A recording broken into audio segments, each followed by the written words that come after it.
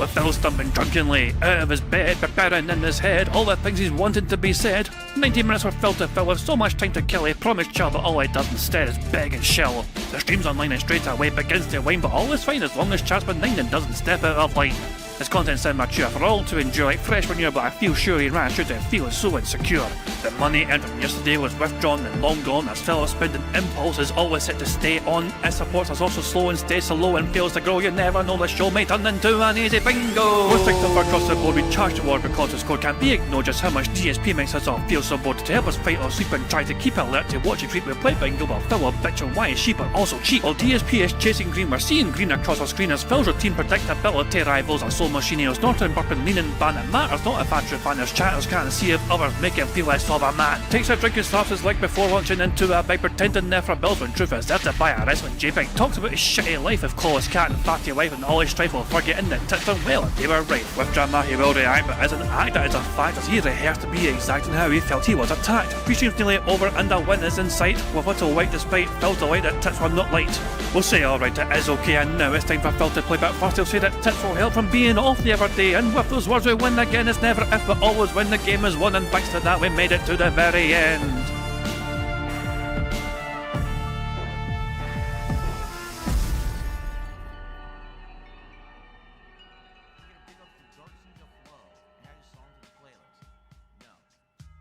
What is up, everyone?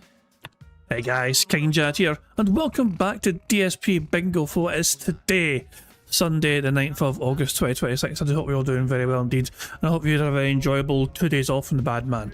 I must say, I don't usually do Sundays these days, but because Phil was off both Friday and Saturday, I decided to make an exception, and I'm doing a Sunday stream.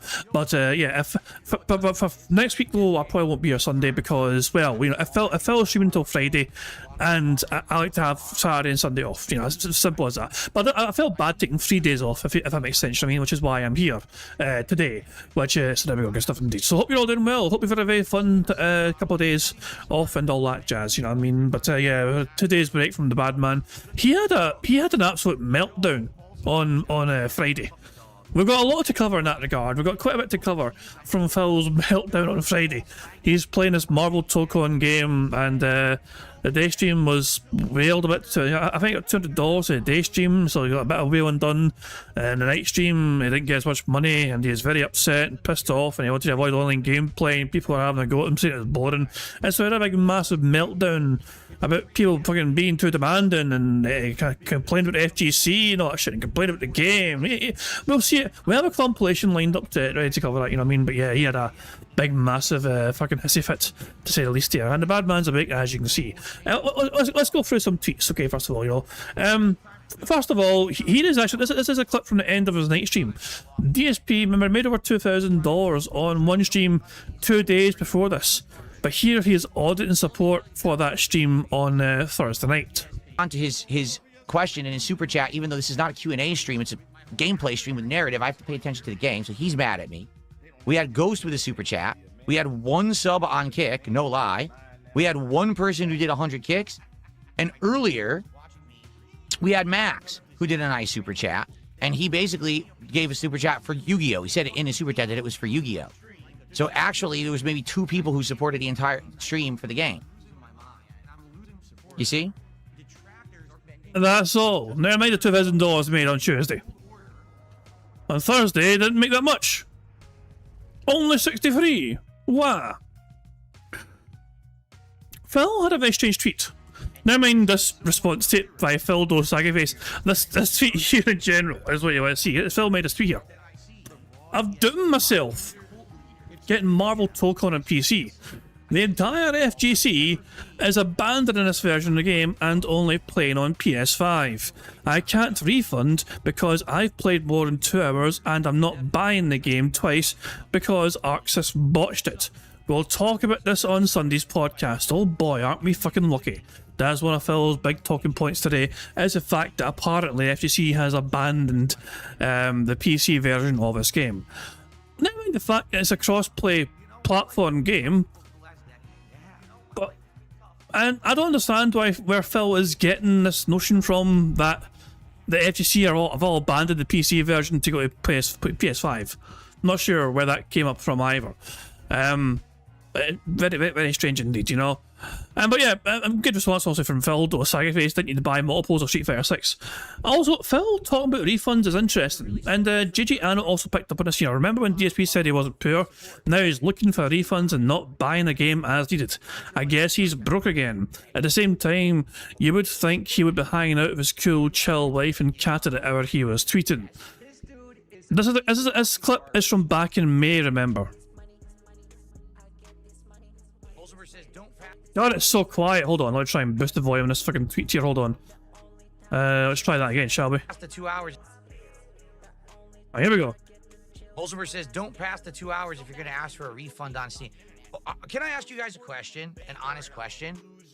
Why are you guys talking about refunds on Steam? Really?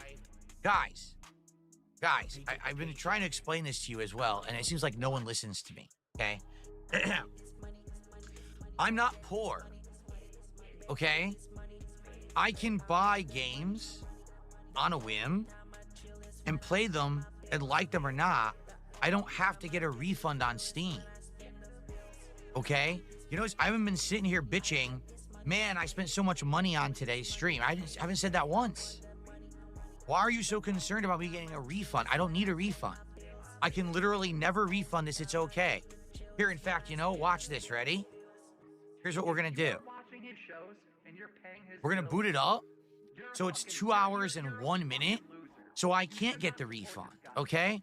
So then you guys can stop being so ridiculous and be like, but the refund, the 2 hour refund. I don't need a refund. I'm good. Here, continue. Watch this. Ready? This is so weird. This is such a weird thing. His audience were looking out for him. What's this fucking audio? Is it? I forgot to mute Raw Phil. There you go. Raw Phil is live, as you see. Good morning. So Phil's in the chat saying good morning all. There you go. Wait, what the fuck's this shit here? Connecticut cousin toucher in Phil's YouTube chat. Did you see that crazy detractor that interviewed your cousin supposedly? Real sick stuff. I hope that wasn't true, Phil. That is news to me. What, someone got in touch with Phil's cousin? Why? That's so... No, if that's true, that's fucking bizarre. I've not heard a thing about that. That can't be... I mean, if that is true, I've not heard a peep about that, but I think that's a bit fucking too far. Personally, you know? And yeah, for people who don't know, Phil has a cousin, I believe they're called Melissa. They grew up together for reasons...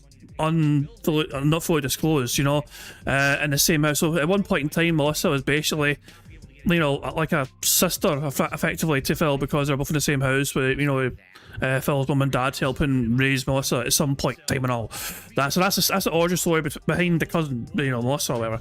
But we don't really know what happened. We don't know much of that, other than what Phil has told us, of course, you know. If someone has gone out of their way to try and fucking find the cousin and fucking... That's just fucking bizarre to me, but there you go. Not sure how true that is, but yeah. But you're getting back to the point at hand, though. Getting back to what I was trying to say. Also, Phil also back in May was saying that why are you obsessed with refunds? I don't need refunds. I'm successful. I've got money. I'm good. We're okay.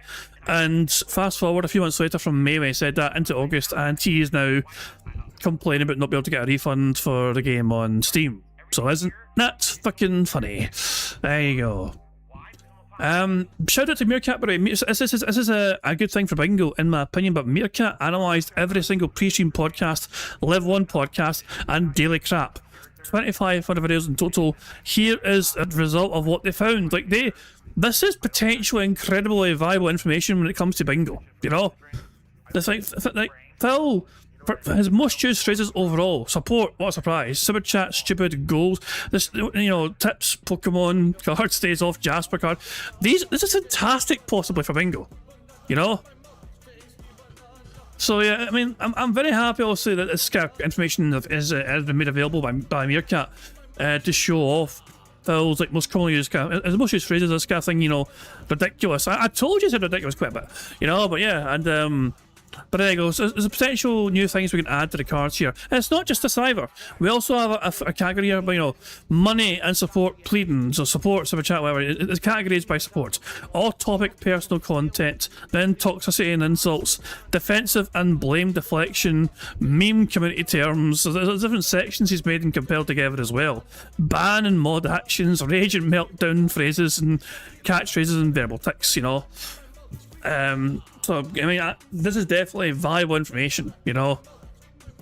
I mean, I wouldn't say it's not really insider trading for bingo words, you know what I mean? It's just, I mean, but yeah, I'm very happy, put it this way, that we definitely, so I've not used this yet, by the way. I've not used this to add to the bingo list of it at all, but I'm just glad it's there, and it's, you know, for the record, I think it has to get added.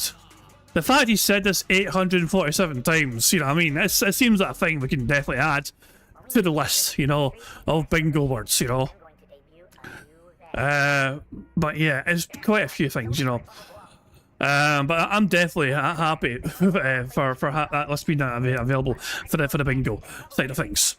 But yeah, I've not used it yet though. I've not utilised it yet, so it's still the same sort of kind of bingo board as before. And finally, Phil's his metrics after streaming from the 2nd to the 6th. Shockingly, his tips were up 73% compared to the previous week. $2,409 he made in tips.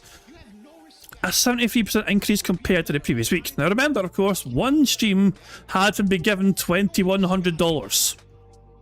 So, yeah, if you subtract that, then if that didn't happen, it would be disastrous. But there you go. His microphone goes live at 11:12. Hold on, I'll just rewind. Okay, here we go. I'll put him on pause here then. We'll put him on pause here. Playback speed is 1.5. There we go. So we've got Badman on pause. But yeah, his YouTube super chats as well, they're actually up as well. Got $1,200 and super chats. Memberships are up, actually down. He only got 50 members in those 4 days. Shocking. Kick subs are also down, and kick bits down as well. Both of those are down quite a bit, you know. GG channels summary. I say summary, but it's quite a bit here.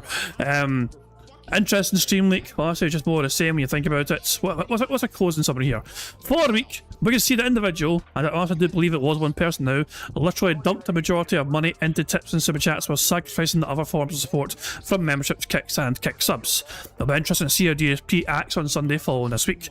I'm sure he'll have his hat in hand and push for cash like the past stream week didn't happen. But hey, for those 3 to 5 people, if it is even that many, keep wasting your money because that's all you're doing. You're not owning anyone, that money is just going to a black hole that will go into DoorDash, the rentings, restaurants, and Amazon shareholders.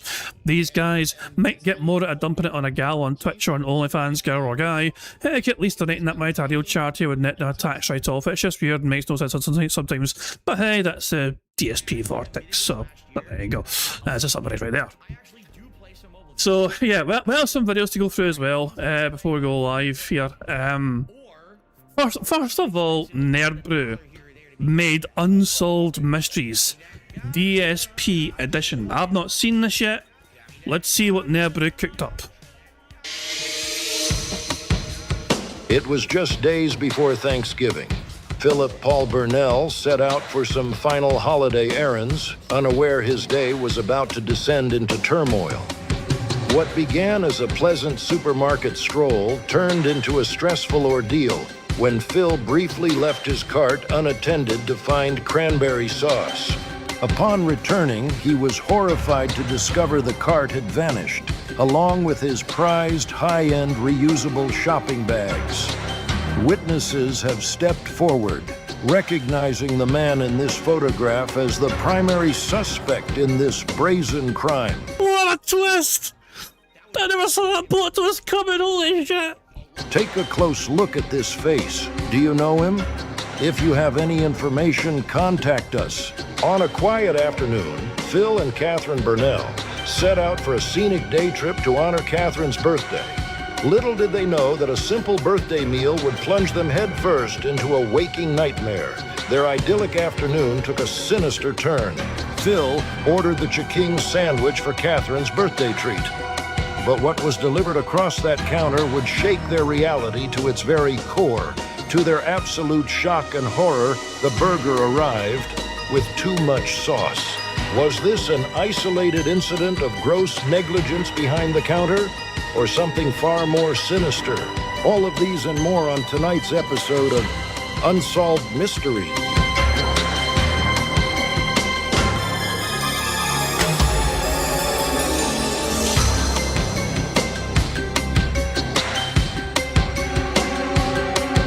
There's more.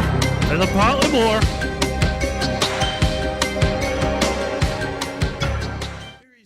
Update.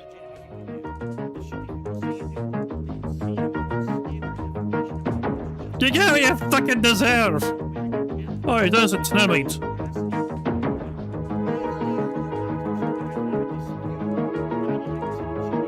And so it remained an unsolved mystery.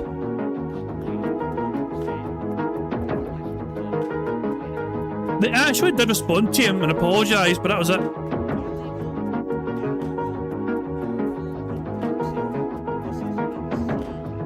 Jesus Christ, there, bro. Remember, Phil was upset that Burger King didn't like offer him sort of like vouchers, whatever. They responded to his complaint and said they were sorry it happened, you know, and they'll try and improve standards. That was it. I think he was expecting some sort of fucking like voucher or token or something to try and get some discount for his next visit to Burger King. It never materialised. Like, he was expecting more action to be taken, and it wasn't forthcoming, and he was very pissy about it. So there you go. Apparently Nerdbrew is high as hell when he made that, you know what I mean? So, but yeah, that's probably why I see a typo here or there, but still very funny. Very, very funny stuff. Anyway. We have 2 compilations for us to watch before... Well, we have 2 compilations and a daily crap to watch before I start playing bingo. First of all, here's a day stream compilation. Actually, this is Wednesday's night stream compilation as well as Thursday's day stream compilation. Now let's play the game!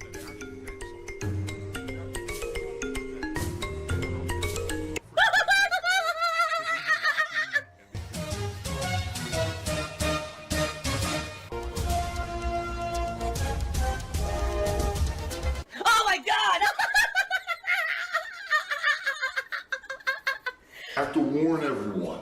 Warning. What you may see right now is going to be absolutely disgusting. Sound good? Sounds good to me. Support the classics. Support Final Fantasy VI if you can, please. I love this game. I want to keep it in the rotation as a regular night stream because it's my favorite RPG of all time. So far, every single stream I've played of it has done well. Let's keep that momentum going tonight. Let's get support. Let's hit milestones. Let's open those final packs. I want to open those final 3 packs of Pitch Black, see if there's any hits. Hey, I want to open those Prismatic Evolutions because I got more of those coming tomorrow, too. That's not begging. That's business. $71.39 from Dark Ethan tonight. I've never run into this thing before. What is it, a money creature? Yeah, look. It's a money creature. It just throws money around. What the hell was that? I'm excited for tomorrow. Tomorrow we're doing Marvel ToeCon all day long. Will it be good? I hope so. Look, I hope that the game is sound and plays well. I hope that the characters are interesting. I hope that the offline content is fun. Cares? And I hope that they fix the online, because the beta, the online didn't work. The online legit just was a chore to get to work, and half the time when you played it, it lagged anyway. So it wasn't fun to play online. You know what I mean? So I seriously hope that they did actually fix the game and it plays well tomorrow. I guess we'll find out together firsthand because I'm playing it on both streams, okay?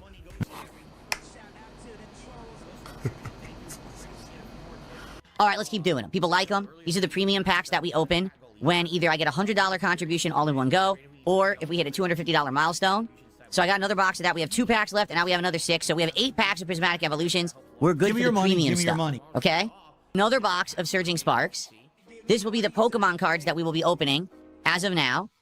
Going full circle. We liked the set. I'm going to try to get the whole set this time. Usually within 2 boxes, you can kind of get a whole set of Pokemon cards. So hopefully we'll get the whole set this time. It has arrived. My first ever box of Yu-Gi-Oh! Chaos Origins trading card game. 24 packs. I think 7 cards a pack? 9 cards a pack, 24 packs. There it is. So apparently this particular set has full art cards. Those are the chases, okay? That's awesome that they actually have the full arts and things. Apparently, from what I'm to understand, before this set, they didn't. So the TCG community liked it to play, but didn't really like it for collecting. Now, for collecting, this is a good set to have. I don't know. I know nothing about it. I've never seen Yu-Gi-Oh! I've never played Yu-Gi-Oh! I'm literally not going to recognize anything in this box because I don't even... Is that Yugi on the front? Is that the guy, Yugi? I think I recognize his hair. That's about it. I won't know anything else. Wow. Oh, wow. Dark Ethan with the briefcase of affluence. $71.36. And no, that doesn't... It has to be... You might be wondering what's happening. Dark Ethan is a Canadian-style dent. They keep giving Phil $100 Canadian super chats, but Phil, of course, has to convert it to US dollars, which is why it goes down to 71 US dollars. And I think he's about to explain here that just because Dark Ethan gave him $100 doesn't mean it counts for getting an extra special pull, because it's not US dollars. Isn't that lovely? $71.36. And no, that doesn't... It has to be $100 Someone just said, was that a premium pack? Well, it has to be $100 American. What a fucking dirty bastard. See, I've actually stopped, I accept 5 or whatever, you know what I mean? If somebody sends like 5 Canadian dollars, Australian dollars, I count it as a free space. It's the same as pound sterling or whatever, or, you know what I mean? So to me, I'm treating it all the same to try and simplify things. 5 of whatever denomination that you're sending it from where you are, I'm counting that as a free space. I'm not, so I'm not, so yeah, that's the simplest way to do it in my opinion. To count for the premium Pokemon Prismatic Evolutions pack, because it's only $71 American. So just like that, thank you so much, Dark Ethan. Is it a whale? It is a whale, because it has those whale-like teeth that filter things. It looks like combs. He's got a big old eyeball. It looks like Beast of Reincarnation is done. And it sucks, so like I said, I wanted to give it an honest try, but if no one wants it, I'm not going to spend time on it. I want to play stuff you guys want. You know what I'm saying? So, next week, we'll continue with Assassin's Creed. We'll continue with Dark Souls 2. I hope people will show up for them and support them. Jen Cook, thanks for 500 kicks. He says, people don't give you enough credit. I feel like people like Asmon take you for granted after everything you did for the streaming and content industry. I have no idea what you're talking about, and I don't care. Thanks for 500 kicks. I don't give a shit. Has it not become apparent yet that I don't give a shit what people think about me? Why don't you back it up with a source? My source is that I made it the fuck up. I like how you're laughing, too. Well, it's funny. Haven't we figured this out? That I don't care what Asmongold says. I don't care what fucking Moist Critical says. I don't care what all my detractors say. I don't care what a fucking documentarian says. I don't care what anyone says. Why would I lie? I imagine it's like breathing for you. They can all lick my ass. I've been here before them. I'll be here after them. I was here before you. I've been making videos on YouTube before you have been. Just saying. Me. Everyone, for some reason, hyper-focuses on me, fixates on me, and creates a fucking weirdo surrounding hurricane around me. Fuck them all. I do what I want, and people will like it. Tough shit. Why do I care? Like, literally what they say and do doesn't affect me. Right? It doesn't. I'm still here. I'm still successful, so fuck off. Right? Why would you let what other people say about you bother you? Honestly, why? If you're doing good for yourself, if you got an audience, you got people who support you and they like you, why do you give a shit about the peanut gallery over here, this fucking guy over here? I don't give a fuck about any of them. What do I care about those idiots for? Don't. Shit. Let them all yap. Fuck them. The only reason he's popular at all on YouTube because he's a toxic fucking guy, but the guy's so dumb he doesn't even realize it. Like, he doesn't even realize the stuff he puts out is toxic, and he doesn't know why people don't like him. That's how ignorant the guy is. Terrible, toxic e-beggar person. All right, so remember, guys, if you guys enjoyed today's stream of Marvel Tocon, please support it. We had great support early on, but the more support we get, the more packs I'll open at the end of the stream. Give me your money. And right now we're already opening 3. We're only like less than $15 away from a 4th pack. I'd like to get to 250. If we get to 250, we're going to be opening the premium pack. There's ample time. There's still a few minutes for ginormous contributions to come in. Like if someone just wanted to drop like a giant $100 tip or, you know, like a $50,000 tip, that'd be great. If you like the stream, I like how he started at $100. Like that's like fucking unheard of. But then he realised, wait, $100 tips are actually surprisingly common on DSP streams. He'll try and tell you they're not that common, but they happen. Like you probably need more than 2 hands to count how often Phil gets a $100 tip every single fucking month. So that's quite a lot of times he gets tipped $100. So he went from the, you know, he thought it was a joke. No, wait, $100 is not actually a joke amount because he gets that quite later. So he went to 50,000. That was the next stream, you know. Never mind the $100 tip, $50,000 tip. Jesus Christ, man! He actually tried his best to convince his audience that he very rarely gets $100 contributions. He said that last month. Last month, he actually fucking tried to tell his audience he very rarely gets $100 contributions. And I couldn't fucking contain my laughter. if you're enjoying Marvel ToeCon, support the stream, and lots more coming. Like I said, we'll beat Knights of Doom. We'll probably start another one. And then we're going to do our pack openings for the stream. Fucking cares? Okay? Oh my god, he's drinking piss. A momentary annihilate. Now you shall despair. Now fall. Be it dust.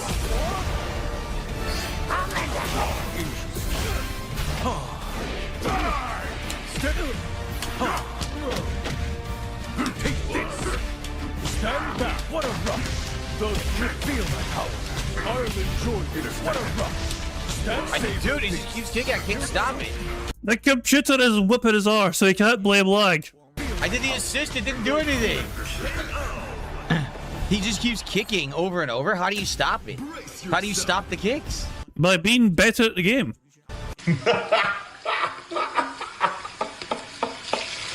Oh my god, it's over.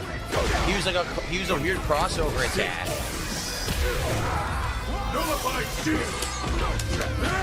No, I think it's unfair. How dare the computer fucking have advanced knowledge of how to play the game? That's not how it used to fucking be in the old days, you know? In the old days, it took fucking people in the FGC fucking weeks and months and years to fucking learn these nuanced, fucking fine techniques to fucking master the game. It's unfair that the game comes pre-packaged with a computer knowing how to play. Will survive. Here I come.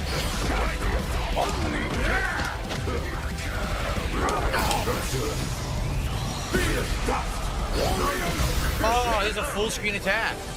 He has a full screen special attack.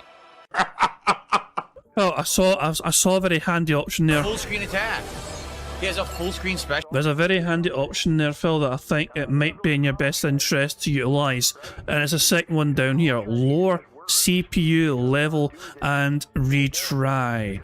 It might be within your best interest to do that, therefore you won't lose as much. I'm just saying, Philly boy, if you're getting that triggered and upset about the CPU whipping your candy ass over and over again, you might want to lower the difficulty level. Special attack.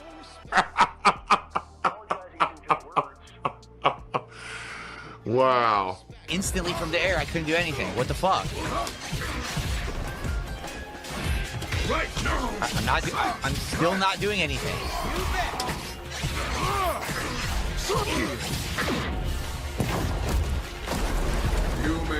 He was, but this was his first online game, and he was so pissed off about it. You know, no longer it's a computer. This is just a human being whipping his arse, and fucking really showing him up here.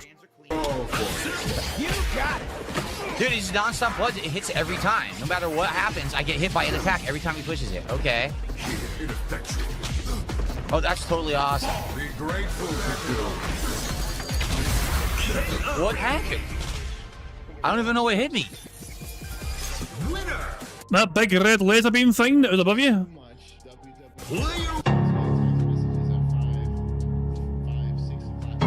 So he was pissed.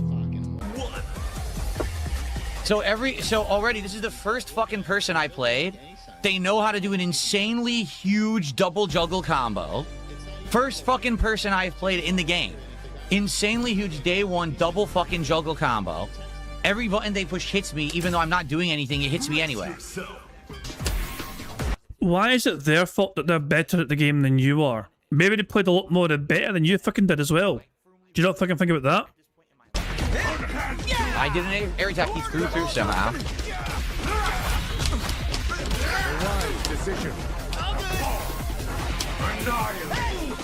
Oh, what?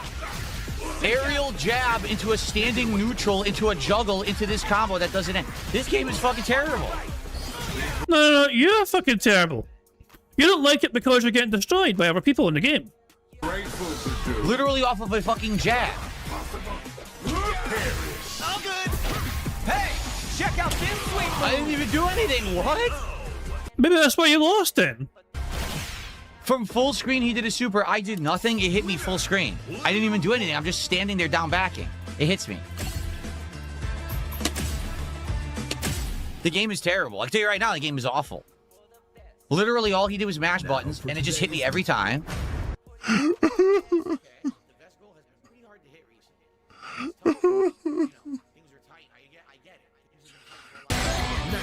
Mash launcher beats me clean for no reason. What the fuck? This is beyond you. Nothing.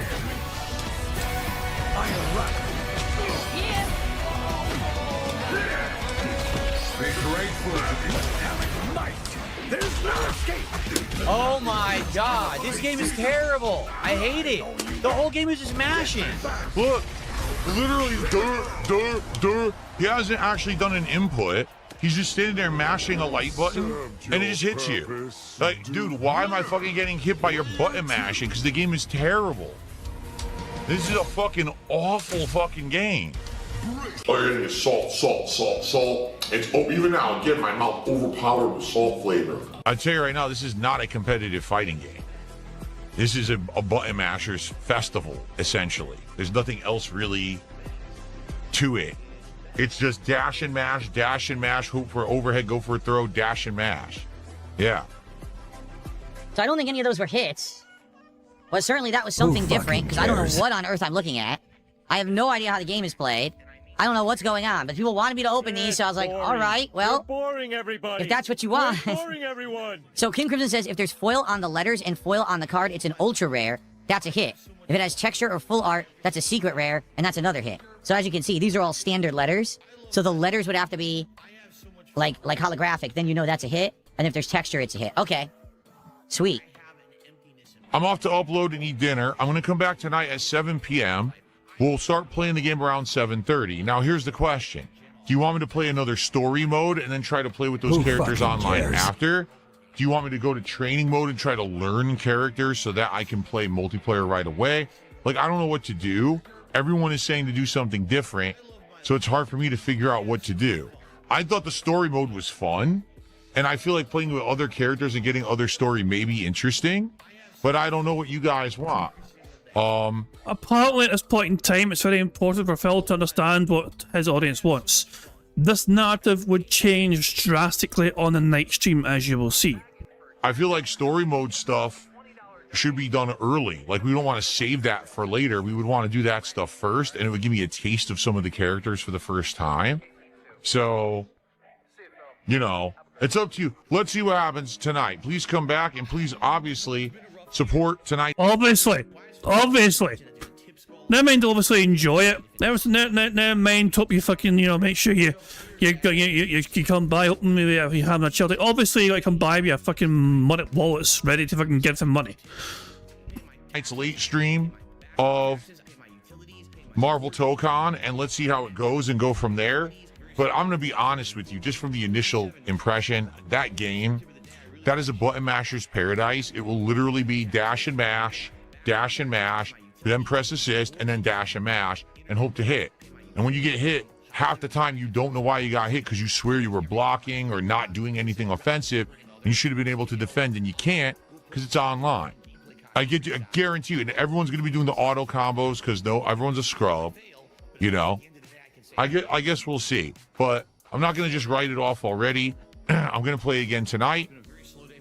I hope you guys will come back for that, okay? All right, I'll see you all tonight.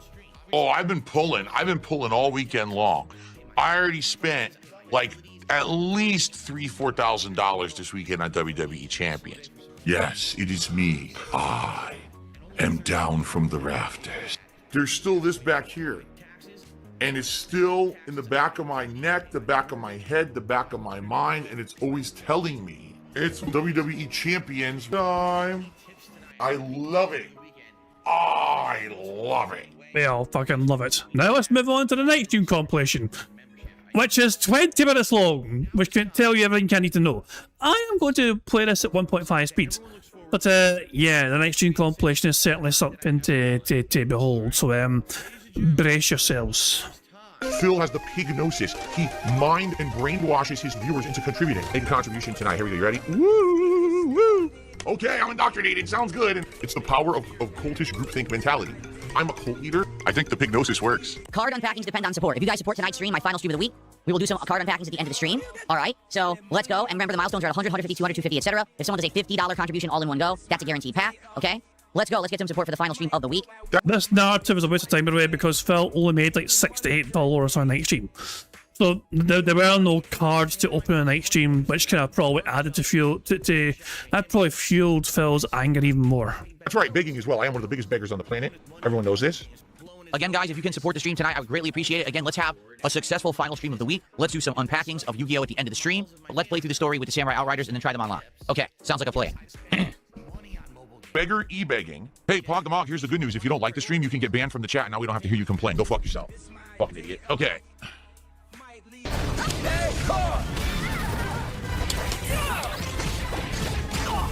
Oh my god. It's a stupid gimmick fight, but I can't do anything because I'm Ghost Rider. I don't know what I'm doing.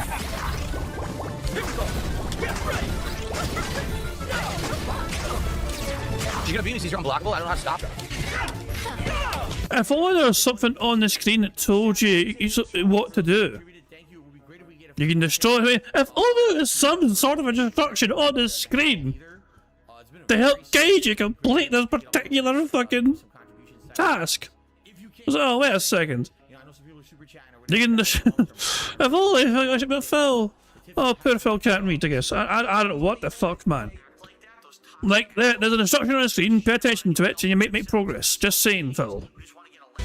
Yeah, so this is literally a hard fight. My assist doesn't come out. I'm doing it right now. It fucking doesn't come out. Like, what the hell? I was pressing it.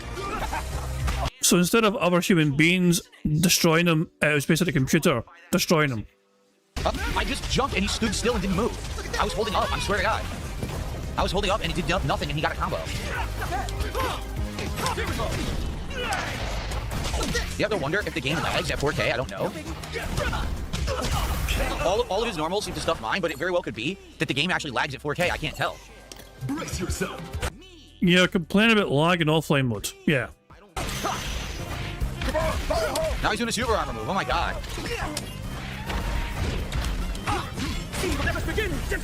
He blocked it, oh my god. I'm gonna lose, I don't know what the fuck I'm doing. I have no clue how to play with him.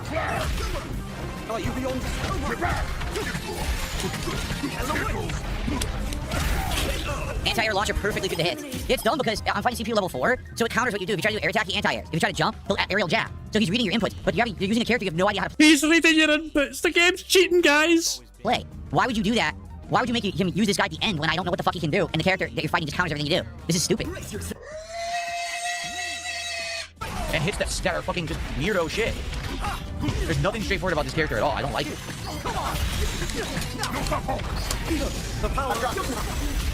Oh, were there not ice crystals hitting him? What happened? Okay, just keep hitting me non-stop. Then he does a counter. Are you for real? Oh my god, this is so dumb. This is fucking dumb as shit. Why'd they make it like this?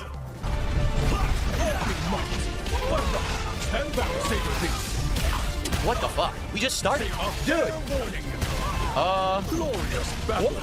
I was down bagging. Dude, what is going on? Look at this. What the fuck? I actually thought the computer was going to perfect him there for a second.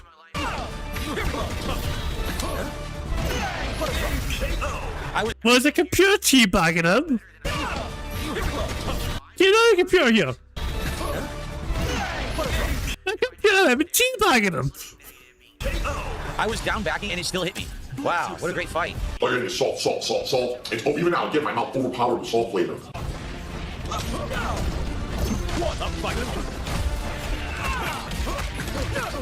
I press his ability, nothing happened.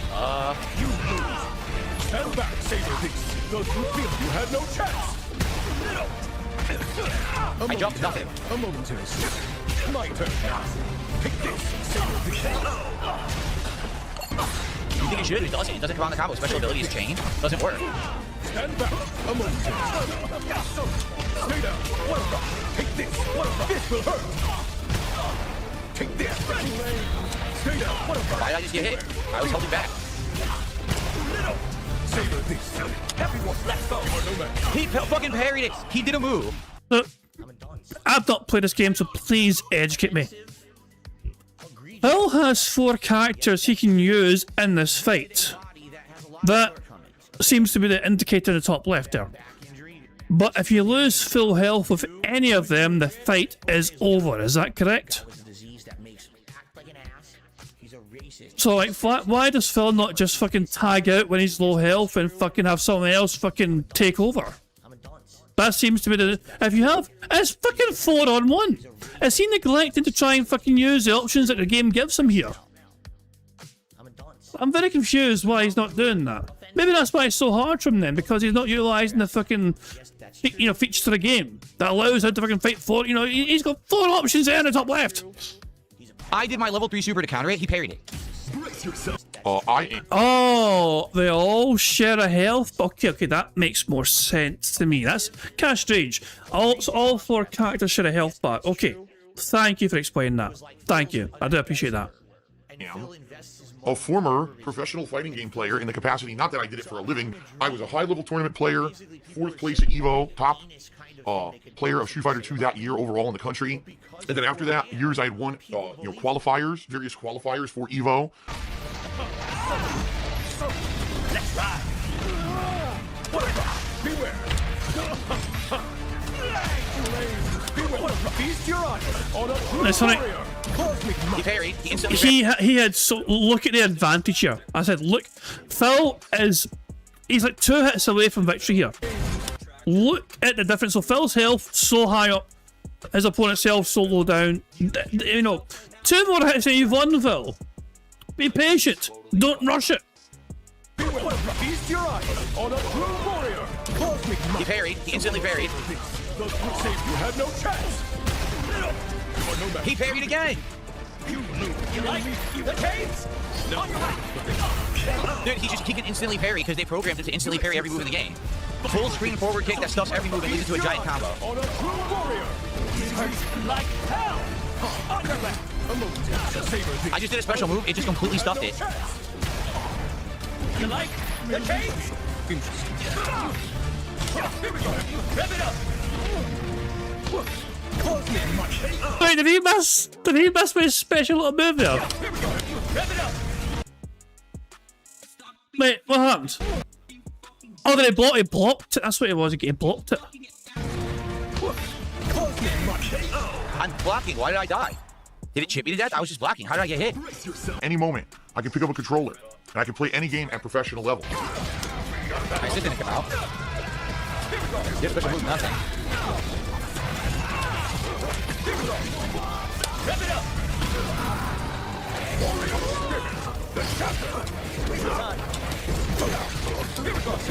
Look out, Phil, you're in trouble. I did super. I did super and it gave me throw. I don't know how to do level 3 supers. I don't remember. Oh, what the fuck? Skill issue then. Oh wait, the computer actually did perfect him. Oh, glorious. Oh, okay, that was fair. What the fuck, dude? I have no chance to play. What the fuck? I had no chance to play. Literally, as soon as I unpause, he hits me with a giant combo. Just keeps hitting me. Well, there is. The computer managed to perfect him. The computer got to perfect DSP before a human being could. It feels wrong. In the corner. Gee, that's fair. Perfect KO! Perfect KO! Oh my fucking god. Like hell. Oh, nice. I'm the Ghost Rider. Got him with the level 3, but watch, does no damage. He does nothing. Instant air throw. It's an instant anti-air air throw that he can just do whenever you're above him. Brace yourself. Rev it up.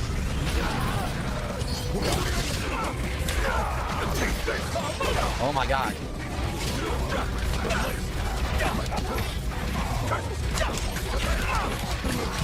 So my assist didn't come out. That's it. I'm done. He's gonna get corner combo here. Watch. Yep. I can't do shit. He didn't even legit hit me. I was in the middle of a combo. For some reason, he fell out of it, and then he gets a free combo. You're pathetic. You're an embarrassment to the human fucking race. You are the poster child, textbook definition of what humanity has created as an offshoot of something meaningful. Your existence is meaningless. For those who did, like, I know Jade and King Michael and a few others were very nice and were enjoying, thank you. But literally everyone else in my chat is toxic, yelling at me for not playing the game multiplayer, despite the fact it has single-player content. And if I start playing multiplayer, no one will ever want to see the single-player content. You see? So... I'm just sad I can't enjoy games like everyone else. Like, anyone else plays the game can do this, and it's fine. But because I got a bunch of toxic fucking dirtbags in my chat, they just talk nonsense nonstop and don't let me enjoy something. Okay? It pisses me off, and I'm gonna vent now, because I have the right to say when people are toxic pieces of shit, and just say toxic things all night. Like, play online. What is he doing? Why is he losing the computer? Play online. Instead of acting like normal humans. And it pisses me off, because I've been waiting for the game to come out. I actually really like this mode. I would like to play through the other 3. But how can I do it when everyone's a toxic piece of shit? Besides a few who were very nice here, there was a few very nice people here. Outside of the few, everyone else was toxic tonight. You know? So I'm not allowed to enjoy single-player... Aside from the people who gave me money, everybody else was awful. People here, outside of the few, everyone else was toxic tonight. You know? So I'm not allowed to enjoy single-player story mode like everyone else who pays for this game, apparently. Isn't that great? Burn in hell, Burnell. And I'm gonna burn in hell for the rest of eternity because of it. You can't change who you are, I guess. Cat, you need to get out now. That place is toxic. I'm not even kidding you when I tell you, this stream is actually my worst performing stream of the entire week. And that includes me playing Assassin's Creed Black Flag, a 13-year-old game. Dark Souls 2, which I've already played twice before. Pokemon, which everyone complains about and claims isn't good because I played it too much. And Final Fantasy VI, okay? Every other game I played this week did better than the new release.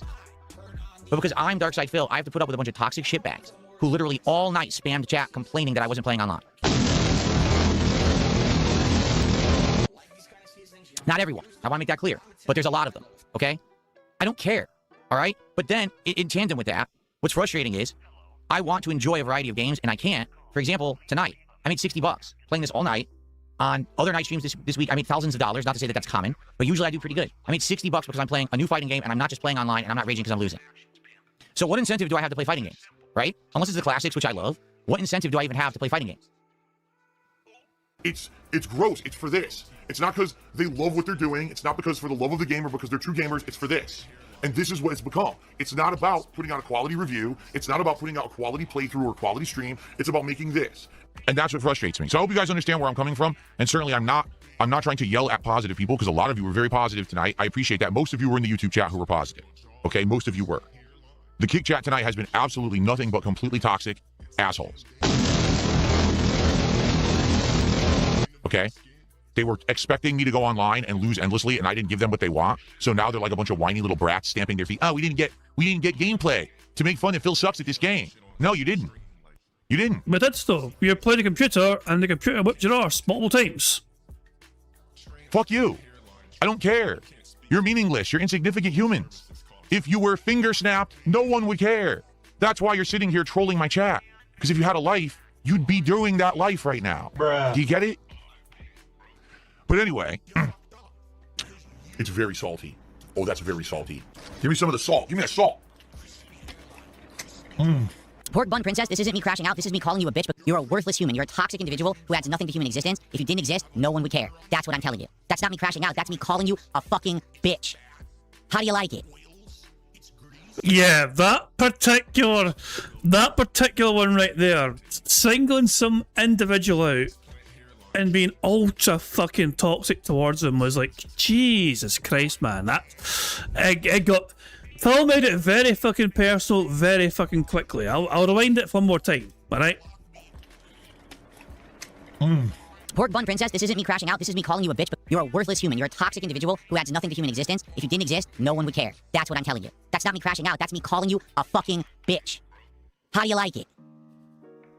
I love how some people fucking complain. Some people will maybe like question why we even fucking follow this guy's antics. Well, he's only trying to make some money to make ends meet and whatever. It's like, He is a vile, reprehensible son of a bitch. An absolute hypocritical, horrible human being who exploits the fucking mentally fucking disabled for the fucking the benefit fucking paychecks to fucking try and fund his extravagant lifestyle that he can't fucking afford. You know? That's what of course he's going to attract fucking criticism from fucking, you know, just rational human beings and fucking point and fucking go like, what the fuck's that guy doing, you know? But no, fellas just trying to make some money, so give him a fucking free pass. Get the fuck out of here. The taste on your lips, I want it all. A toxic, the perks have been under. You know that you're toxic. Ah, taste on your lips is paradise. Shut the fuck up! Unleash the beast. Shut up, bitch! Go. Make the bad There's no more man casuals. stop. Everyone in the FGC is a fucking tryhard because they've made all execution and fighting games so easy that there's no more skill level needed to just do that shit. All you need to do is study. It's like a bookworm. Oh, I studied online. I watched a bunch of videos. Now I can just do 50% combos on a whim. No one can just play fighting games online and have fun anymore because the FGC ruined it. I'm going to repeat what I just said. The FGC ruined fighting games. They're not fun anymore because they all made it about studying everything and knowing it day one. That's not fun. Quote me on it, clip me on it. You ruined fighting games when you made it that every player needs to know every piece of the meta day one, or they can't even have fun in an online match. You ruined your entire hobby. You ruined your community. You ruined the games. Now, why would anyone want to casually play this game when the first match online, someone destroys them with 50% combos off of a jab? No one will. They're just going to play it with their friends offline and that's it. Then throw it away. But if your first game against another person saw you win convincingly, you wouldn't have a problem with that, would you? Which is a bit hypocritical. Unbelievable. It really is. Like, there's no time for fun anymore in fighting games. It really annoys me. I grew up at a time when fighting games were absolutely fun to play day one, and they're not anymore. They're just annoying. Bastard.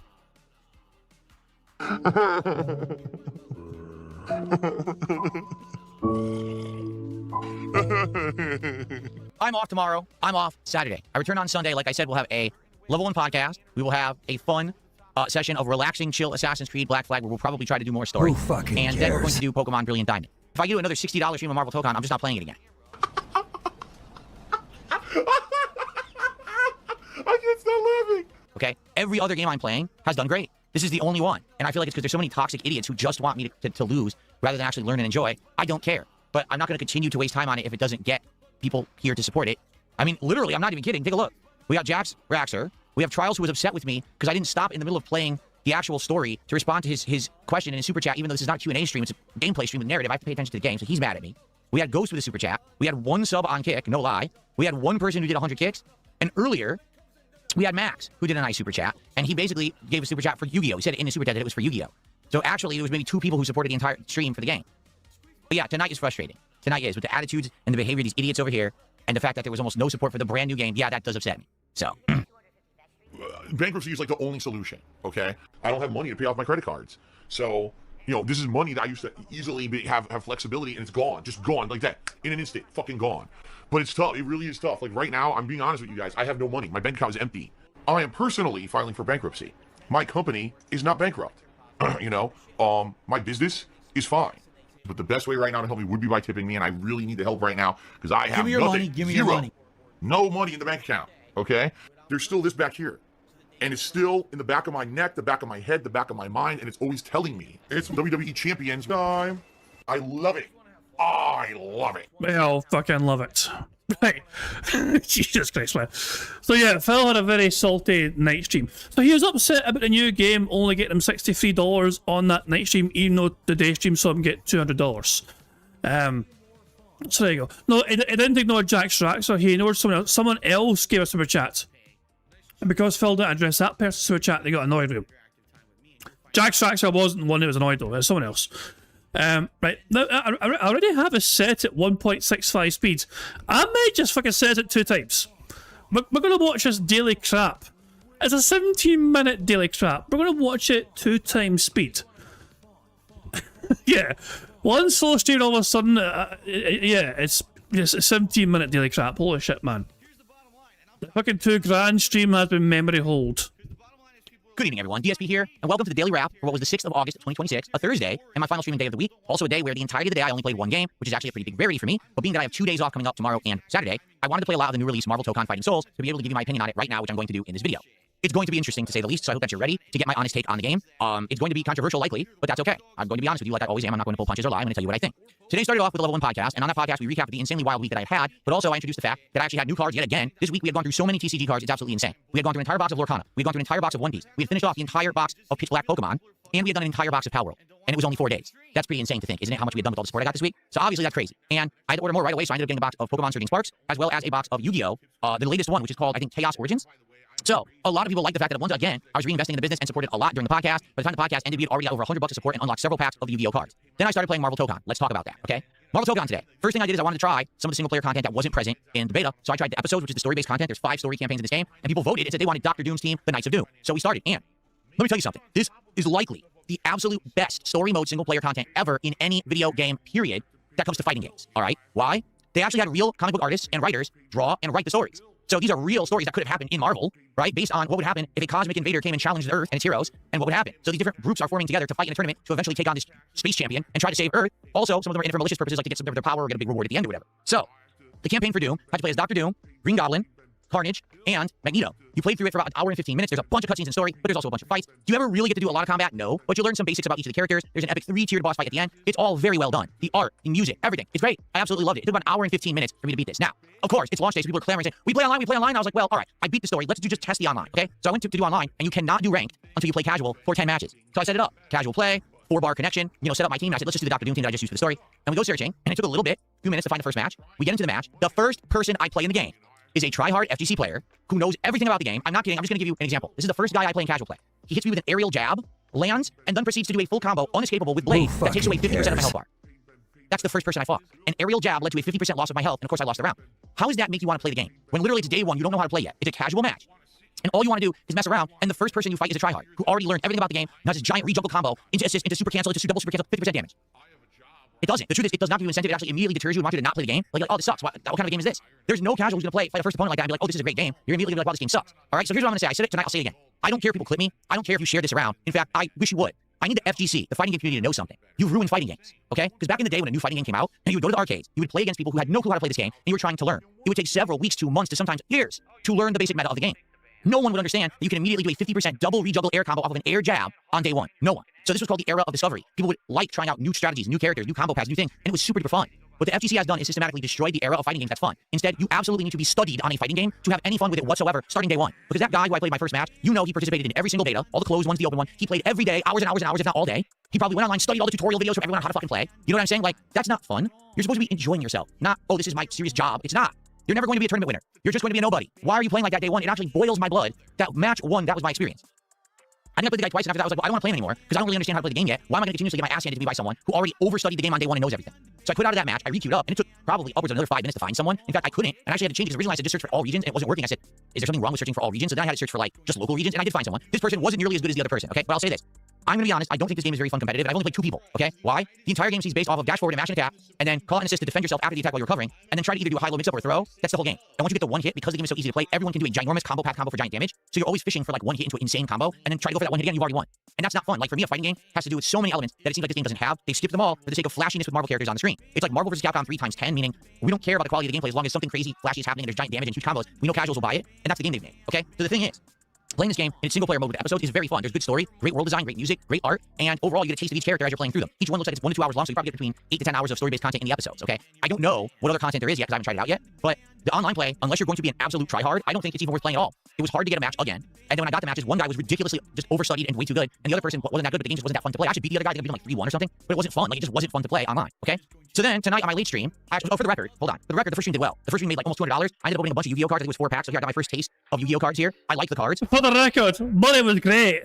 You didn't ask about it, but here, I just wanted to let you guys know money was great in this first stream, but it's bad in the second stream, so I'm going to bitch and whine and more about it. The DSP Packers episode is live. You can watch it now. I like the cards, but I have no idea what any of them are. People are trying to teach me, hey, the brown cards are like character cards, and, the blue cards are trap cards, and this is that. So I'm trying to learn. It's going to take me a long time to learn, because I know nothing about it, okay? I like the cards. I enjoyed opening. And I was like, oh, I heard they actually guarantee full arts and stuff in the box. Like, that's neat. So I'm looking forward to opening more, okay? So I came back tonight, And I outright told everyone my intention tonight was to do just what I did on the earlier stream, to play through one of the episodes with another team. I let everyone vote, and they actually voted on the Samurai Outriders, who's supposed to be the Midnight Suns, but for some reason they changed the name of the game. So yeah, the Samurai Outriders, which is Ghost Rider, Deadpool, Blade, and Loki. Okay, so I'm assuming it's going to be the same hour 15 minutes that it took to beat the game with Doom, and this time I skipped the common cutscenes that are the same from the first episode that I did. No, this took over 2 hours. Like, it was about 2 solid hours to actually do this one. Why? Because it had way more story. It actually had character development, where the characters grew during the course of the story. I was like, wow, again, it's actually very well written. It's like reading a good comic book plot. I really enjoyed it. It was harder because the way this game works is once you beat in one episode, the next episode is a little harder, and the next one's a little harder. So the first episode I played was like difficulty 1 and 2. This one was 3 and 4, and the final boss on 4 was pretty tough. I'm not gonna lie, died a bunch, but I did get it done. So, I absolutely enjoyed the second episode, had a great time. But there's a problem. Okay, here's the problem. Problem number 1. Very few people came by to support for the game. There was maybe 2 people who did super chats early on. There was 1 big super chat at the end. And maybe 1 sub and 100 kicks. So overall, the entire night, I made $60. That's terrible. That was overall my worst stream of the week, revenue-wise. That's weird. It's a new game. You think people want to see the new game. The other problem was there was an unprecedented amount of toxic shitheads, both on Kick and some on YouTube, but mostly on Kick, who the entire night, all they did was spam the chat saying, why aren't you playing online? Why aren't you playing online? Why aren't you playing online? This is boring. Why aren't you playing online? Well, guess what, folks? This game has online competitive play. That's true. I already had tried some of it earlier in the day. However, this game has, like I said, arguably one of the best stories I've ever seen. I think I have the right to enjoy the story because I paid for the game. I want to enjoy all the content of the game, or else how can I fairly tell you my opinion on it? All right. Also, in a fighting game, especially one like this where I'm not good at it, I'm not versed at it. This isn't Street Fighter where I have an installed, level of understanding and experience under my belt where fundamentals can carry me. In this game, it's totally different for me. I don't know much about it. I can't just jump online. I'll just lose. Literally. But your viewers have a right to complain if they're not entertained. You are relying on your purpose as a content creator, as a streamer, is to try and entertain your viewers into enjoying the content you're creating. If they're not enjoying it, they can either just fuck off at saying a word or let you know that they're not enjoying what they're seeing so far and try and help you to try and fucking make it better. And you don't like it when it happens because you don't take that sort of fucking feedback well. I'll just lose nonstop. It wouldn't make sense for me to play online. I don't have a chance. Okay? So, I wasn't going to just play online regardless. Like I said, my plan was to play this episode, beat it, and then go online with that team. It didn't work out that way. It just took 2 hours to beat the episode and we were out of time. Okay? But people were so toxic that at the end of the night, I went off on them, saying they are basically a waste of everyone's time, that if they went away, no one would care because they're just toxic people who sit on chat with no lives, being nasty and negative for no reason. There was no reason to make the chats bad tonight. It was awful. It legit was. And it upset me because here I am just trying to make good content, enjoying it for what it is, and I have to put up with this crap. Okay? So, but they weren't enjoying the content. You thought what you made was good content. They were telling you they weren't thinking it was good. And they had the right to tell you that, Phil.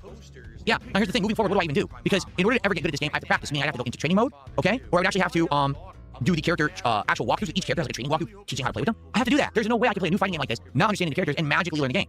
But if I do that, everyone's just going to come back and complain and say, this is boring, we're not going to support the stream, and we're just going to complain the whole time. If so, then I guess I can't play Marvel Tokon anymore. I'm just being honest. Like, at the very least, what I want to do is I do want to play the 3 other episodes. Each one is probably 2 hours long. But I need people to buy in, positive people who like my content, to say, hey, we'd like to be there for those. Because if you're saying the story is interesting, we want to be there, that's cool. We'll hang out, we'll support that. Okay? But right now, I'm playing all day, and after the toxic night I just had with idiots on stream, I'm taking a break. So I'm already off for 2 days, but I've decided I'm not playing Marvel Tokon again until Tuesday of next week. I'm giving it a big break after playing it all day today. So here's the deal. I'm off tomorrow, I'm off Saturday, I return on Sunday, and it's going to be Level 1 Podcast, Assassin's Creed, and Pokemon. On Monday, it's going to be a morning show, Dark Souls 2, and Final Fantasy 6. We will return to Tokon as the daytime stream on Tuesday. Hopefully by then people will cool down, and I will convince some people to please come by and support the offline content that I need to do to be able to play this game eventually online.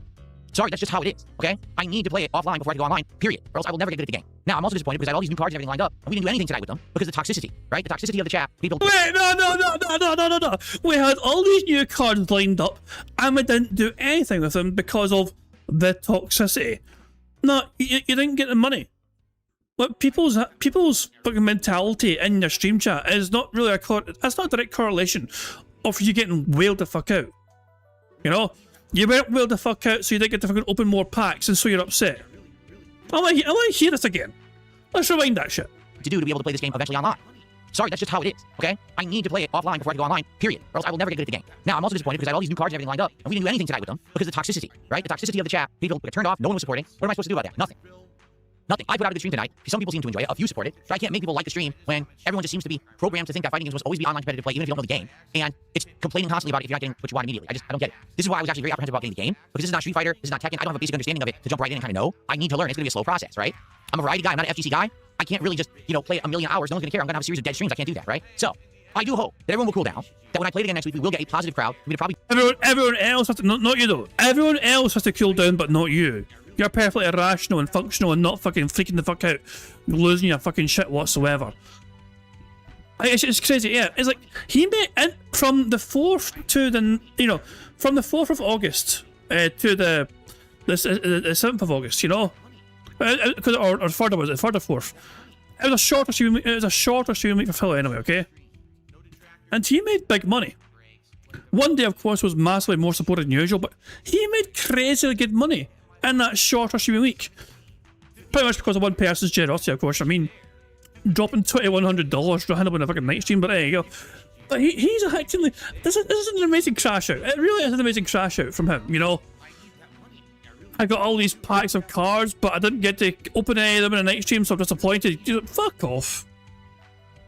We do more episodes and maybe try some of the characters and train and go from there. And eventually, if I get online, great. And if I don't give a shit because I'm not gonna put up with toxicity. I'm just not. Like actually, tonight that behavior actually has turned me off from wanting to play the game competitively ever. Like I might just never do it and just do the episode to say I'm done because I don't want to deal with that nonsense. And the chat has actually been very nice. All other streams, everything's been going good. Why do I want to now have that element on my streams of people just being toxic and nonsensical and nasty because I'm not playing this game online, right?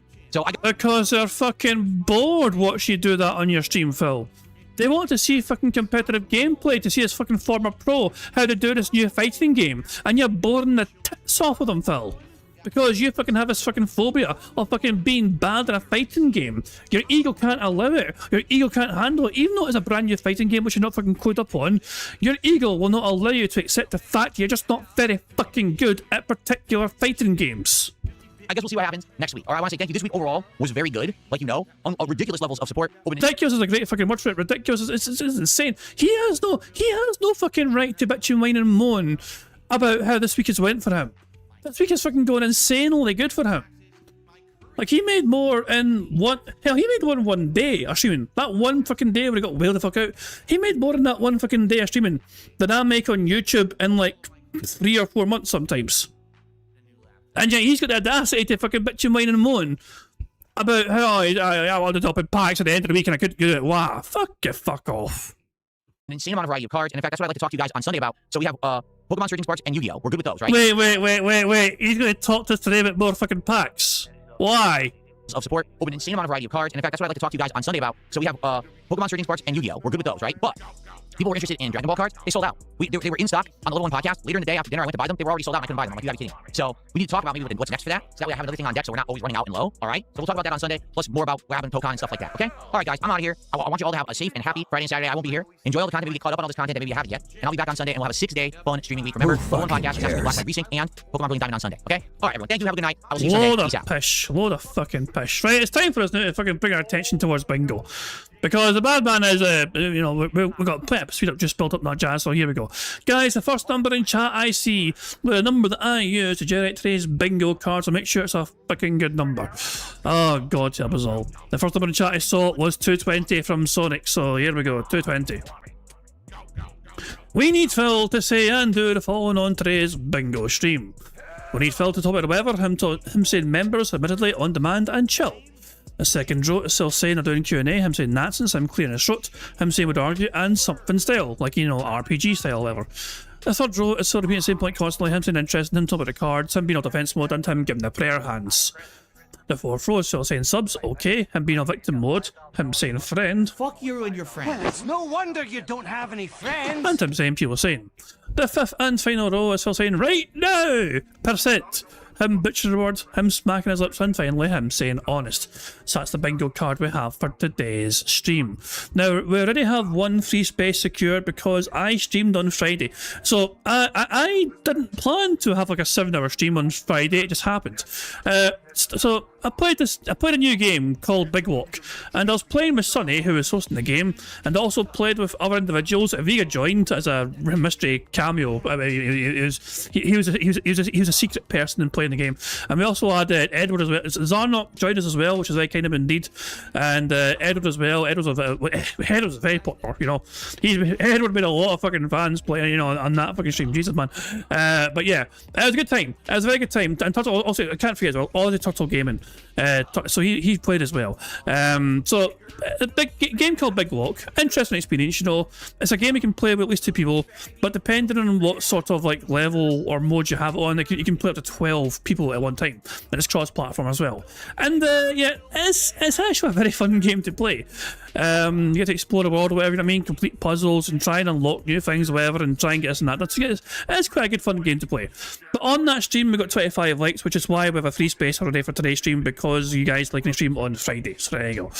I'm not sure when the next gameplay stream will be, by the way, all that, but I'm hoping. In my head, I'd like to think it's like maybe next Friday, a big proper one next Friday after bingo, perhaps. Who knows? I have to wait and see though. But yeah, anyway, that's why we have a free space anyway, locked in and secured. But there's a variety of ways we can get free spaces to help us on our way to a full house bingo card today. For example, for every 10 sips, snorts, or burps that the bad man commits, we get a free space. For every 3 minutes and 20 seconds that the bad man begs, we also get a free space. If Jade squeaks his little arse onto Phil's stream and Phil says hi to Jade, not only do we get a free space for that, but to celebrate that free space, we get to enjoy this animation. Squeak, squeak, a free space. As Satan 666 shows onto Phil's stream and Phil says hi to his bestest buddy in the whole wide world, Satan, not only do we get a free space for that, but to celebrate that free space, we get to enjoy this animation. What's up, Satan? Good to see ya. And to every $50 of real support that Phil gets, we lose a free space as well. So there is potential for us to lose free spaces if Phil gets wheeled out with legitimate means of support. That means that fake anonymous tips do not count.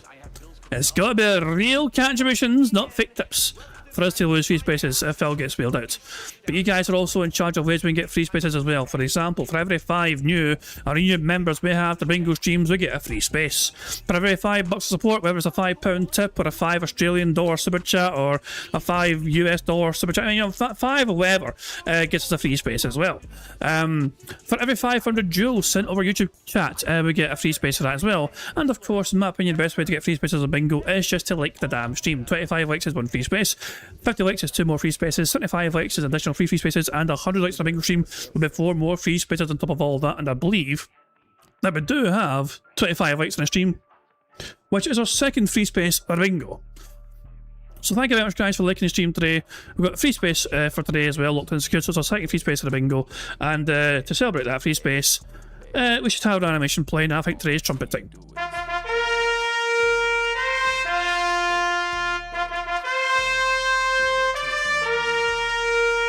Do it again!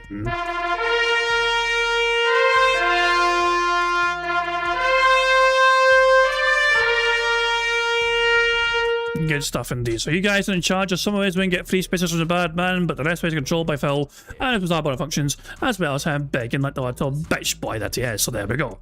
There are some more things to cover, of course, but I'm going to let AI Marble Phil Burnell Pigs point it right now, so take it away. Yeah, weird looking little dick. Hello, AI Phil here in the digital flesh for Bingo Baddies Marbles game. By entering the exclamation point marbles in chat, or scroll down the description in the video to get the link to enter. At the end of each month, a first, second, and third prize winner will win a cash prize. Now, if we get a full house on the bingo card, marbles will run to determine a winner for that day and will win a prize on the wheel, which could be used for future games. It's just that easy. Good stuff indeed. Now, current prize winners include so far Daniel Hensley, who's got a full house ticket. Q-Limp also has a full house ticket.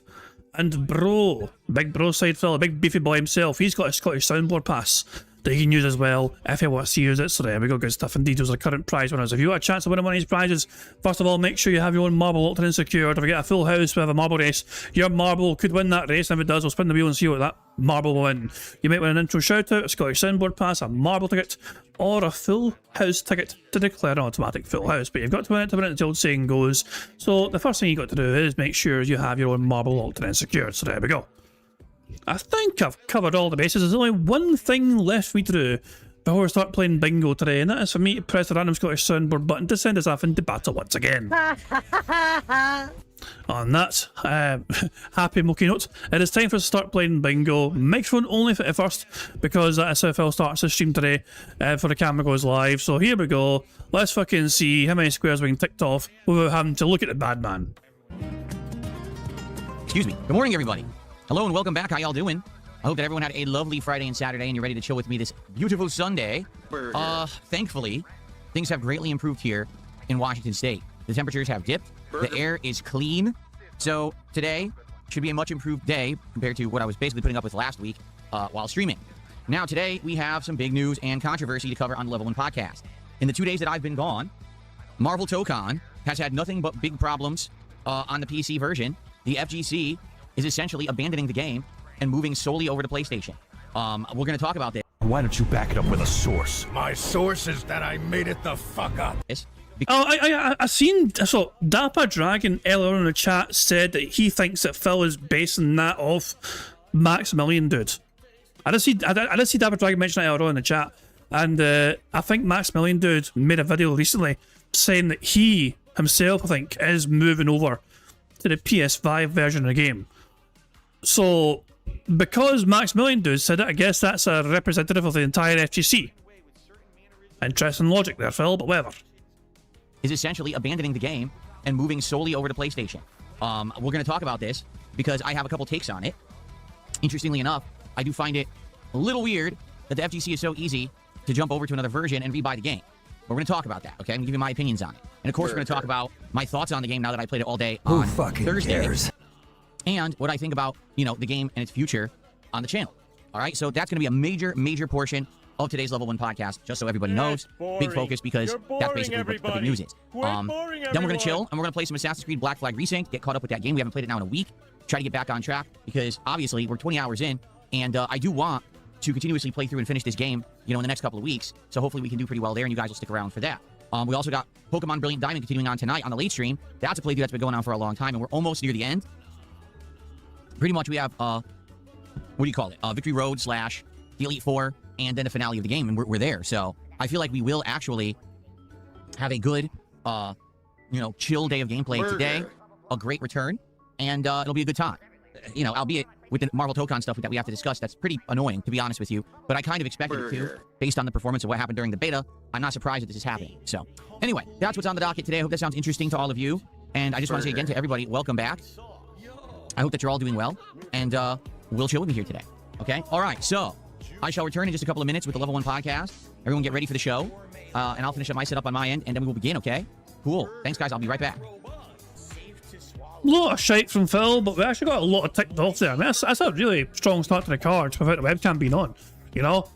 6 squares ticked off without his face even being seen, which is a good return. The camera goes on 10 minutes after this, so here we go, about here, basically. Let's just fast forward a bit here, and there we go. So here we go. Anyway, the camera goes on here, so here we fucking go. What is going on, everyone? I'm back, and it's time for a normal week here on DSP Gaming. That is right, 6 straight days full of delicious gameplay madness and streams here on the channel. For my return podcast, we have... Delicious? Did he really say delicious? Delicious gameplay madness and streams. Yeah, delicious. Okay, whatever. Streams here on the channel. For my return podcast, we have a lot to talk about. Because, ladies and gentlemen, right before I left for a couple of days, it was the premiere and release of Marvel Tokon. Well, Marvel Tokon has now been out for a few days, and while I've been gone, the FGC has been up in arms in massive controversy regarding this game. Why? Because the PC version apparently runs like crap, which is exactly what I was afraid of, because when I played the open beta a couple weeks ago, it ran like crap every time I tried to play the game online, and I couldn't find matches. So, in light of the controversy, the FGC is abandoning the PC version and moving over to PlayStation 5, but this opens up a big Pandora's box of problems. We're going to talk about all of that, and we're going to talk about my thought process and how I'm approaching the game. It's not a problem for anyone else aside from you. It's your problem, Phil, but you're successful and well off and financially savvy. You can afford to buy it on PS5. Who cares if you can't get a refund? You don't do refunds because you're successful. You said so yourself back in May. Moving forward, right here on the show. Of course, I'll get you all caught up on my couple of days off. We'll talk about the fun week ahead where we're going to attempt to push forward and maybe even wrap up a couple of the ongoing playthroughs, the chill vibes, and more. It's going to be a good one. So everyone, I hope you've had a great couple days away. It's time to get caught up. Sit back and relax. It's time for a week beginning episode of... We've had a... Hold on, wait, what was that? Where we're going to attempt to push forward and maybe even wrap up a couple of the ongoing playthroughs, the chill vibes, and more. It's going to be a good one. So everyone, I hope you've had a great couple days away. It's... Oh, great. You're trying to say great. Okay, I'm going to... Hold on. That's in Butcher Awards. Hold on. It's on the card. Butcher's Award is on the bingo card, okay? This is why I'm hyperfixating this thing. He tries to say great, but it says like great, however. Wrap up a couple of the ongoing playthroughs, the chill vibes, and more. It's going to be a good one. So everyone, I hope you've had a great couple days away. It's time... I mean, maybe it's fucking nitpicking too much, you know. I'll wait until he properly butchers the word properly, okay? Time to get caught up. Sit back and relax. It's time for a week beginning episode of the Level 1 podcast. Who fucking cares? Let's just fast forward past your shitey fucking intro. Here we go. Alrighty, everybody. Good morning. Jesus Christ. Every single time, it doesn't check the fucking audio levels. Welcome to the show. I should say welcome back because I haven't been here for a couple of days. Hope that everyone had a good few days away there. And now that we're back, hitting the ground running with exciting stuff. 6 straight days of streams and content here on the channel. And I'm pumped. I'm energized. Like I've said, the good news is that a lot of the problems that we had here in Washington State last week have been cleared up. Number one, it's not nearly as hot. Last week it was 90 plus degrees many days, making it incredibly swelteringly hot, needing air conditioning blasting. It has cooled down. It's in the 70s now. Number two, those Spokane wildfires that we had that were causing insane amounts of, the music is too loud, that were causing insane amounts of terrible, air quality. We were actually warned, don't go outside. The air is so bad. That's cleared up. Don't go outside. Not a fucking problem for you then, is it, Phil? So, we're kind of back to normal here, although it is still warm, it is still summer. We still got at least another month to month and a half to get through before the cooler temperatures and the fall gaming season hits. We're moving full speed ahead with fun, positive content. I'm excited for this week. We're going to be continuing on with all the fun playthroughs we've been doing. For example, Assassin's Creed Black Flag Resync is today, tonight. Pokemon Brilliant Diamond, tomorrow. More Dark Souls 2 as we head into the end game. We're going to do more awesome Final Fantasy VI Pixel Remaster. And then we're going to talk about the future regarding Marvel Tokon and or other content. In truth, we have some options. And what I'd like to do is discuss said options to see what you guys like more. I noticed that picking, but did he just say discuss? In truth, we have some options. And what I'd like to do is discuss said options. He did. You know, I'm not, okay, I'm counting that one. Burger? Discuss. I know you say it as discussion, but you discuss things. You don't, it's not, we discuss some options, we don't discuss some options. In truth, we have some options. And what I'd like to do is discuss said options to see what you guys like more as an idea and go from there. All right? Okay. First off, before we even get to any of it, all right, what I want to say is this. DSP tries it.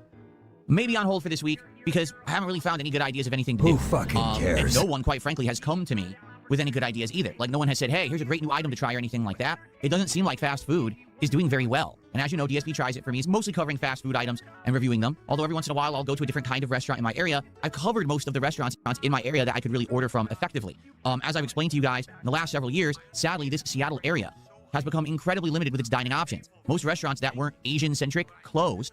And what we're seeing is an influx of exactly the same kind of restaurant. More Korean, more Vietnamese, more Japanese fusion. Burger. It's all the same. If every single restaurant is the same kind, what's the point of doing reviews when it's all the same food?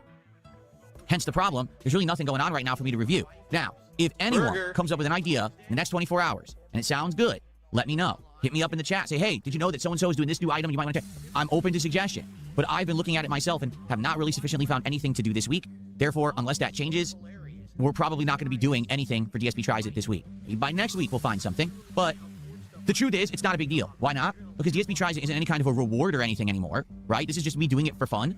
And I do like doing it because it is interesting variety for the channel. But to be frank, there's not a reason to do it. I'm not going to do it. And right now, I just don't see a reason to do it. I think maybe give it a skip until there is something more interesting that's worth doing instead of just dropping the money on this expensive fast food every week and it's not very good. Okay, so I'm totally open to suggestion. If you guys want to give me a suggestion today, tag me in either chat. Okay. You know of anything new, any chains or anything around me, I'm all ears, but I think that we're going to forego DSP Tries It this week unless I get a really good suggestion on this show, basically, okay? Okay, now, let's get right into it. Let's talk about Marvel Tokon and the sad fact that this game did not live up to expectations at launch. The FGC is now completely changing its attitude towards one version of the game and what this means for the future of my content here with the game, okay? So first off, for those who don't know, let's just get right into, a full explanation. Marvel Tokon is the brand new fighting game from ArcSys. This is the same company that makes games like Guilty Gear, Blaze Blue, and Dragon Ball FighterZ, okay? It has all of the Marvel properties, the Avengers, the X-Men, Spider-Man, etc. And it is a original concept universe, meaning it's set in like this almost pseudo-Japan style anime-esque version of the Marvel universe with its own lore and interesting stuff. So it's cool because it's got references to the MCU, it's got references to the cartoons, but it's also its own thing. I'll just say this from initially playing the beta and one day of the full release, the production values are off the charts for a fighting game. Probably one of the best looking, most original concept worlds, one of the best stories I've ever seen in a fighting game. Most fighting games don't bother with good stories, or like as of late, the companies that used to do good fighting game stories like NetherRealm have actually fallen off. Well, this seems to me to be one of the best fighting game stories ever. A mysterious challenger, gladiator-style champion guy comes from space and challenges the planet to fight him in teams of 4 versus 1. And if you win, well, you get a reward. If you lose, well, I'm going to crush your planet and make them slaves. Okay? And there's multi-tiered storylines where different groups trying to get their ragtag bands together to form a team to take on this champion and save the world. Some are doing it for good purposes, some are doing it for completely selfish evil purposes, and some are somewhere in between, even being forced to do it against their will. So there's 5 story campaigns. Each varies in length, like the Dr. Doom villain campaign is about an hour, 15 minutes, but the Ghost Rider Samurai Outriders campaign, that one was about 2 hours, okay? Now, pretty cool in that regard. Like I said, I actually feel 100% like in this situation that they did a great job, and they're actually best in class when it comes to, we put a lot of effort into the visual design, the character design, the storylines, and the offline content. Arxis hit it out of the park, 100%, okay? The problem is, well, for me, there's two problems. The first problem is the fighting game engine itself is not a traditional fighting game engine at all. They based it on team-based combat with a lot of tagging and assists and a lot of flashy combos and a lot of high-hit scenarios. It's not a straightforward 1v1 fighting game in any means, and that's my staple stuff that I grew up playing. Even though, yeah, did I play the Versus series? Of course I did. It was humongous in arcades. It was one of my favorite series of all time. But this game pushes it to the extreme in the realm of easy mode gameplay. Auto combos that literally a baby could execute by just mashing a button like this. Whether you're playing offline or online, anyone can do a ginormous multi-hit combo ending in a huge super that does wild damage. So why did they do that? Well, it's pretty obvious. This is what fighting games are doing. They're pushing in the direction of the ultra-casual. They don't care about competitive gameplay anymore. All they want to do is cater to an audience that will sink money into their game for maximum sales, regardless of the fact that the game plays competitively well. They just want it to look flashy so people will spend money. I mean, it's very... Okay. I can kind of understand to a certain level where Phil's coming from. But it makes perfect sense to me that these game developers, if they fucking spent a lot of money creating the game, and the intellectual properties of the game, with the characters they're using, the licenses they're using to fucking... that would have cost them money to obtain those licenses to fucking create the game in the first place. So I can understand from a business perspective, from a financial perspective, they want to get as much back as possible for the game they create. They don't want to fucking have the game they've made fucking limit people to... this game can only be played by like the top 5% of like fighting game players. Casuals will struggle to play this game and enjoy this game. Like, fuck off, you know? No, it's a business at the end of the fucking day, you know? Now, Phil wants some sort of like fucking Street Fighter 2 style Super Turbo experience where, you know, it wants that for the modern era, you know? But, I mean, it's like, you don't get a lot of that these days, effectively, because it's important for a lot of these game developers and the money they're spending creating these games, the months and years that go into developing these fucking games, you know? It's important for them to fucking make a return on their investment in that game, you know what I mean? To get money back from it, and also that means it's got to cater towards as many people as possible. And Phil doesn't like that, of course, but you know, Phil likes little niche, unique, special sort of things. You need to know things. You need to have like some sort of like, you know, you need some sort of strange fucking pre-advanced knowledge of the game to fucking play it. And if you don't know that, then you're fucked, you know. And it's not for casuals. It doesn't want fighting games or casuals are allowed to play the game. That's not good. That's taking away the competitive nature of a game for the sake of sales. But every franchise has already undergone this. All the sports games that you love pretty much are watered down now. What about Call of Duty? Holy moly, is Call of Duty changed and watered down now from what it used to be? It seems like every single game and or genre of game that seems to be competitive eventually sells out and becomes this more easy mode mainstream stuff. And the problem with that is that if you want to play at any kind of an entertaining level, you either have to give in to the bullshit and mash buttons, or you have to basically play a ton. Because you can overcome the easy mode nonsense if you play a ton to learn the ways around abusive stuff. Because, especially with modern fighting games, most of the meta, most of the high-end abusable stuff is learned within the first couple of days and shared on the internet. The first person who I played online in Marvel Tokon, the very first experience match I had on Thursday, was someone who had Blade, the Vampire Hunter. He hit me with an aerial jab, okay? Just a random jab in the air. He landed and then proceeded to do a 50% damage, 100+ hit combo, which was unavoidable because he hit me with an aerial jab. This was launch day, the day when it's the first time anyone should be playing the game, and the guy already knew a way to hit you with an air jab into a 50% loss of health. That is horrible. That is horrendous. That is a heinous day one gameplay experience. No one should be playing at that level in any competitive game on the first day of its release, period. But that's what the FGC has done with fighting games. They have literally turned them into this easy to execute, yet once you master it, try hard-esque sweats experience that's just not fun to play unless you want to be part of that community. Well, if you really want to spend all of your time and effort playing fighting games, maybe you'll enjoy Marvel Tokon day one. For me, it's like, dude, first match, let's see what we can do. What the hell's going on? How's this guy doing this thing? It's just out. How does he even know how to do this? This is ludicrous. Luda! Okay, now, what's the real controversy around Marvel Tokon right now, and why is the game falling apart? So, as you know, 2 weeks ago, well, a little over 2 weeks ago now, I played the open beta. And when I played it, I was trying to matchmake and find matches, and it wasn't finding any. Like, it wouldn't find casual or rank. I'm like, what's going on? Why is the matchmaking not working? Then, when I finally found people, the game was laggy, right? It was rollback city, dropping frames, skipping around, stuttering. It's unplayable, okay? Then, the only way I could even find a match was to go into a lobby, which is just an open lobby situation, and the only people I could find were like 1-bar connections. So basically, on PC, which is what I play on, that's my format, okay? That's my platform. This game was essentially unplayable and unfun during the open beta. So I said, all right, I don't know if I'm going to get it because, man, the game looks great. But it should play way better than that for a game you're going to pay full retail price for. That's a joke that it would be in that sad state during the open beta. Now, the weird part was people who played it on PlayStation 5 didn't report any of those issues. They basically said the game played well and liked it. So why the vast difference in performance between PlayStation and PC? Nobody knows. And this has been a big problem in the last 2 weeks. People have been figuring out why is this PC version such a problem. So, back on Thursday, the game released. All right, and I started playing the offline modes, correct? The story mode, which is actually called Episodes. We started with the Dr. Doom team. I had a blast. I absolutely loved playing it. It had a great story. Yeah, there was very little gameplay in the story. Mostly it was fighting against the final bosses, 4 different forms. Yes, the final boss actually has, well, I take it back, 3 different forms. The final boss has 3 forms that are all completely different. Boss. And we all had a great time with it. Like, honestly, the story of the Knights of Doom was great. And when we finished it, I was like, wow, okay, let's now go online. And let's see how we can play this game online with this team I just was messing with in the story mode. First match was that Blade player, who literally was a sweats tryhard, who had already learned the entire game before it had released, and basically was completely dominating. It's like, what is this? This isn't fun. There's absolutely no opportunity for me to learn anything about the game when this guy already knows the entire meta and has mastered it before we even released. How did he do that, and how is that even fair? The second guy... Why is it his fault, though, that he's too good at the game for your fucking limited skill? That it's not their fault that they are good at a game you're not good at. Your ego just cannot handle the fact that somebody is that much better than you at your fucking pride and joy fighting games. I played. Well, actually wasn't nearly as good, but this guy basically kind of already exposed the game for what it's going to be, a bunch of button mashing, because again, the game is all auto combos, so it's dash forward and mash a button, while when that hit string ends, because eventually you're not going to get endless hits, it's going to run out, you call out an assist, the assist comes out and defends you against punishment, and then you just mash buttons again. Every once in a while, either go for a throw or the universal overhead, which everyone has, it burns meter, but it's a universal unblockable overhead, right? And that's the game. Like, that's literally it. Now, I'm sure there's more to it. I'm sure certain characters are good at zoning, right? They keep you away with projectiles and stuff like that. But for the first person I played, that was their gameplay, and I was like, it's kind of boring. Like, that doesn't feel very good to me. That feels pretty boring if that's what the whole game's going to be, and that seems like that's it, right? So that was my first stream experience. Loved the episodic story, and then first online match was laggy, and the guy already was a tryhard, ruined the experience of the first match ever. And the second match, the guy didn't really know much about it, but was doing the button masher combos, and when I saw it, I was like, okay, so this isn't very good.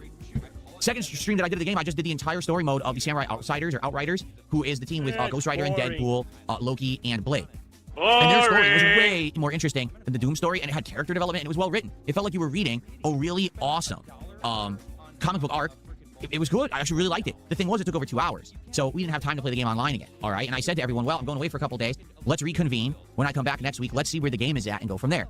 So here's where the game is at, because I don't think you guys are going to be very happy about this, all right? First off, I just want to let you know, I got a whole bunch of information about the game, okay? And a couple people were writing me about the game to keep me informed about it while I was off, about what was going on at the FCC. So just listen to this. I'm going to read this word for word. This is an actual message that a fan sent me. It says, let's start with some bad news, Phil. I've been seeing a lot of opinion surveys about Tokon since its release, and I'm going to sum up the sentiment I've seen in a number of places that make sense to me. The sentiment is that Tokon is a great game for only 2 kinds of people. Number 1, ultra casuals. Tokon's great for people who just want to enjoy a game with great aesthetics. They play by mashing buttons and cool stuff will happen on the screen. Which is exactly what I said. That's number 1.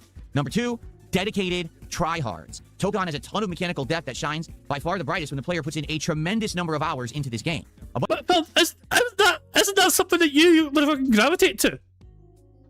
How is that any fucking different from, like, wait, Phil, you're supposedly a fucking good fighting game player. You're a former pro. You came 4 for evil one time. So if you put time into this game, this could be right up your alley. A bunch of pros are saying the game has the potential to last and evolve for a long time, especially if Arc Systems works further to refine the core mechanics, as they typically do with their games. The problem is, a lot of its mechanics are very complicated, they are not intuitive. A lot of characters have a gazillion options for offense and strategy. While the skill ceiling is very high, the floor is also high. The skill floor for just playing the game and seeing cool things happen is low because it's just button mashing, but actually competing requires you to have a significant amount of time and effort investment. So as you may have figured out by this point, the reason that this is bad news is because you, Phil, fall neither into any of those 2 categories. I have to admit, it doesn't bode well for your coverage of the game, but maybe there will be some enjoyment you can get out of it. So yeah, let's be honest. Wait, this fan said, you're not a casual, you know what I mean? But you're not that good either. This game's not for you, Phil, because you're not that good at fighting games anymore. I'm a big fan, but I'm a big fan. Here, okay, let's be very honest here. I don't fall into the ultra casuals because I'm not an ultra casual. I try to play games at the very least at a level where I'm learning what the game is. I'm trying to learn more complicated strategies. I'm actually doing the combos manually. I'm not just mashing a button to get an auto combo. I'm inputting the combos like you're supposed to get optimal damage and things like that. I've played fighting games since I was a kid, so obviously I want to play at a better level than just button mashing, right? But you don't want to fucking learn this game because people are already better at the game than you are. By miles. You don't want to fucking put time into trying to get better at this game because people are already so far ahead of you that you're playing catch up, and you can't handle that. Here's the truth. I could sit here and button mash and win online in this game, 100%. I know I could, because it's so easy to play. But I would get absolutely zero enjoyment out of doing that. Zero. I would be bored to tears saying, okay, mashing buttons just to get hits in and just to get combos in, and never actually, putting in the real inputs, the real motions, doing all the easy motion. I would absolutely hate it. On the flip side, it seems to me, as this person has stated, that yes, in this regard, if you really want to play this game at any kind of a good level, you're going to have to invest an incredible amount of time and effort, which I don't have. I'm a variety streamer, right? I'm a variety guy. I'm going to be juggling this with many other games. I am not part of the FGC. I'm not known as part of the FGC or someone who covers fighting games extensively. Normally, I just cover them casually. There are some exceptions. For example, when Street Fighter 6 came out, I played an incredible amount of Street Fighter 6. I got pretty good at it. I got tons of characters to master. But that was the difference. Street Fighter 6 is a head-to-head traditional fighting game. That's my forte. This style of team-based, button-mashing, giant combo, one hit leads to 50% damage kind of game is not my forte. The most I ever played a game like that was Marvel vs. Capcom 2, and that was in the early 2000s. I didn't really play Marvel 3. I hated it. I didn't really play Dragon Ball FighterZ. So the ones that would have led to me being good at or liking this game, I didn't play. Okay? Who fucking cares? So you might say, well, that's not good. Well, let's continue, because there's more that's happened during my days off. Are you ready for this? So, I'm just going to continue. These are messages that I actually got. I just tuned into Maximilian's stream of the game out of curiosity. I saw that he's really struggling with the PC version. He was doing online play and the game was running pretty badly. Slowdown, stuttering, big rollback during most matches. Just not good. And he was commenting on it, baffled that there seems to be literally no way to actually reliably avoid these performance issues when you play this game online.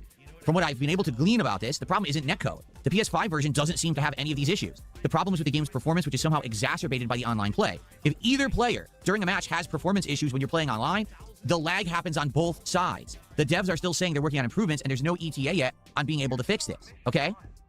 Now, continuing on, this same person sent me a follow-up message and said, so the game is currently being review bombed on Steam due to the big performance issues that it's having. Meanwhile, Maximilian is doing a new stream, and it's titled Kokon PS5 version is great, WTF. So, you might say, in light of all of that, what just happened, okay? Well, here's what's happened. In the last 48 plus hours, the FGC has collectively decided they don't want to play Marvel Tokon on PC anymore. Maximilian dude is FGC. Okay. So like I was saying, the bad man played Marvel vs. Capcom 3. Wasn't Phil really good at Marvel vs. Capcom 3? I know it feels weird saying that sort of thing, but wasn't Phil, as well as Super Turbo 2, wasn't Phil's other very good game one of the Marvel vs. Capcom games, or am I misremembering that? Like, I know there's people out there who have said that, he's really... Marvel vs. Capcom... I'm confusing 3 for 2, is that what it is? That's okay. He was really good at MVC 2, but not 3. Okay, that's what I knew it was one of them, you know what I mean? But yeah. But aye. But there you go. And he clearly showed... Sorry, hold on, there we go. Good stuff indeed. But yeah. But wasn't that also a team-based game? Wasn't MVC 2 also a team-based game?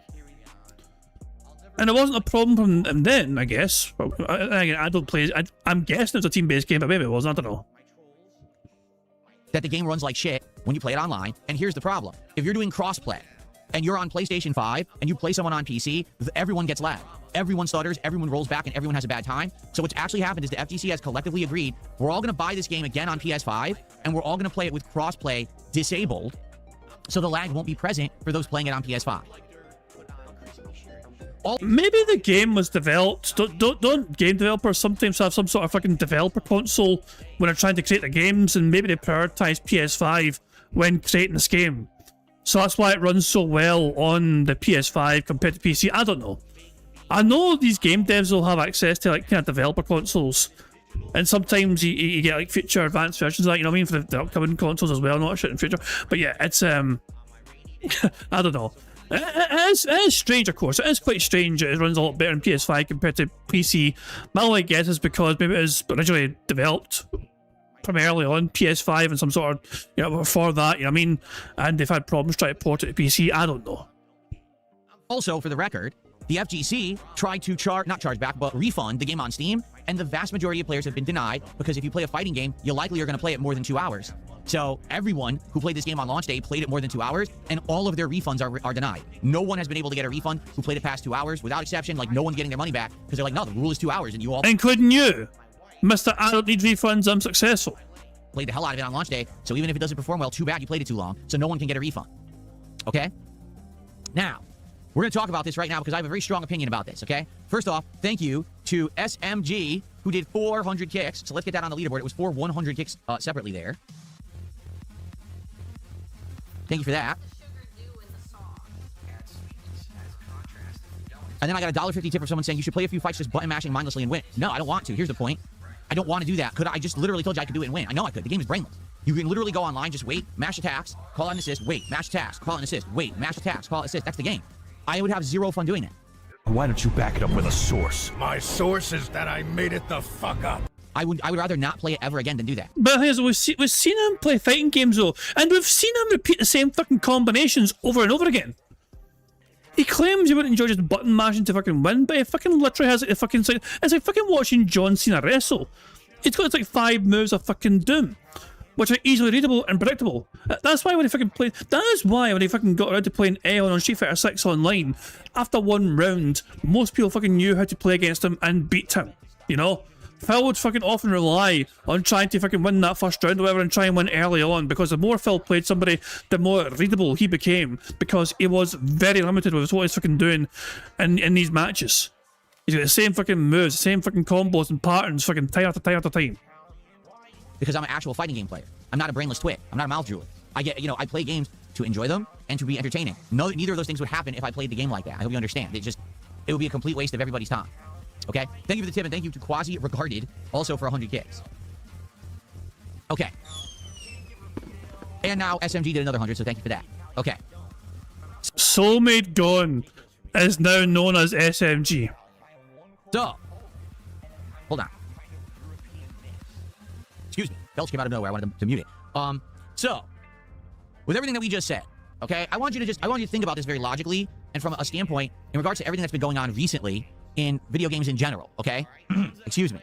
It was just about a month ago, a little over a month ago now, that Sony publicly announced their desire and or intention to completely phase out physical games media starting in 2028. They outright said we will no longer create physical copies of games at all starting in 2028. The future is digital. Grand Theft Auto 6 announced we will not make any physical copies whatsoever of GTA 6. It will be a digital-only game. And what happened when those announcements came out? Everyone was up in arms. Everyone collectively on the internet got their pitchforks and torches out and said, no, we want physical. The future is physical. You don't own anything if you can't own it physically. You know what I'm saying? Everyone went nuts. Everyone was anti-Sony. Everyone said, we're boycotting Sony. I'm sorry, but just like, Phil's noodle arms going crazy here. I'm just like, hold on. I think watching this without audio is better.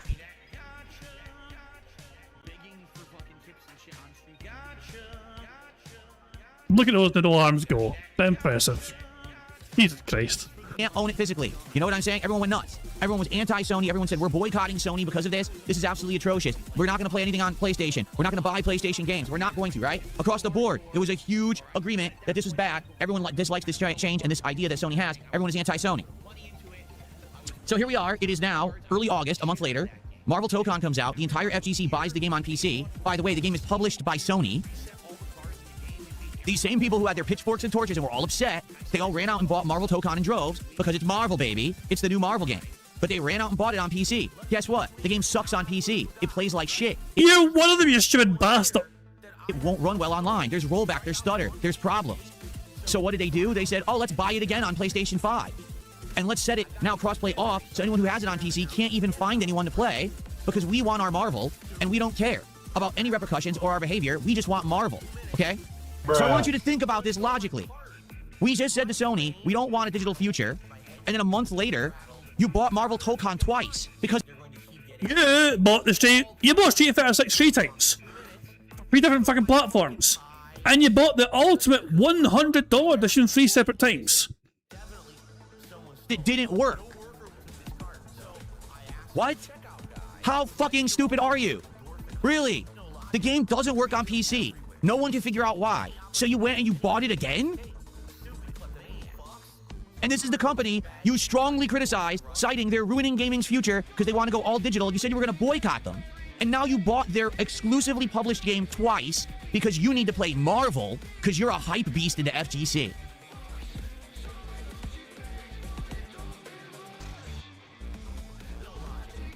These people are not very intelligent, folks. They're not. It's just the honest truth about the modern FGC. It's this simple. They need hype. They need to jump on hype bandwagons. They realize that the FGC is a weaker community than many other communities out there because there aren't a lot of games. There's not a lot of competition. It's harder to get into competitive FGC and make it stick. The tournaments are getting stale and boring. Street Fighter 6 has lost a ton of its momentum outside of Japan. And in Japan, Street Fighter 6 is the shit. Outside of Japan, people's sentiment is the game is too samey, it hasn't updated, it hasn't changed, it hasn't improved, it's boring. So they were strongly relying on Marvel Tokon to be a hype monster, especially with the fact that we just had Spider-Man Brand New Day break box office records as the highest grossing domestic film ever. And now we've got the new Avengers Doomsday coming out later this year. They are banking on the fact that this game is coming out at the right time to create hype for the FGC and try to get them prominent. So, God forbid the game actually sucks at launch and you admit it and you say, wait a minute, we just got ripped off, whether it's Arxis, whether it's Sony, whether it's Warner Bros., we got ripped off by a badly produced game that runs like crap online, which is the main reason people buy fighting games. And instead of saying, hey, let's have some balls for once, and let's not play it, let's boycott it, let's actually be sensible about this and say, this doesn't make sense for us to actually, play or spend money on because it's not a good product. They said, let's buy it a second time on a different platform instead. And they're pushing for it too. Like, there's creators who are saying, oh, this is better on PS5, go buy it on PS5. Why would you do that? Why would you tell your customer or your viewer base who relies on you for input and advice to buy the game twice when they can't refund their first purchase? People are trying to get refunds on Steam and being denied because Steam is saying, no, you played it longer than 2 hours. So the game doesn't work on Steam, all right? Yet, you're telling them to buy it a second time without getting their money back. Does that sound like responsibility? Does that sound like something that a good influencer or creator should do? Or do you think you should actually care about your audience and be like, don't buy it again? He is actually fucking pretending that he cares. He's actually fucking pretending he cares about his community. The last time he streamed, he was fucking telling them that if they're fucking dead, that nobody would miss them. You know? Like, he's got the fucking audacity to fucking pretend that he's the only person that cares about his community as a content creator. The fuck out of here.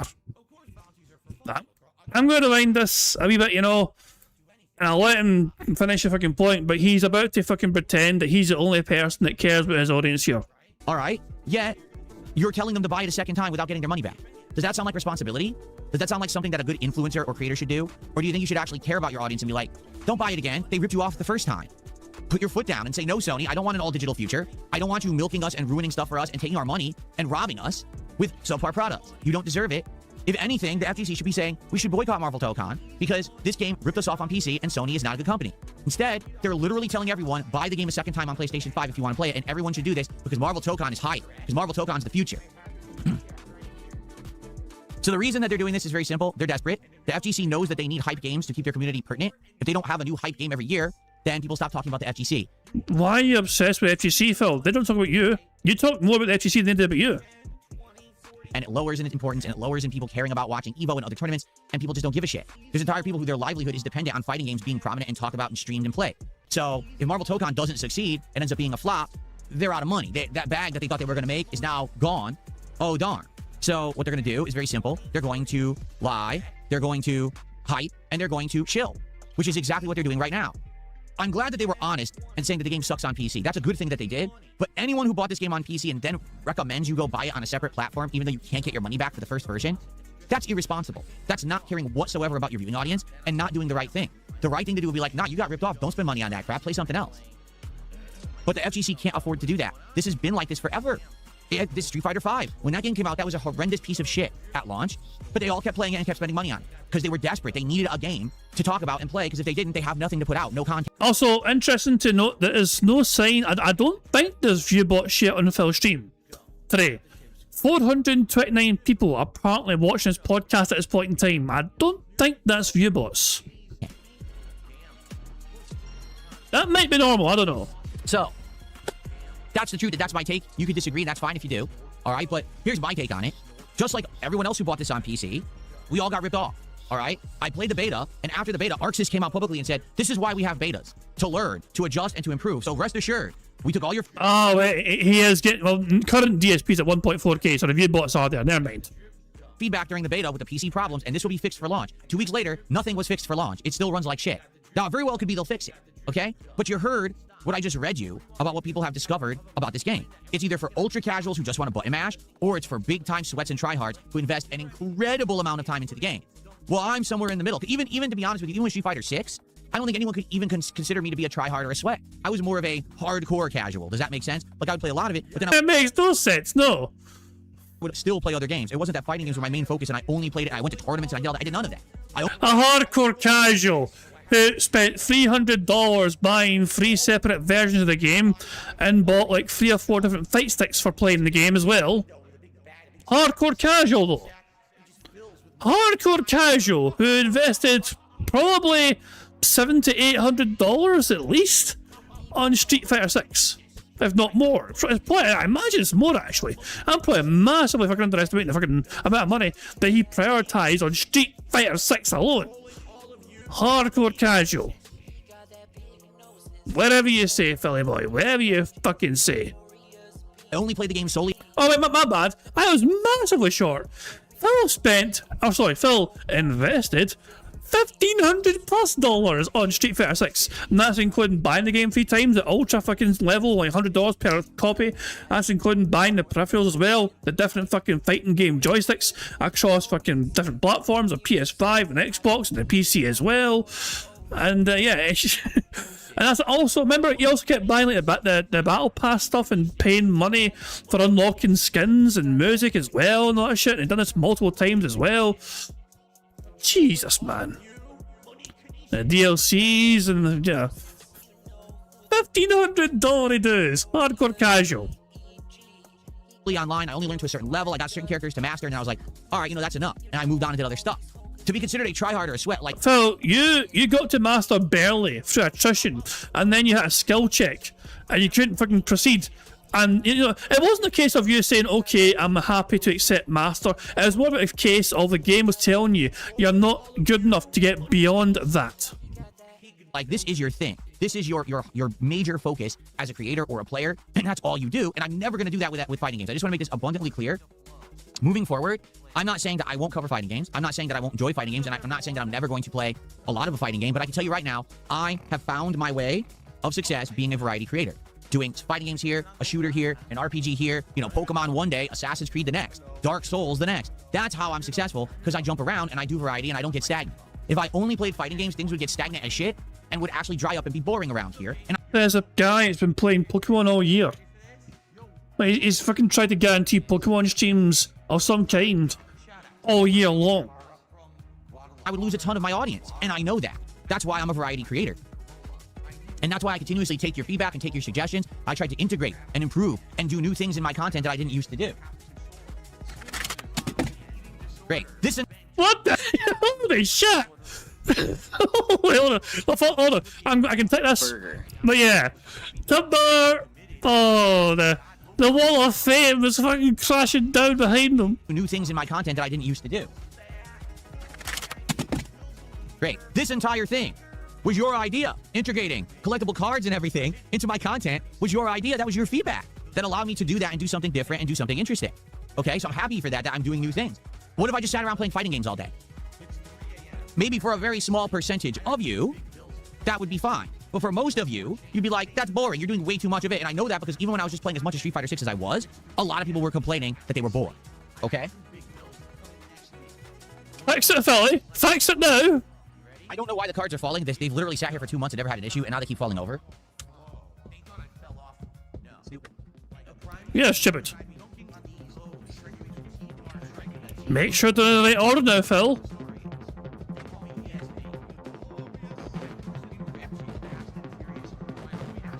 We're going to talk a little bit about that as well, card fluctuating prices, because a lot of these card values have changed, and I actually rearranged the wall this morning based on the card prices fluctuating, which is pretty crazy that they happen the way they do. Some went up, some went down. We'll talk about that. But anyway, in regards to this, right, I'm trying to do variety, and it works. If I just sit here and just play fighting games, I know for a fact it won't work. I'm not known as a fighting game guy. I don't think I ever will be. The fighting game community hates me because at a time when they were struggling. They don't care about you, Phil.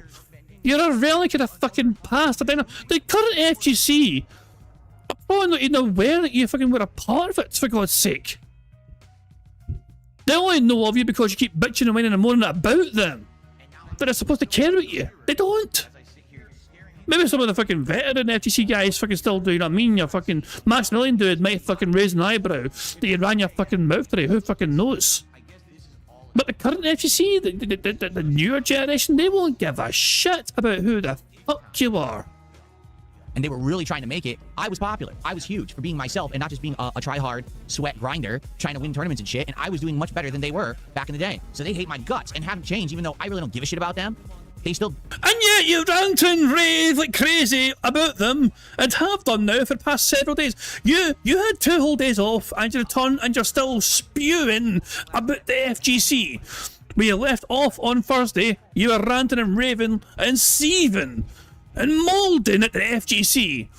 And after 2 whole fucking days, you're back and you're still seething and moulding and ranting and raving and at the FGC. It never ends. Come the fuck in or fuck the fuck off. Well, thank you very much for Sonny for popping their 34-month Bingo Baddie membership message saying current DSP's at $66. We need 3 spaces. 33 likes, oh balls. If he has gotten $66 and it's organic, then we're going to lose a free space soon. Oh, balls. Mind you, we are behind live DSP by 50 minutes, you know, so it might take a while to get to that point, but yeah, we're not far from a full house as things stand. We've got 2 free spaces currently, and we are 6 away from a full house, I believe, as things stand, you know, so there we go. But we're not far off a full house currently. You know, dunk on me and say dumb shit about me all the time for no reason. So I don't care about them, and I have no desire to be part of the FGC. I never want to be, okay? So in regards to Marvel ToeCon, all right, it's this simple. I bought the game. I made the choice. I even said, hey, even if this game still sucks online like it did in the beta, at least it looks like there's going to be some good offline content. I was right, okay? The game has 5 story episodes. So far we played 2. There's still 3 remaining. There's the Avengers, the X-Men, and the Spider-Man team, right? I'm sure that those are going to have some great stories and some good content, right? There's other offline content as well. I actually don't know what it is because I haven't played it yet. And I haven't explored it. It may be worth doing, it may not be, I'm not sure. But at the very least, I think that the story modes are actually done exceptionally well, and I want to play them, okay? So I will. In fact, I already have another Marvel ToeCon stream scheduled for Tuesday on the day stream, and I want to at least play through 1, if not 2 of the stories during that stream. But the thing is, I need you guys to actually show up for it, and here's why I say that.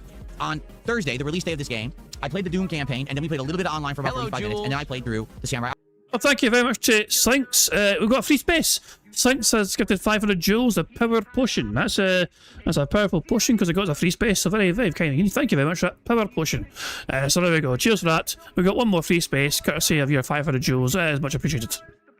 Outriders campaign. During the Samurai Outriders campaign, all I got was toxic shit from the chat. People were being insanely unfair, very negative, very toxic constantly. And all they were doing was yelling at me to play online. To which I explained, I'm not going to do that because I don't know how to play the game. In order to play online, you need to play with the characters, learn their offline stuff, then you go online. You don't just go right into online play having no concept of how to play the game. It would be a waste of your time. But the audience doesn't listen. They sit there and they spam toxic stuff the entire time. So while I'm trying to have fun with the story with the Samurai Outriders team... Member bomb. My biggest fans are idiots. And we've got 4 more free spaces, courtesy of Sonny getting 20 members. So 4 more free spaces right there. So that brings us up to 7 altogether. How about 1, 2, 3, 4, 5, 6. We are 1 away from a full house, I believe, as things stand.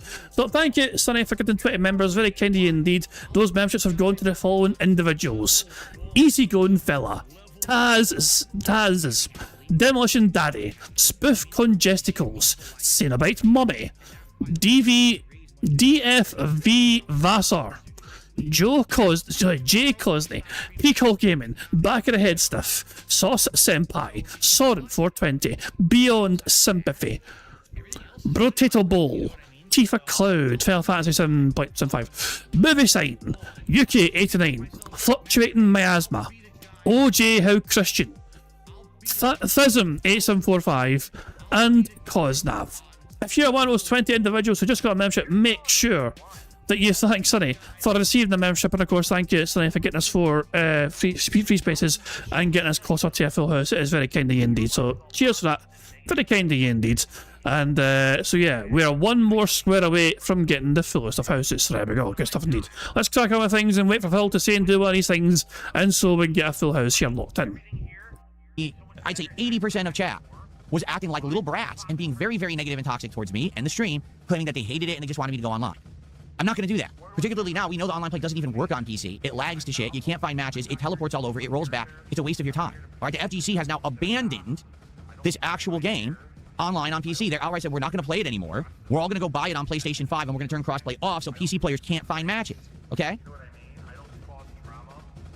So being very, very honest with all of you, I'm not going to warrant a single person yelling at me saying they're demanding that I play this game online. I can't. I don't even have the right version to play online. If I had it on PS5, then at least it would have been a fun experience without a lot of lag and rollback and drop frames and issues. Everyone collectively agrees the PC version sucks. Even the biggest creators are dropping PC and buying it on PS5 and only playing it on PS5.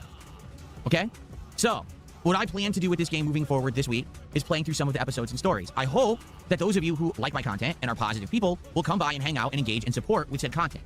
Okay? It's going to be chill fun. We're going to be playing through interesting story together, seeing how the game, comes together when it comes to that and the different, storylines and outcomes and scenarios of the teams. I think that's valid content. They put a lot of effort into the world design, the production value, and the story of this game. I want to experience that. I bought the game. I have a right to experience it, right? So I hope you'll be here for that. But outside of that, I mean, based on all the feedback that we're getting right now, okay?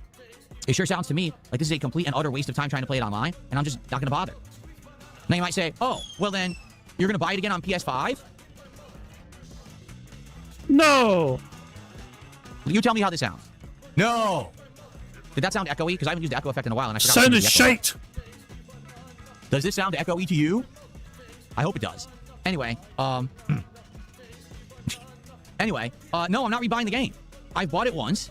I've given Sony and Arxis my money. All right, I have. And there's no reason for me to buy the game again. I'm not... Why would I reward a game? We've won the first card. That's 3 minutes and 20 seconds of begging. We got our free space because of that. There we go. Good stuff indeed. A very confused spoof congesticles in the chat. Sonny gave you a membership, so you may have got a notification about that membership. So there you go. You can thank Sonny for your membership if you want to. So there we go. You seem very confused, but there you go. And yeah, Phil is not enjoying the game online, and he's upset that the FGC are now recommending people to buy it on PS5. He thinks it's irresponsible because people can't get refunds on PC and they play for more than 2 hours. So he's very sad. So yeah, there you go. Good stuff indeed. But we've got a full house. 8 free spaces. 1, 2, 3, 4, 5, 6, 7, 8. There we go. Full house? Oh boy. How exciting. Anyway. Good stuff indeed.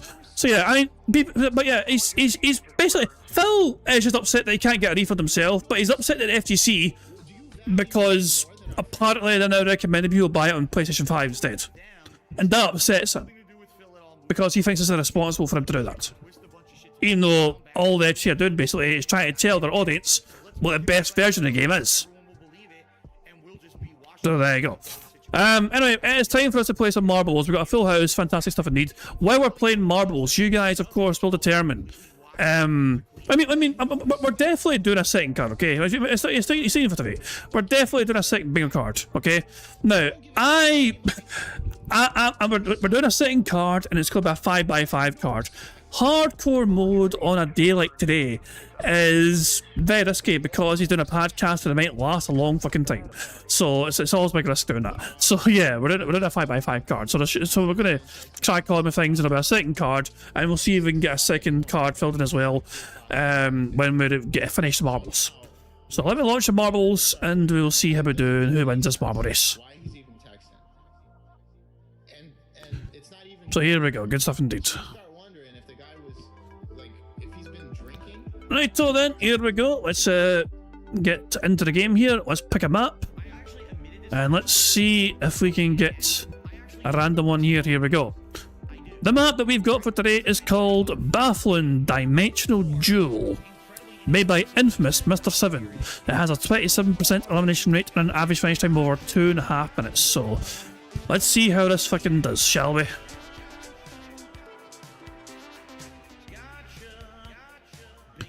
What the fuck am I looking at? What the fuck is this shit?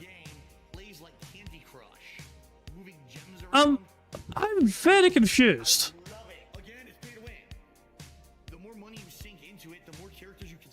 Well, I think basically it's a bit of a symmetrical sort of course. And I think these portals and these rings will take you to the finish down here. But it's a case of who gets to them first, you know? What in the fucking hell? I'm confused, but let's hit start. So we'll start off there, and then we'll launch up here, and Chris Dax has shot it all together. Are you okay, Chris? Oh, I think Chris is good. Yeah, Chris is gone. Chris, I'm very sorry, but your marbles seem to have been diverted somewhere different. And yeah, I was hoping you could maybe land on the course and try and pull some trick move, but I don't. Yeah. Chris's marble was the first to perish. They got launched in a different direction. That's very unfortunate for them. So it's hard to see who's winning. Like, who's closest to the finish, technically? Not really sure who's winning. It's hard to really determine who's winning here. Like, who's going to drop down first here? Viga's actually doing quite well, I think. I think Viga's technically winning. Technically speaking, Viga's technically winning. Technically. But there's a big bunch of blocks in the way. If we go over here, everyone's at the blocks now, and Brian's here, and Deal's there, Bill Brasky's there, Puddy's there, Roachbait's over there, well, Bill's there. I'm never getting to the steps here. Warren is doing quite well here with Larry. But who's going to get to the middle first here? Brian and Holly and Deal is doing quite well as well. But I think, who gets to drop down first here? Who will drop down first here in this little section? They're all there at the same time! Larry, though, is dropped down first, though. Let's get the fuck out of here. Here we go. Let's drop down, let's drop down, let's drop down, let's drop down. Stroyer is technically in first place. Gru's marble is gone. Caldishman is here as well. Who's winning?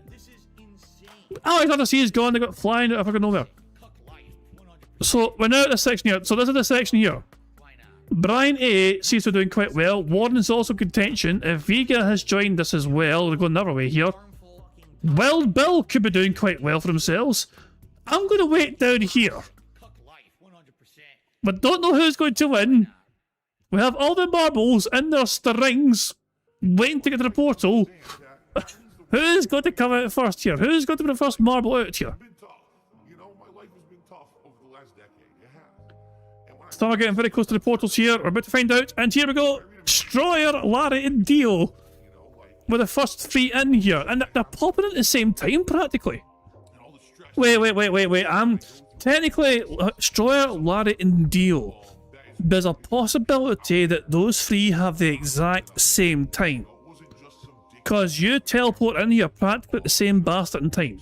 And some marbles are just falling off the edge. We might have a 3-way tie for first place. We might very well have a 3-way tie for first place. We've got to check here. We don't. Stroyer was first by a small, tiny margin. Larry and Dio were tied though. They had the exact same time, Larry and Dio. And the same sort of thing happened as well. And Dimmick was 4th, but 5th and 6th with C Phoenix and Holly from ChatGPT. They had the exact same time as well. So some marbles ended up having the exact same times, but Stroyer very marginally ahead, and they secure first place with their own finish time of 2:17. A bit of a chaotic race there, hard to keep track of things, very symmetrical sort of course here, but well done to Stroyer for the victory. And just scanning down the list now to see all the way our marbles finished here. 90 marbles finished. Everyone else died, including me. But there you go. Well done to Stroyer, your marbles victorious. Excellent race, well run. Let's spin the wheel and see what sort of prize Stroyer has won for themselves. Stroyer, you have won on this bingo today. An intro shout out. Congratulations to you, Stroyer. Your name shall appear prominently in tomorrow's intro. Aren't you a lucky sausage? Well done to you, son. Well done to you. There we go. Righto, and otters? Any otters? You little bastards, come out here. And here you go to our webcam. They're here, they're here instead, there you go. Good stuff indeed. Yeah, I think we should bring our attention back to bingo here, and yeah. And it's time for us to fucking have another fucking round of bingo. Now, I need a number, I need a brand new number for a second card. So, yeah, the first number in chat I see, the number that I use for a second bingo card. Now, reset free spaces back to 0. Everything else can stay as is. Go to 0, you prick. I held it in. You hold the button and expect it to go back to 0. Oh, there you go. Right. And the first number in chat I saw was Fox saying 2020.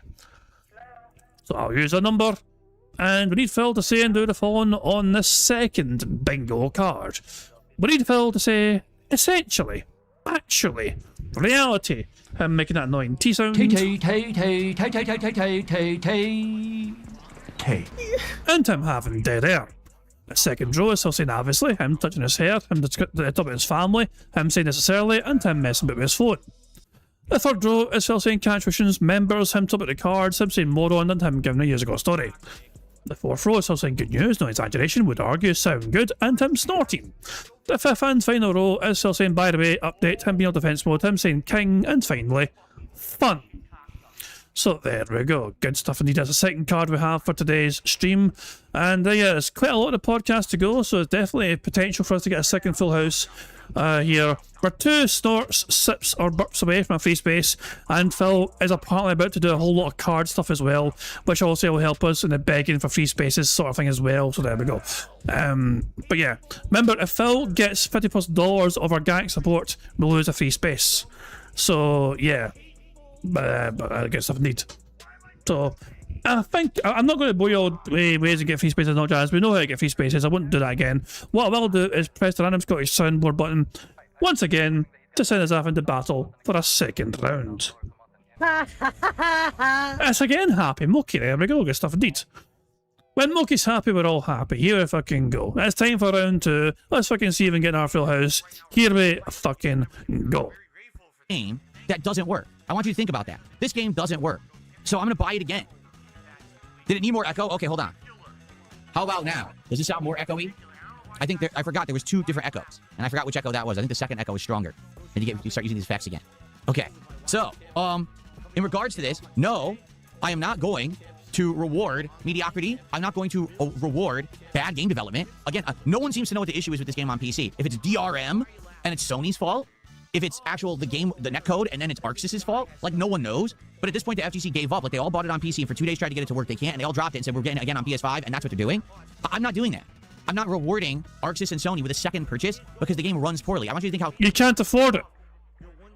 You're trying to refund it, you can't refund it, and you can't afford to buy it again because you spent all your money on fucking cards.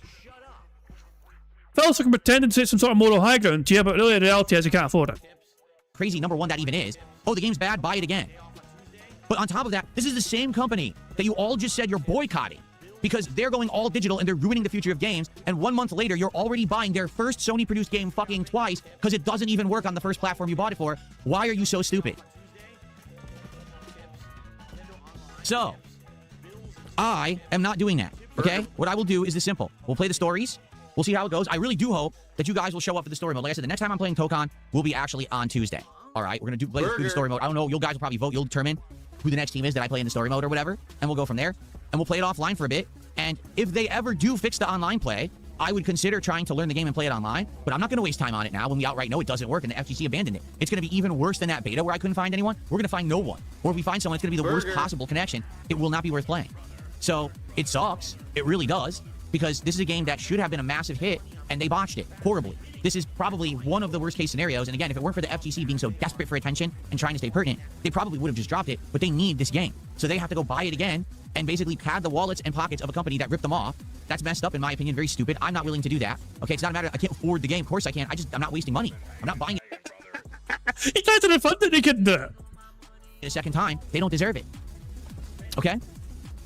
So, sorry to those who this disappoints because you wanted to see me play online and rage and suck and get beaten in the game. I don't care. You're not pertinent to me. I want to repeat what I just said. You're not pertinent to me. You're not important. I don't care about you. You're the people that don't support my content anyway, so I don't give a fuck about your opinion.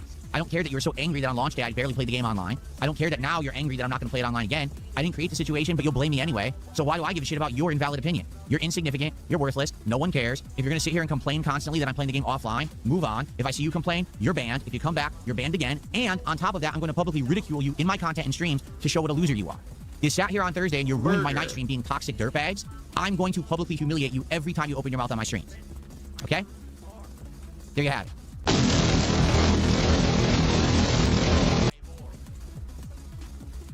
Boo! Okay.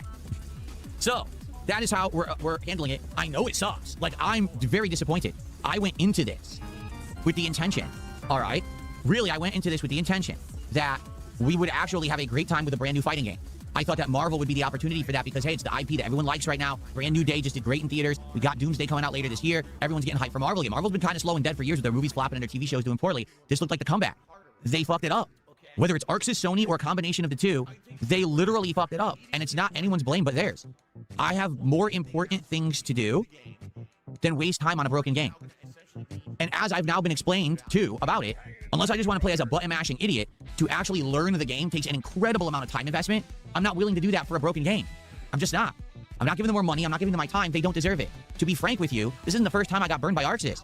Dragon Ball FighterZ also sucked.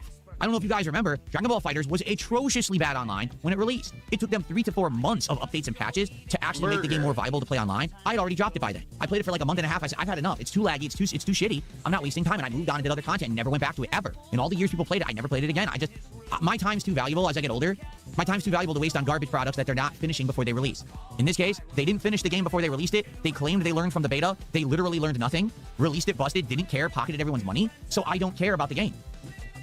What I do like is the story because you can tell they put effort into the story. That's what I'm going to focus on, okay? I'm not going to waste time on a busted game, okay? So we will play more of it. And for those of you who are chill and like the content and are here for fun, we will have fun with Marvel Tokon. We will. Just come back later this week on Tuesday. If that stream on Tuesday does well, then we'll do more until we finish all the story-based content, okay?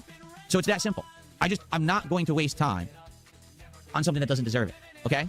And here's the other thing, because this is the other side of the coin here. It was just announced last week. Super Mario Sunshine is coming out on Switch 2 this week. Out of nowhere. Like, it had never been announced. I think it comes out on the 13th. Let's see. Who fucking cares? August 13th, Super Mario Sunshine is releasing on the Switch 2. Okay? And ever I am going to change the background image because it's kind of hard to see the squares that have been ticked off because it's a white image on a white square, if that makes sense. If I change the image, you'll see that's a bit better, you know. You can actually see the squares that are ticked off properly. So there we go. Matrix side fill, there we go. Ever since that game came out, I hated it. I don't say when it came out. When I played it, like 7-8 years ago. Remember, I played it on the Wii. Actually, it was longer than that, wasn't it? When did I play Super Mario Sunshine? Let's see. Who fucking cares?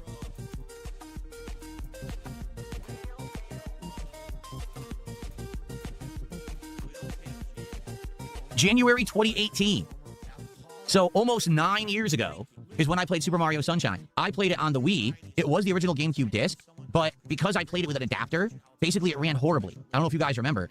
It had like fuzzy graphics and there was input delay. And on top of that, I really kind of just, to be honest, didn't really have a good time with it. I actually feel it was like the weakest Mario game. But ever since I played it, people were like, you play it again? Like, play it again? Why would you want me to play it again? Oh, because you didn't like it as much, but now maybe it's been 8-9 years, maybe you'll think different. At this point, though, the thing is, since I'll be playing it, if I play it, if I'm playing it on Switch 2, there shouldn't be input delay and the graphics should be better, right? So maybe it would be a better experience the second time around. I don't know. But that's an option. Like, that's an option to do later this week. Since now it looks like Marvel Tokon, once we play through the story, we're done with it. Maybe we play Mario Sunshine, okay? So that's what I would say. Let's continue to play the games we're playing. Let's play Marvel Tokon's episode story mode, see how it does. If it does well, great, let's play them all. And if not, if it doesn't work, then maybe we could throw Mario Sunshine into the mix as some variety for the summer. Let's see, okay? Because the truth is, there's nothing really new coming out till the end of the month when we have the new Metal Gear collection. I know people want to see me play Metal Gear Solid 4 again. That I would definitely consider doing, okay? Who fucking cares?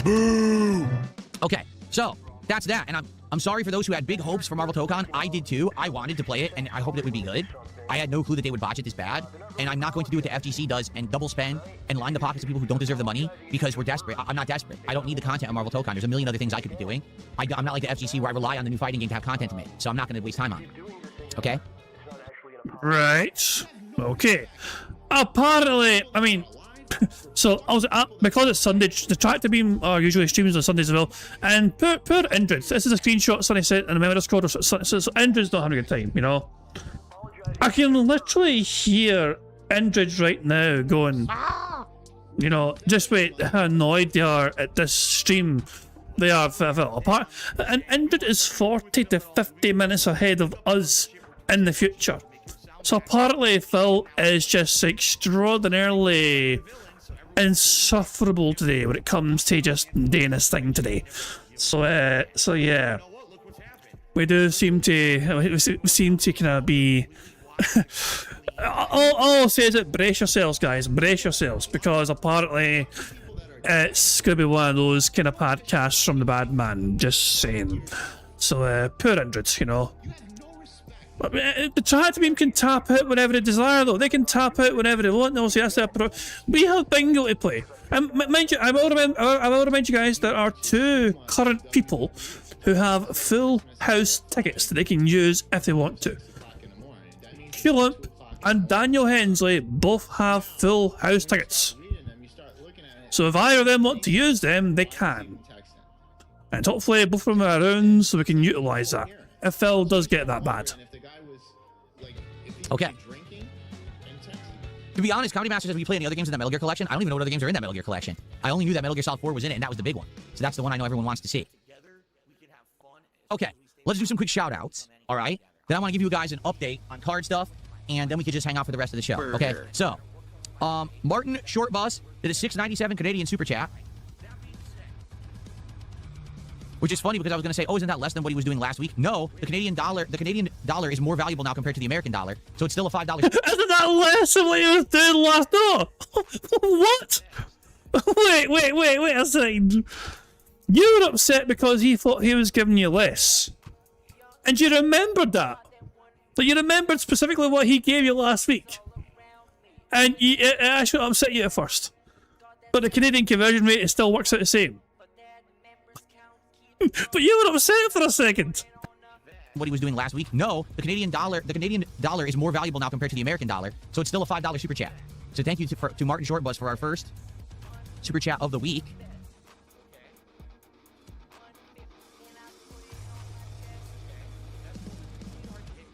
And he says, Phil's cooking, listen to the king. Thank you. I mean, the truth is no one will tell you what I just told you.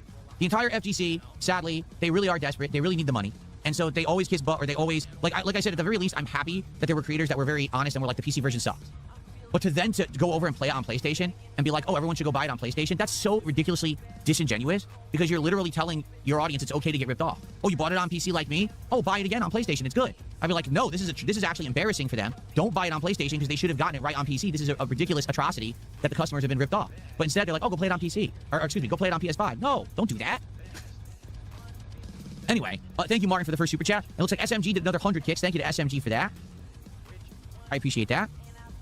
And then we have Big Jim 04 with a $10 super chat. And he says, don't listen to Troll Sire. We love your streams. Thank you to Big Jim.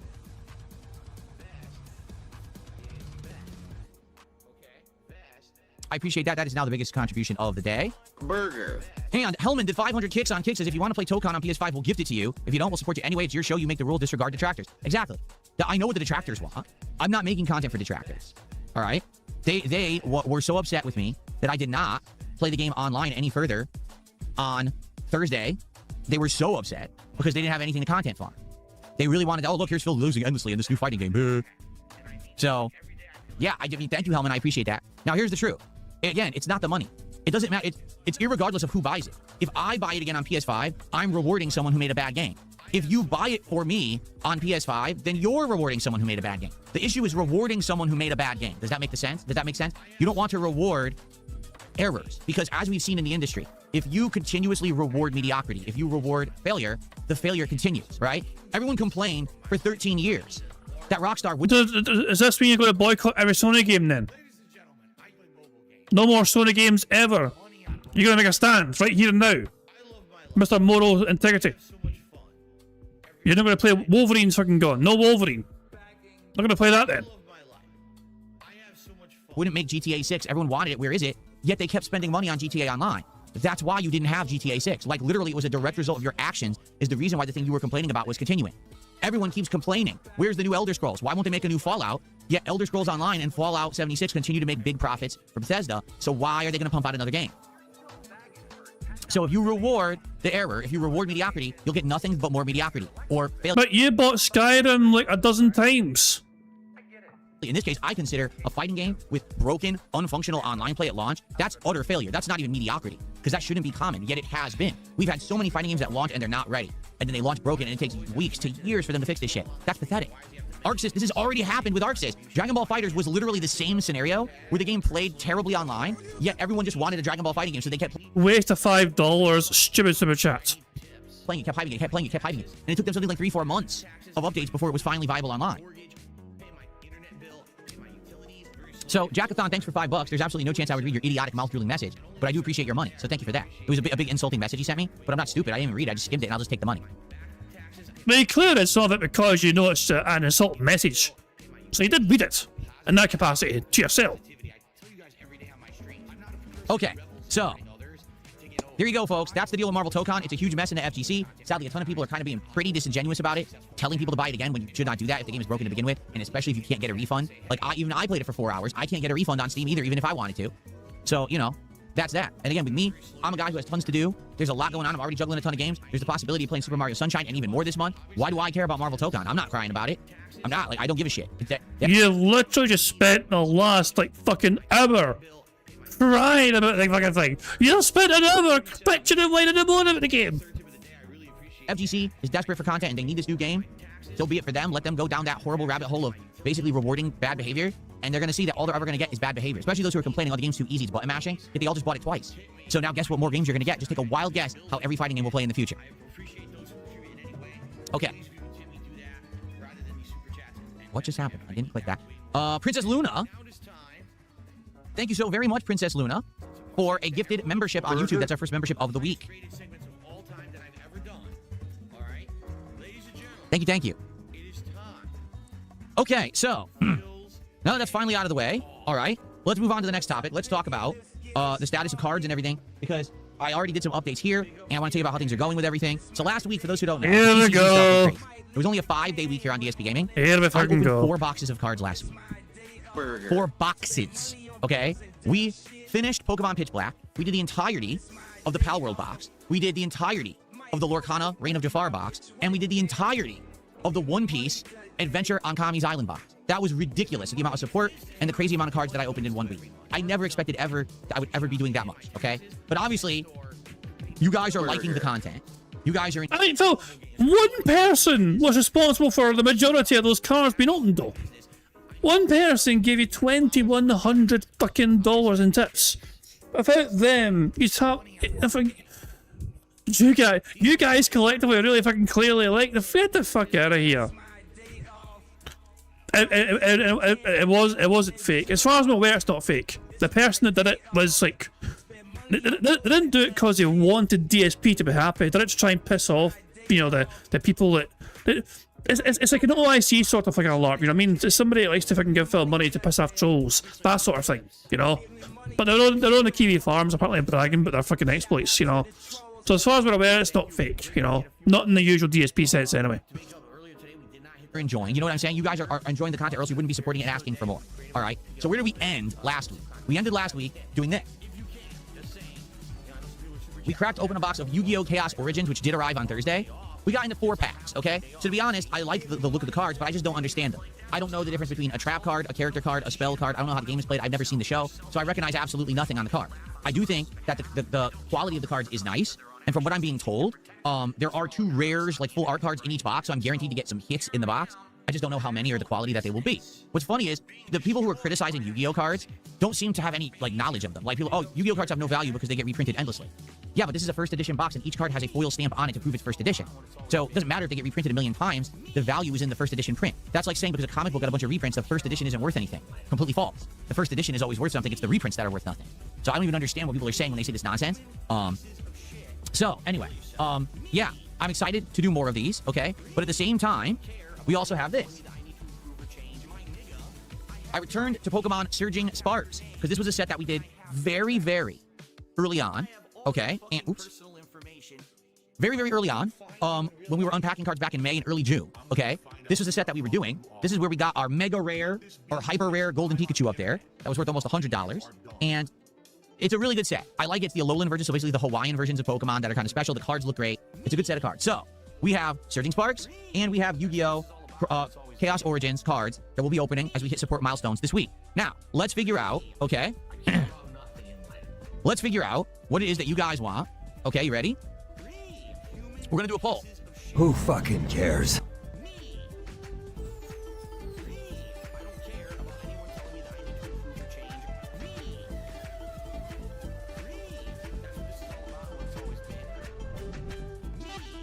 Chaos Origins. I always forget the name of it. We're gonna do a poll right now. You guys will vote, and this will determine which Who fucking cares? This will determine which set I open when we get support today. Okay? So let me know in this poll which one you prefer.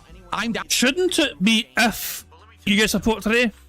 That is you just assuming that you're going to get whaled today in some capacity to be able to open packs. You don't know for sure, Phil. You're guaranteed to open one pack anyway today because you're playing Pokemon later on in the night stream. But you're not going to do a video for that. So you're basically assuming that you're going to get whaled today. Down for either.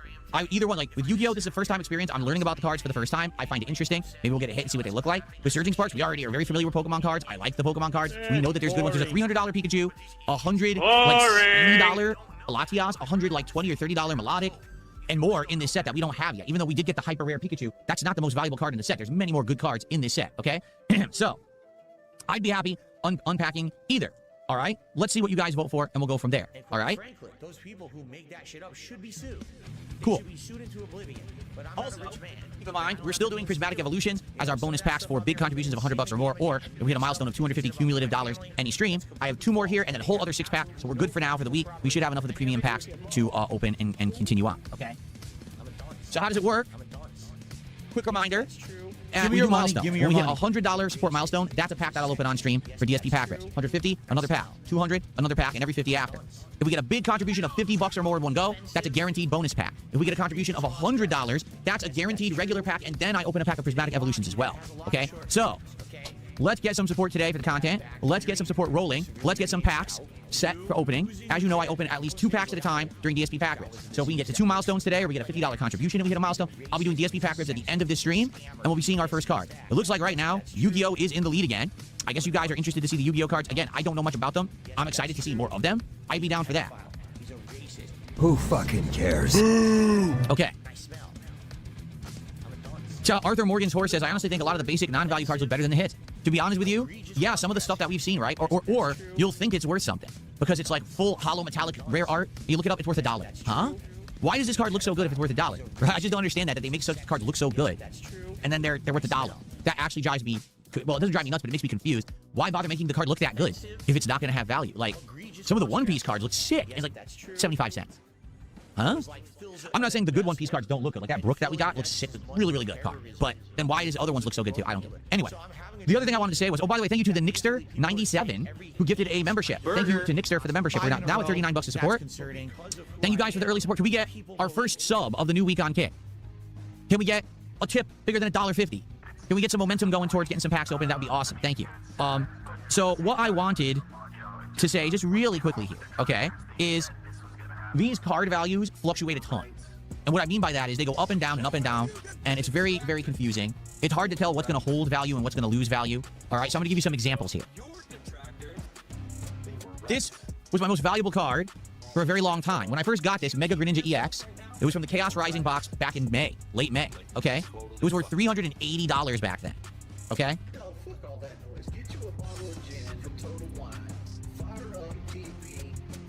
As of right now, Burger. 5 in a row.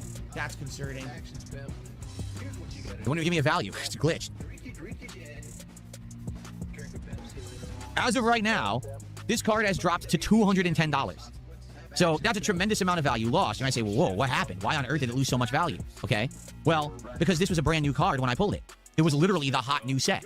And so it was worth a ton of value immediately in the moment. But what happens is the market adjusts. And then those big inflated values level out.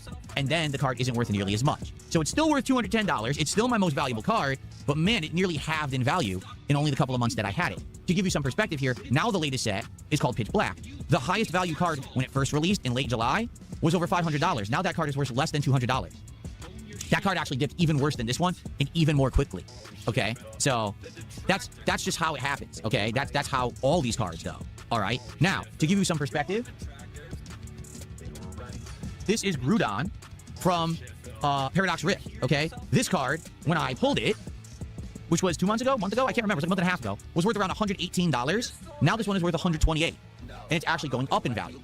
Why? Because it's an older set. The older sets traditionally do go up in value, while the fresher cards, the more recent cards, traditionally will go down right away, but then may regain some value over time, okay?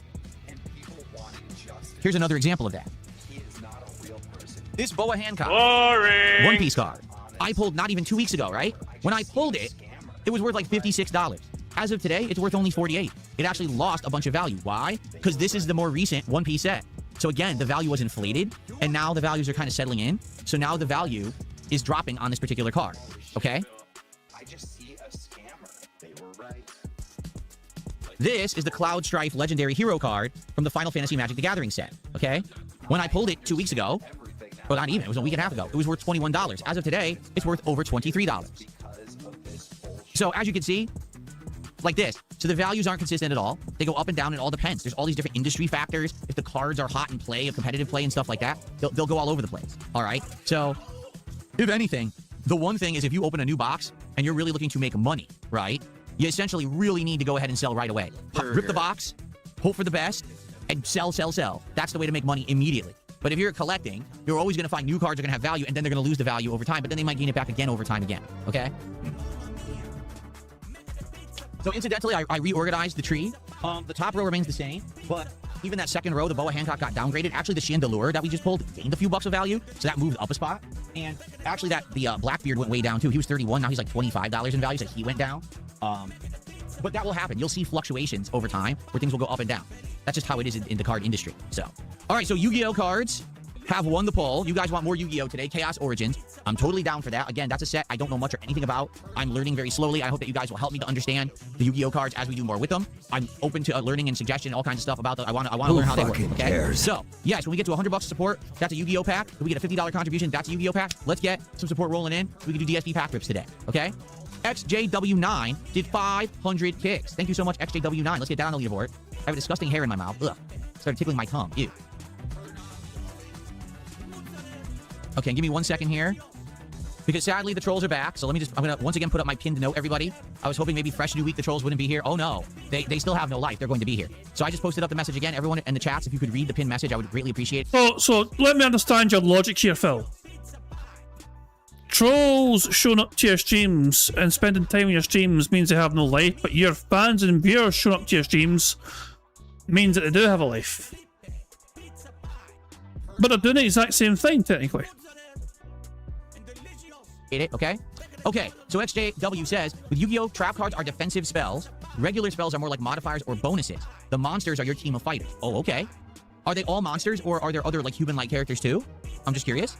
I don't know nothing about it. And then there were other things, too. Well, I'm interested when we open new cards. I'm interested to see what's what, and so I can continue to learn, because it is confusing.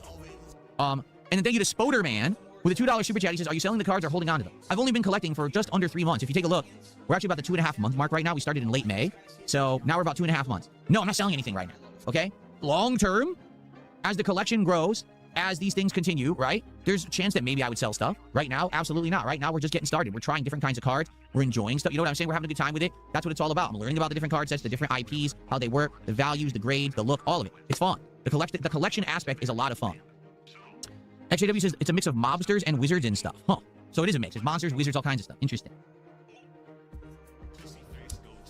Layla says, if you turned on 1 week sub-only mode, would it stop stock accounts? Yes and no. Whatever stock accounts they made today, they wouldn't talk for a week, but then in a week, they just flood the channel with the same accounts anyway. You know what I mean? So there really is no solution to there's no solution to the stock accounts. There's no real solution to the view botting. I can't affect it. I just got to put up with it and just let everyone know what's going on so they can ignore it. Okay?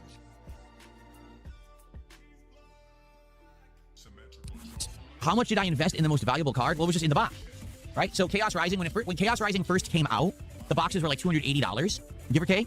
And so I got that card, plus there was, of course, the entire normal set, plus the other hits that we got. So if that card, today that card's worth $210, and if you take account of the other cards that were in the box and the other hits, maybe I broke even on that box, okay? But that's the thing, I mean, this is being very honest. When you're into this TCG stuff, unless you can buy direct from the supplier, so unless you're buying direct from Pokemon Center, and you're paying retail price, which for a normal box of cards, retail price is $160, okay? Unless you're doing that, you're not making any profits ever. Like, never, ever. You know, even the one I bought. So I bought Pitch Black from Pokemon Center. And in that Pitch Black box, I got Chandelure. And Chandelure's worth just under $60 right now. Nothing even else on my tree is worth. So probably the other hits I got were under 10. I probably got like 4 or 5 hits. So let's argue between the Chandelure and the other hits, I made $70. Do you really think there was $90 worth of cards in the other packs? No. Most cards, most low-end cards, aren't worth that much at all. For those who don't know, like a standard Pokemon card can range anywhere between 4 cents up to maybe 50 cents tops. Like, very rarely would you see a standard Pokemon card be worth more than like 40 cents, ever. So, even if you get a whole box, you get the whole set, you get 2-3 copies of the whole set, you probably still didn't break even on a box, you know? That's just how it is. What you're hoping is that you're getting a hit, that hit has value, and that value will increase over time as the gameplay, you know, evolves of the card. Plus, as you build more sets and things, those have value. Like selling a whole normal set, you could sell and have value, as opposed to just trying to sell singles. So, yeah, it's not, you know, as an investment, no, I don't really think that TCG stuff is a smart investment right now. It's like long-term investment. You know, right now, the new cards will never really strike it big and make big money. It's only if you're, literally, if you're a reseller. Like, that's it. Like, that's, if you're a reseller, you're making money doing it. Outside of that, if you're a collector, you're probably not making money. Now, there is a whole other side of this that we haven't even talked about. That's the grading side. Okay? Grading certain cards exponentially increases their value. I'm trying to think. I think that Groudon is one of the cards that I've been recommended by the app to grade. I'll give you an example if it's in there. Let me see. Let me see if they're listing. Yes. Okay, so here's an example. Okay? So taking a look at the Groudon card, which is worth 120... Right now, it's 126 today. Again, it goes all over the place. So it's worth 126 raw, meaning no grade, you know, it's just a standard card.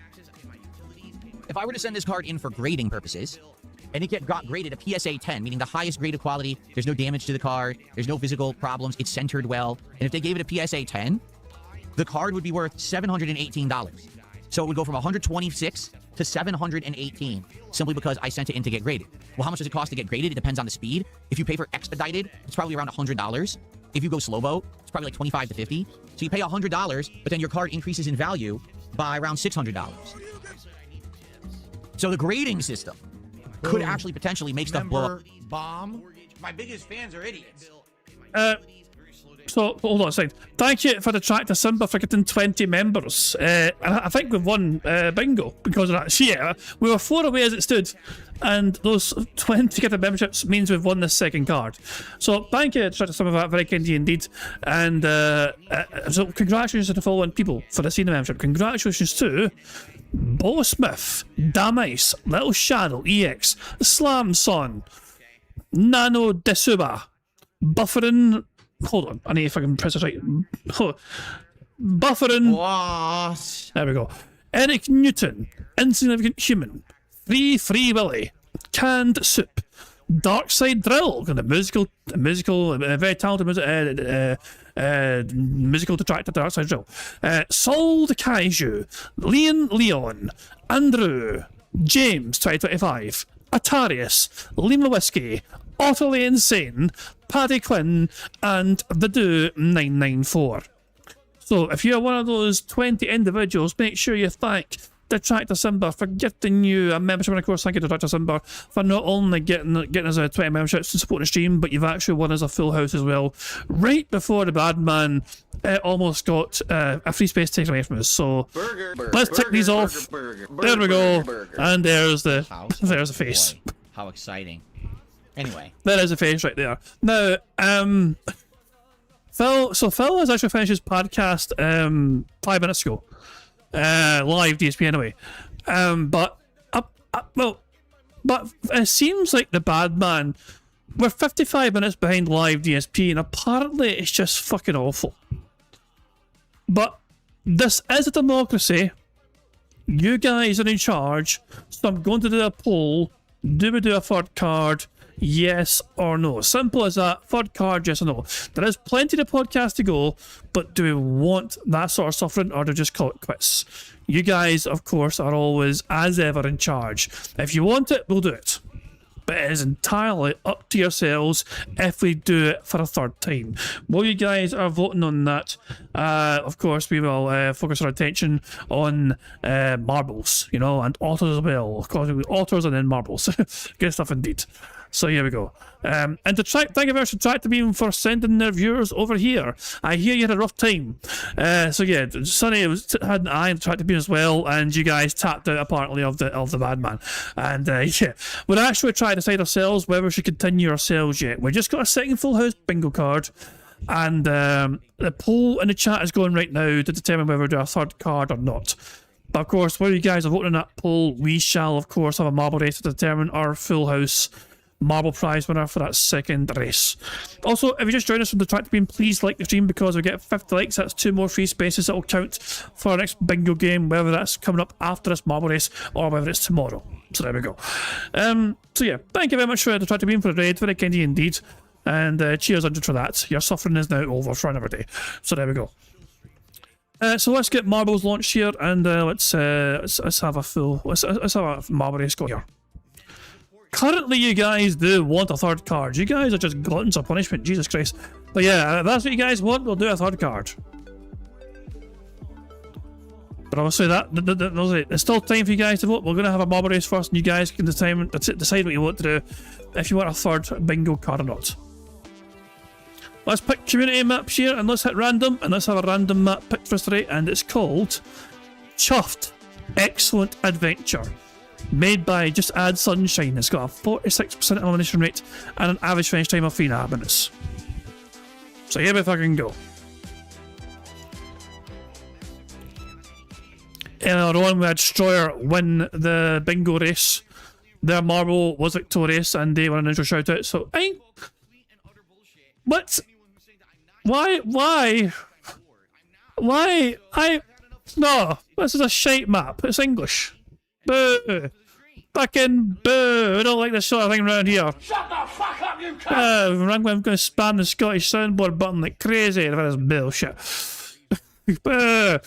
So the map starts off with a big spiral. We drop down over here, it looks like.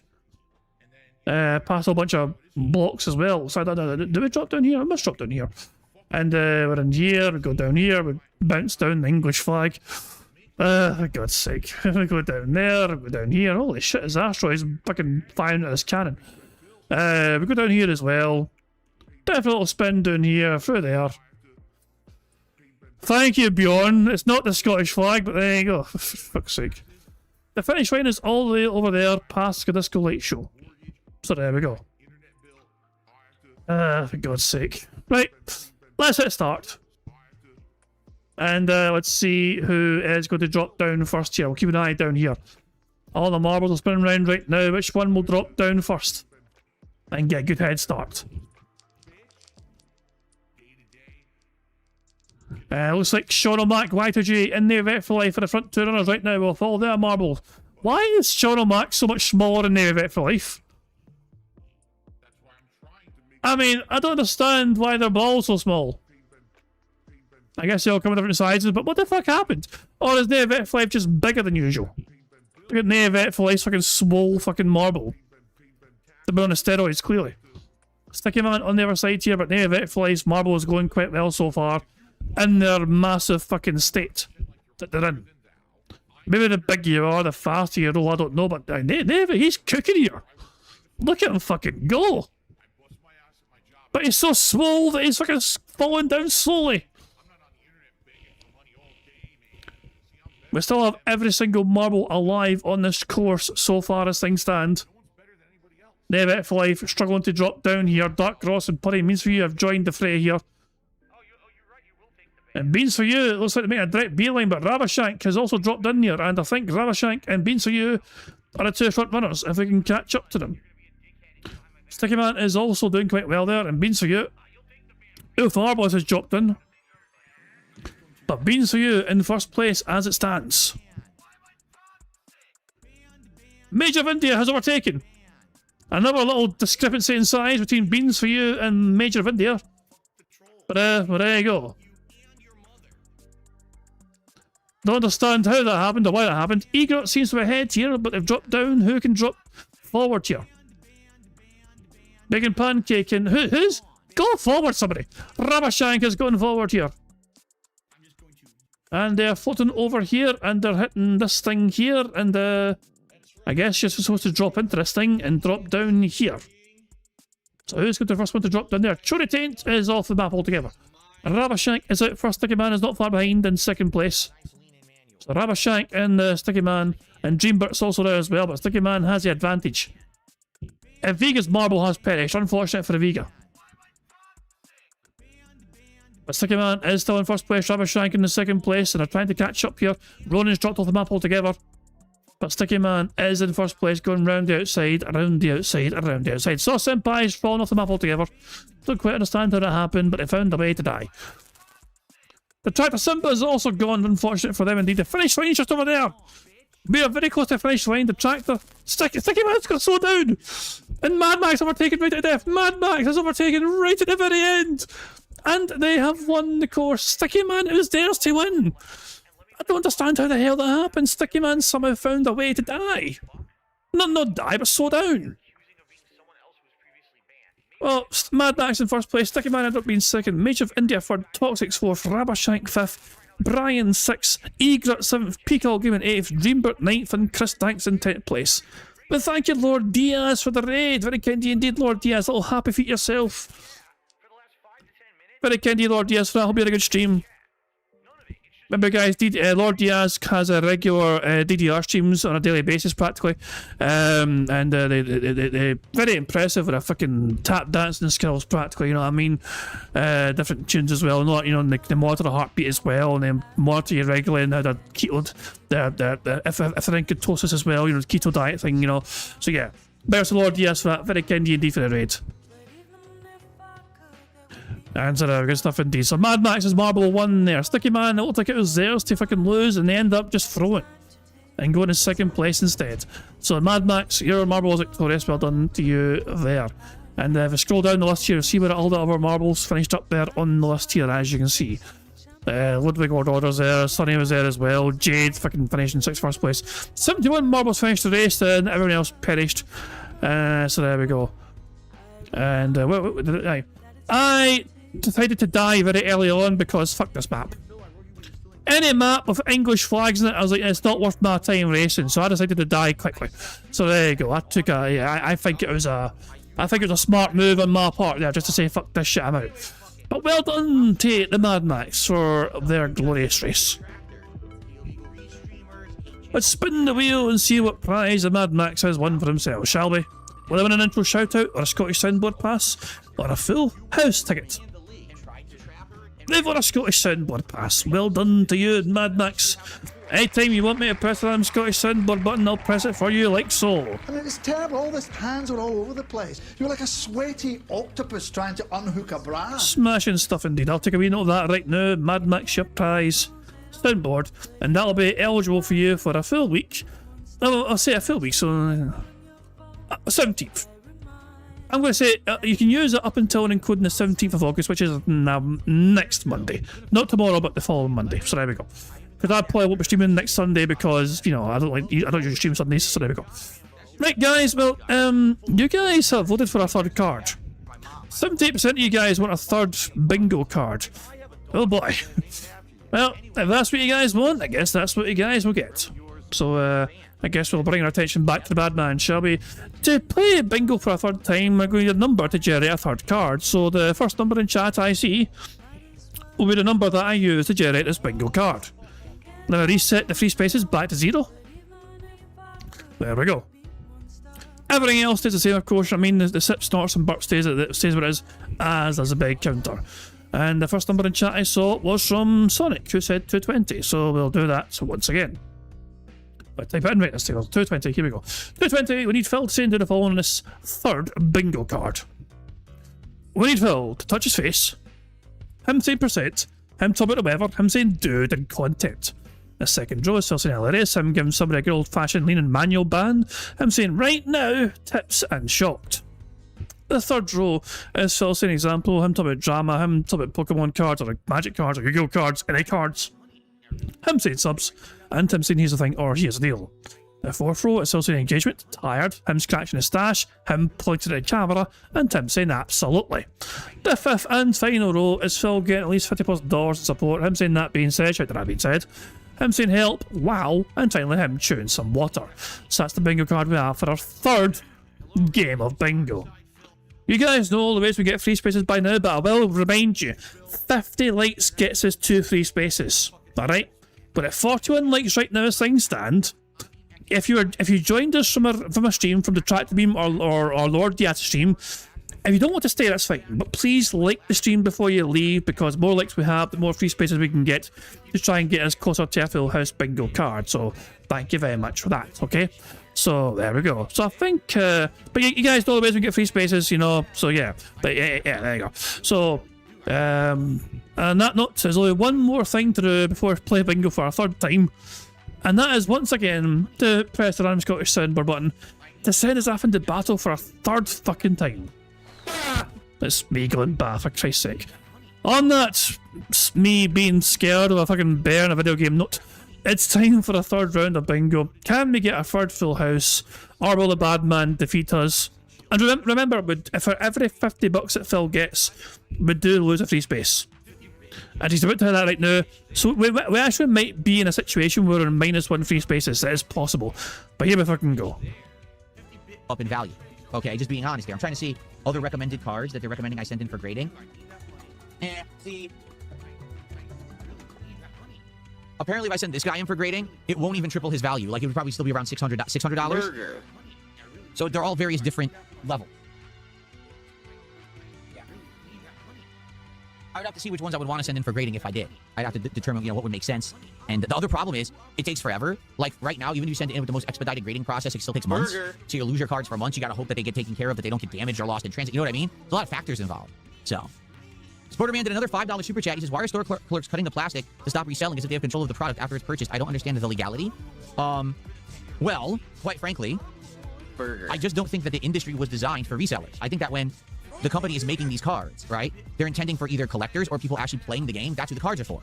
Like a hobbyist like me, who's just collecting for their personal collection, having fun opening the cards and enjoying with an audience, that's one audience. And the other audience are the people who actually play the game. That's the two audiences they're trying to sell for. I don't think when they're designing this product, they're just intending that it goes out to be resold and that the resellers market is the primary market for the cards. And so they're upset about that because the availability of the cards is not what it should be. Right now, why do you think Pokemon vending machines exist? Because the intention was anyone who just wanted to go get Pokemon cards should be able to go buy them from a vending machine and play with them immediately. And the sad fact is that's not available. Vending machines are empty nationwide.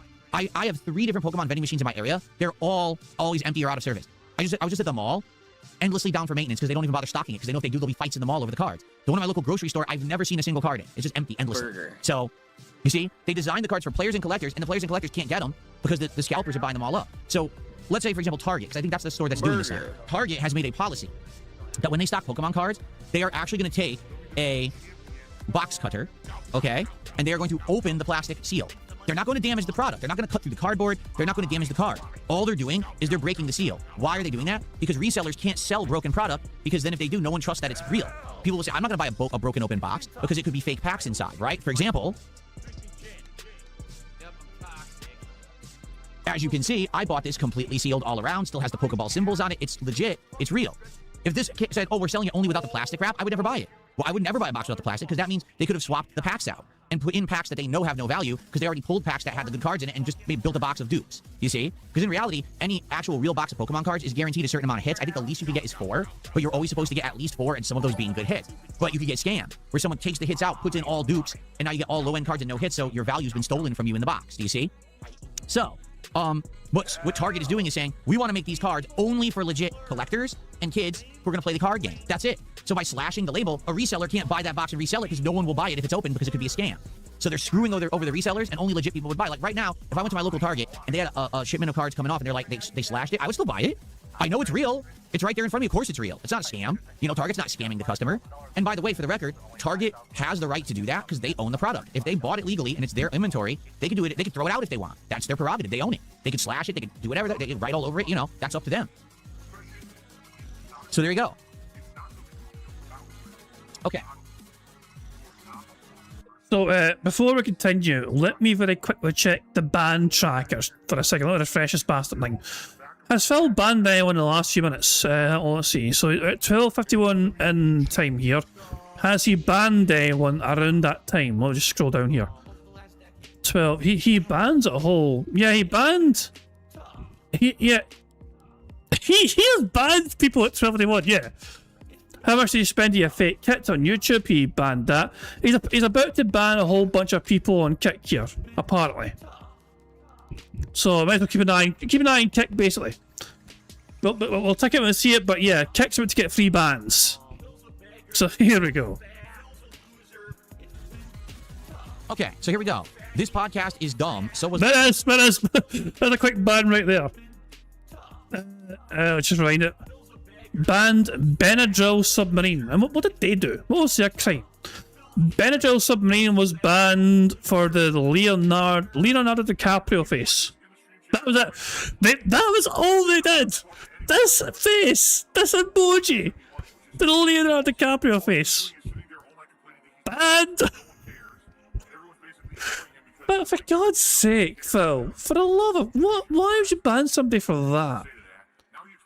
So it's good for us. Burger. We get to pick up that square, so it's good for us.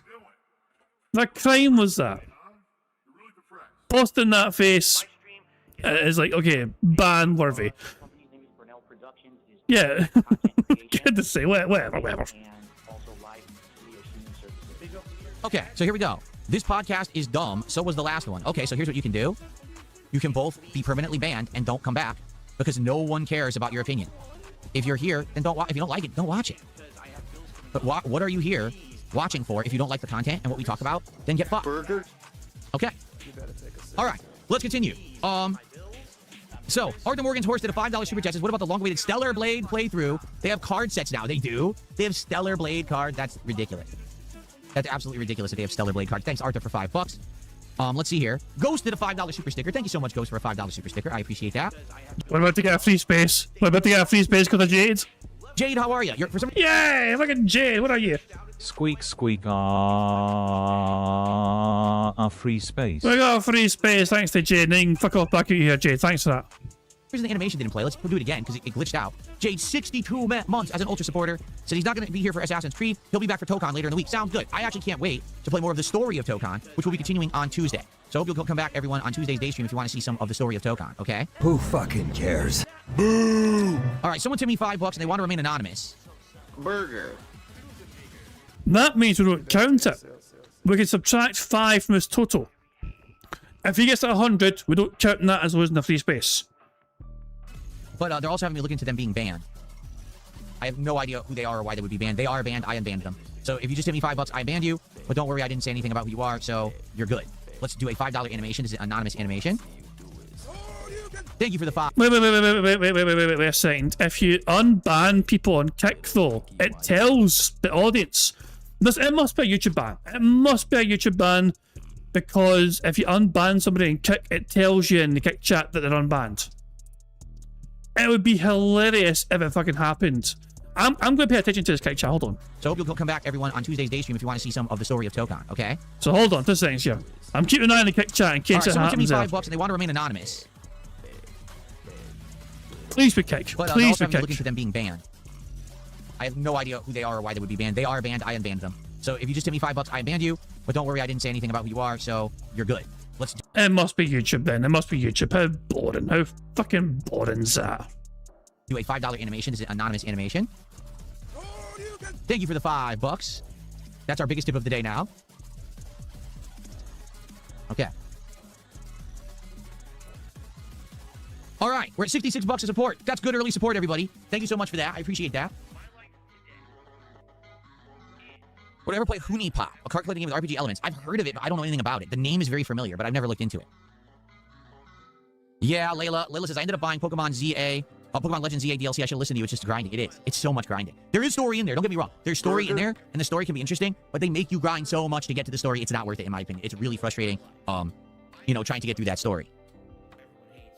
Who fucking cares? All right. So, Jake says, can we do the X-Men team? Sure, why not? Why don't we use the X-Men on Tuesday? That sounds like a plan. That sounds interesting, because I haven't used Storm at all. Okay, so here's the deal, everybody. Let's summarize everything we talked about in the first 90 minutes of the Level 1 podcast. I'm back. It's a 6-day streaming week for me. I'm very excited for the 6-day streaming week. It's going to be a good variety of continuing on with all the playthroughs we're doing, the story of Marvel Tokon, and possibly maybe later in the week, maybe even some Super Mario Sunshine if people desire it. We'll see how that goes. No online Marvel Tokon because it doesn't work on PC. Okay, you guys, this is definitely clutching at straws here. Does Phil mentioning Super Mario Sunshine count as him talking about the weather? It feels cheap as hell to count it, but technically it did reference the weather. But it's a game he's talking about. He's not talking about the weather. It feels cheap as hell to count it. I don't know whether we should count that or not. It's tempting to, though. It's very tempting to. With all the playthroughs we're doing, the story of Marvel Tokon, and possibly maybe later in the week, maybe even some Super Mario Sunshine if people desire it. We'll see how that goes. No online Marvel Tokon because it doesn't work on PC, and I'm not rebuying the game a second time because they don't deserve to be paid twice. You can't refund the game on PC, which is lame, so we're just going to play through story and offline elements for now, okay? If they ever fix the online play of Marvel Tokon, I would consider trying it online, but there's no point in doing that when it's busted. And it is. It's busted. Reportedly, it's completely busted, and it's not working, okay?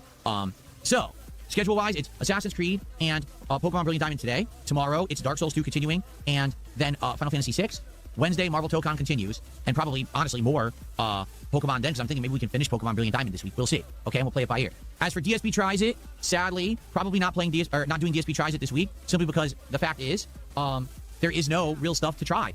There's nothing new. Fast food is in a bad way right now. These businesses are just not trying anything new. It's lame. You want to do something new, and then you find out it's just they reorganize the exact same ingredients a million times over and over. Very stupid. So, yeah, I'm not going to be doing DSP Tries It unless someone suggests something truly interesting that maybe I wasn't aware of. All right, but as of now, I looked into everything, and nothing looks very good. Everything looks pretty crappy in fast food right now, so I'm probably just skipping it this week, okay? Which is fine. It's not a reward. It's not based on milestones. It's just for fun. Since we can't have fun because there's nothing new, we'll come back to DSP Tries It when there's something new to try. If you have a suggestion, if something new is coming out, please share and let me know. But outside of that, I'm just going to kind of hold off on DSP Tries It for now, okay?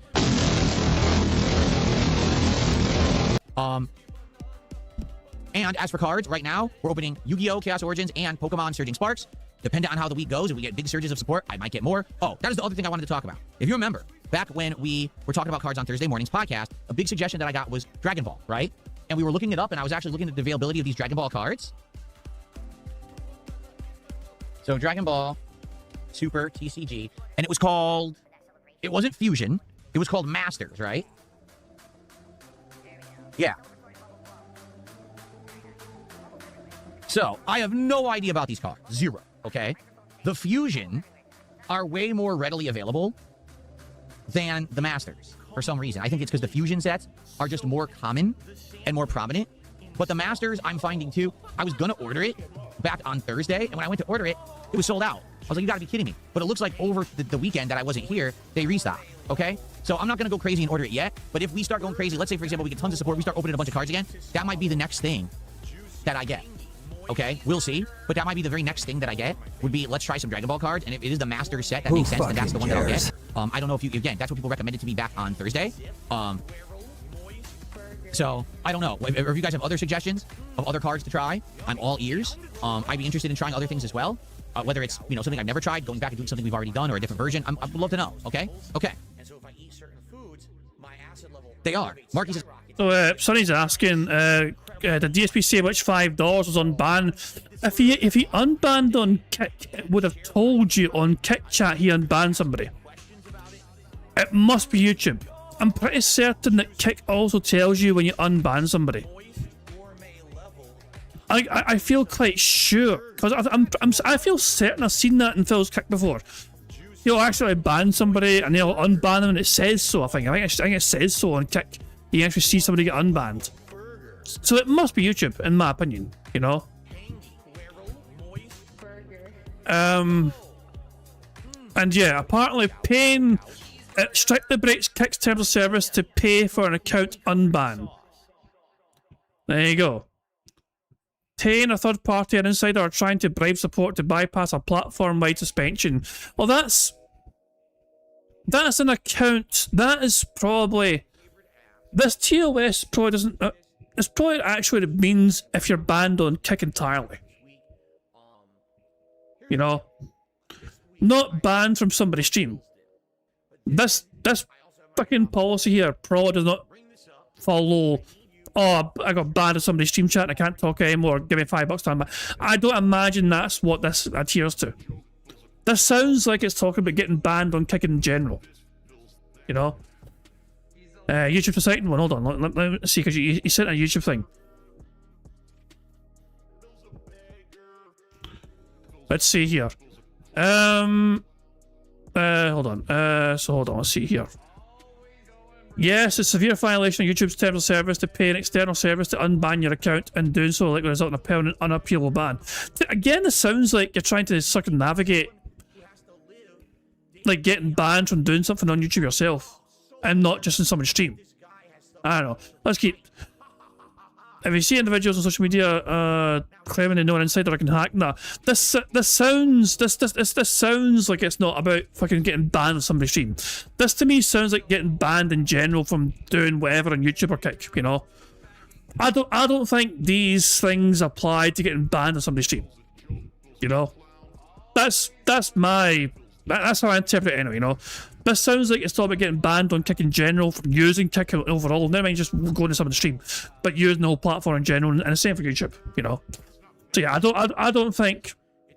I think it's to me that's a nothing burger, you know. Phil has frequently gotten. I would argue Phil makes a decent amount of money from people giving him money, asking him to get unbanned. It wouldn't shock me if Phil makes like 10 to 20 bucks per week just for people asking for an unban by giving them money to get unbanned, you know. I'm pretty sure Fusion and Masters are two different TCGs. They are. I'm being told that Masters is the better one, that Fusion got out of control, got very confusing, and that now the Masters is the one that's more interesting, that people like more, versus Fusion. Man, I got a lot of messages coming in. First of all, Jessica, thank you for $10. I really appreciate the $10 super chat. They said, welcome back. Hope you had a great weekend. I sent you an email over the weekend. Let's have some fun. Thank you. I got a bunch of emails after Thursday. I did see yours. I just didn't respond, but I appreciate what you said and the sentiment, and I appreciate your support. Thank you for $10. It's good to see you. And Spoderman did a $2 super chat saying hello to Richard. Well, I don't know who Richard is. If you're speaking to Review Tech, is he watching me? I wouldn't be shocked if he is. You know.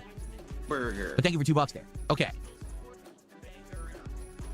Nobody says, why not try different kinds of Campbell's canned soups? Because I don't think that would be very interesting. That's why. Let's see here. Did I try the new pub burger from Wendy's?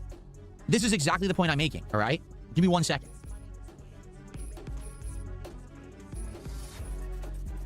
Burger.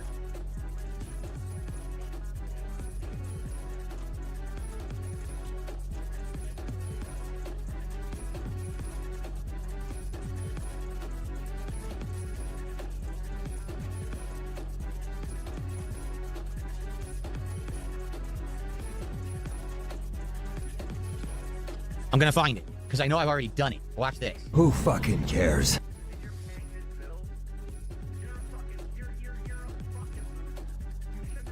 There it is.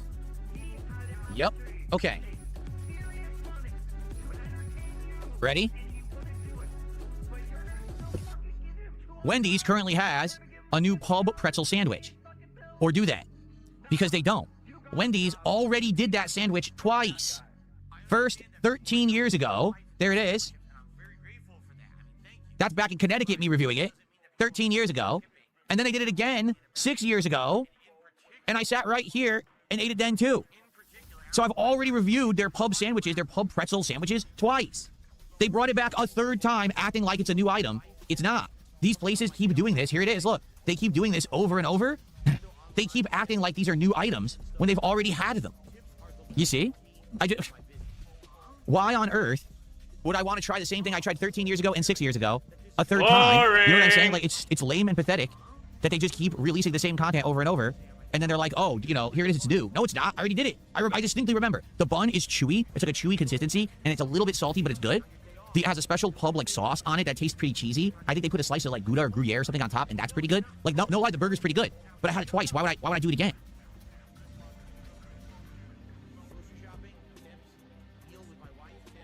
Okay.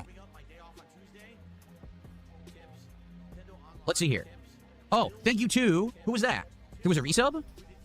Mandy Banana had resubbed for 2 months over on Kick. The funny part is I think it might have auto-resubbed at some point, but I never celebrated Mandy Banana resubbing, so I'm going to count that. Why wouldn't I? Maybe Mandy Banana auto-resubbed when I wasn't here. So thank you, Mandy Banana, for continuously supporting me on Kick. I appreciate that. Thank you, thank you.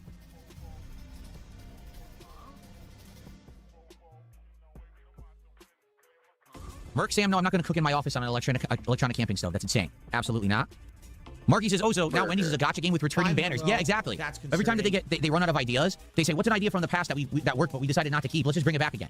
And they do. So it was 13 years ago, then like 8 years ago, and now, no, or 6 years ago, and now again, they just, every 6, 7 years, they bring back the pub bacon sandwiches. And they're exactly the same. They never change them. They're identical. Darkside Crystal says, what about McDonald's new Caesar sauce? I mean, you just said it. It's Caesar sauce. It's exactly the same product they normally have. They're just putting Caesar on it. Again, if they would do real new products, I would try them. They're not doing real new products. Just because they have a new sauce, what am I going to review? Okay, the sauce tastes like Caesar, or it's a little watery, okay? It sucks. I want true new products, right? If McDonald's was doing an actual new product, like the deluxe chicken Caesar sandwich, and it had, I don't know, a special bun, romaine lettuce, actual pieces of Parmesan cheese, croutons on it, right? And then the Caesar sauce with the chicken, I'd be like, Shut up, cool. bitch! But they're not. It's literally, oh, it's a regular chicken sandwich, but we're putting Caesar sauce on it instead. Make now I'm supposed to review that? Like, the only difference is the stupid sauce. stop. This is the difference of how DSP Tries It used to be versus now. There's just nothing to review anymore. Should I go to Little Caesars and review their Webberoni pizza, where they take regular pepperonis and they cut it into tiny, thin strips, and it's exactly the same pizza otherwise? It's the same fucking taste. Why would it be any different? It's the same pepperoni. You just cut it up. That's not a new offering. It's just lame that this is what they're doing. They don't have any ingenuity anymore. They don't actually try any new products. They just reformulate exactly the same thing. It's going to be the same product, you know? It sucks. It really does suck. That's a genuine series. DSP Tries It I loved doing when there was a lot of variety of stuff to try. It was like endless. I was like, wow, this could be an endless series. We could do it once a week in perpetuity, because how would it ever end when there's always something new? There's never anything new anymore. It's all the same shit. I can't believe that fast food completely degraded in the last 10 to 15 years, that there's nothing worth trying. Who do I think has better food overall, McDonald's or Burger King? It's a tough question. Personally, I don't think Burger King has had good chicken in a long time. Even their regular, like, original chicken sandwich, I don't like the plain version. Recently, I just had the one that was like the BLT version. I thought that was pretty good. But standard chicken at Burger King is not very good. I like the Whopper. I will eat the Whopper. I think it's consistently good. Okay, in that regard. I also like onion rings. Even though they're not high quality, I like the flavor of the onion rings at Burger King. Okay? At McDonald's, there's actually a few burgers I like. I like the Quarter Pounder, and I do every once in a while enjoy a single cheeseburger as like a craveable thing. Okay? McDonald's sometimes has good chicken and sometimes does not. And the reason I say that, they change it all the time. Like, they don't consistently keep anything at all into their rotation for chicken. They're constantly, like 2-3 times a year, they'll have different chicken. So you never know if it's any good. And then if you like... I mean, it's quite hard to fair, you know what I mean? Like, McDonald's and Burger King, to me, I can enjoy both of them. And they're both enjoyable because they're both different. Even though they're both burger fast food joints. Does that make sense? Like, if I'm getting a McDonald's, one of my go-to burger things at McDonald's is double quarter pounder with cheese, you know? Might get bacon in it sometimes, I don't know. But that shit's pretty good, usually, you know what I mean? That's pretty enjoyable for me, you know what I mean? That's a good meal. If I'm doing Burger King, it's like you get the bacon double cheeseburger fucking thing, that sort of thing. Some similar meals, very similar meals, practically the same meal, but one will taste so much different compared to the other. And to me, they're still both enjoyable. You know, it's weird though, yeah. Burger King fries or McDonald's fries, yeah, McDonald's fries. McDonald's fries, obviously, it's funny how they always taste the same no matter where you go. Yeah, I mean, they got the formula down pat, but it's like there's no substance to them, you know. In fact, you could pick up like fucking like a dozen of them, you know, and like just eat them in one like mouthful. It's ridiculous. There you go. But aye, they're both enjoyable, you know what I mean? But yeah, but there you go. But McDonald's has sometimes got things going for it, and sometimes Burger King has. But yeah, there you go. In terms of the best burgers, though, to me, if money is not an object, and you're wanting a fast food burger kind of thing, Five Guys burgers are pretty fucking dynamite, you know. It's very, they're very tasty. They're eating a Five Guys. It's more expensive, you know what I mean? But fuck me, they are quite tasty. Like it, they get rid of it.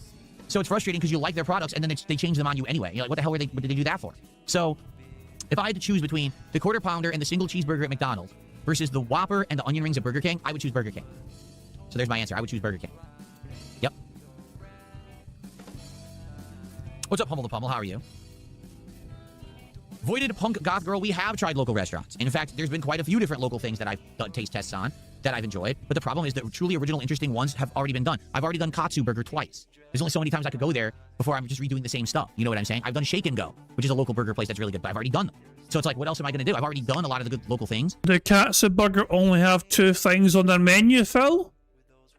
We've had teriyaki and bento boxes. We've had sushi. We've had the Hawaiian barbecue that I have nearby. All these are local things. We've kind of done everything. This bastard is making me quite hungry now. This rat bastard. I wasn't planning on eating anything else today, but I might have to fucking make myself a wee something to eat to take me over. I've tried Indian fusion pizza. It was called Pizza with a Twist. It was weird and disgusting. I would not go back.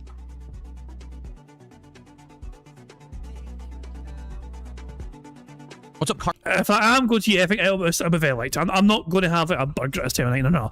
I had like pizza and chips earlier on. That's my dinner earlier on. You know what I mean? An early dinner. I'm not. Yeah. I've got Pop-Tarts ready. If I can put in a nice little, very light thing to eat, you know, if I'm going to eat anything before I go to bed tonight, it's going to be Pop-Tarts. You know, there we go. Harley Snail, how are you? Would I ever eat a sandwich that was dropped on the ground? Depends on what ground. Depends on if I dropped it and I know how long it's been there. Like if I bought a burger and I was about to eat it, I just dropped it right on the ground and I look and it's not filthy or anything, I'd probably just brush it off and eat it. But if I was walking along and I see a burger sitting on the ground, no, I'm not gonna pick it up and eat it. It's disgusting. I have tried In-N-Out Dark Side, Chris. Sadly, we don't have it in Washington State. It's something that people want in Washington State, and I think there actually is one moving in, but not near me. But no, we don't have it here. The one time I tried it, it was way overrated. I had it in like 2012, and I just was not impressed at all. Why don't we do something like crab legs instead of fast food? Because crab legs need to be eaten at the restaurant. Like, let's say, for example, one day I decide with my wife, we plan, we're going to go to a nice seafood restaurant nearby.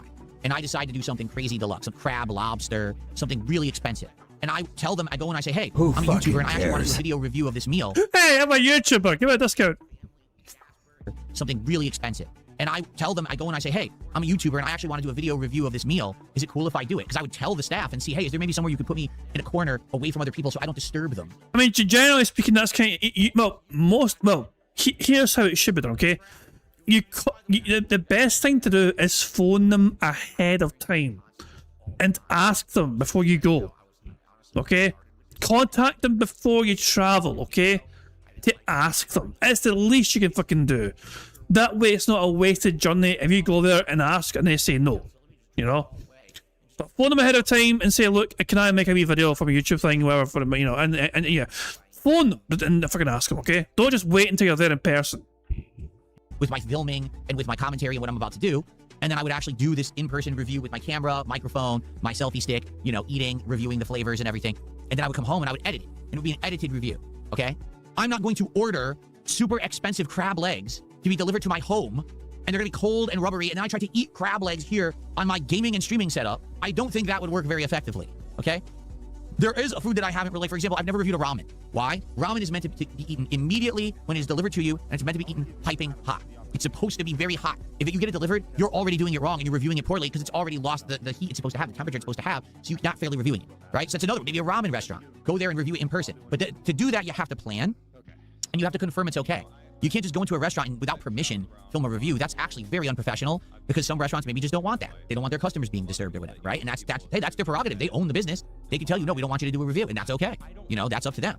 I turned into a fucking therapist yesterday, and I'm not a therapist. Yes, I did. Marky said, did you know in the 30s lobster was considered a poor person's food? They made fun of you in school for having lobster in your lunch. Yes, it was lobster and crab were considered low-end food for people who didn't have a lot of money. It was actually like red meat that was considered the higher-end food at that time. But I think what happened is the tables turned. We overfished the waters so much that now getting the lobster and the crab and stuff is actually the rarer meat, and therefore it's way higher value, as opposed to us now having mass-produced farms where we can just get red meat and chicken, no problem.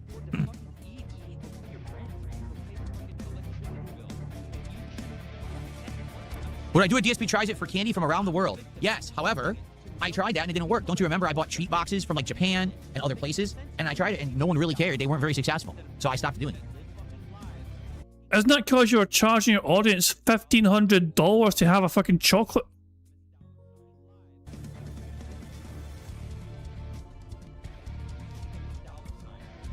Oh, Sonny has got a derail. What is this derail all about?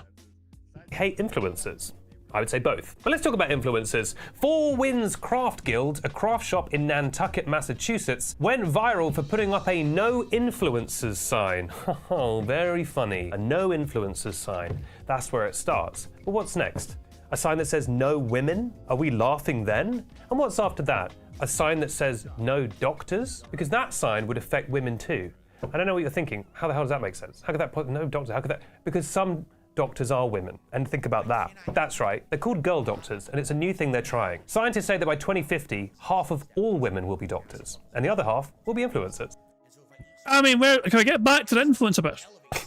Just gotta go off. So look, something that has been true for a long time now is that people only use the term influencer negatively. It is a purely negative term. People also use it very loosely. It basically just means anyone on the internet who I find annoying, because everyone's on the internet now, right? And there's lots of... It's definitely got a negative connotation. Influencer is definitely perceived negatively compared to positively these days, for sure. Groups who have tensions with influencers. I always find it curious when you have journalists who will decry influencers and complain about influencers, but the journalists will be saying this in a TikTok on their... So you made a 10-minute video basically saying there are some places in the world that don't want influencers. Right. Fantastic. Aye, that's okay, cool. I feel like this is purposely 10 minutes long just for the sake of the algorithm. 10 minutes and 2 seconds long. They have to make sure you got over 10-minute threshold by just rambling on randomly. There we go. Christ, but yeah, I mean, some places don't cater. I don't want the influencer kind of crowd, whatever. You know, I mean, and obviously, a lot of that has got to do with some people who think they deserve special perks and bonuses, because they're an influencer, because they think they've got some pull, you know, and they want discounts or free meals. Or I'm giving you exposure. I've got a huge audience. I'm promoting you guys, so you should fucking be nice to me. That sort of thing, you know, and that's another reason why people are fucking fed up with fucking influencers in general. So, yeah, I'm sure some have good meaning and some have good. Some aren't. You know, the majority of influencers are probably decent, you know. But is it the few big ones that are fucking letting the fame get to them, whatever, and think they're fucking hot shit? Yeah, they can't ruin it for everyone, it seems.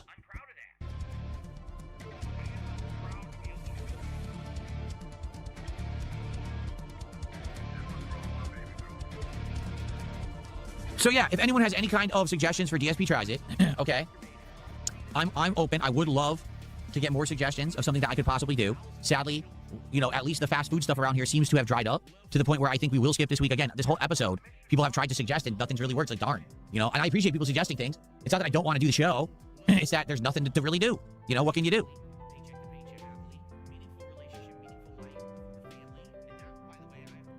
No, I have zero interest in a Mike Klum documentary about EDP. I don't care about EDP. I want to know nothing to know about that guy. I don't give two shits about a supposed pedophile. I don't want to hear his life story. I don't want to hear his sob story. I want nothing about him. I have zero interest. And neither, honestly, should any self-respecting adult who has a life. Why would you care about that guy? So why would you watch the documentary? Don't worry, the documentary will get millions of views. But, you know, giving attention to a pedophile, I don't know about that. Well, you get attention, Phil.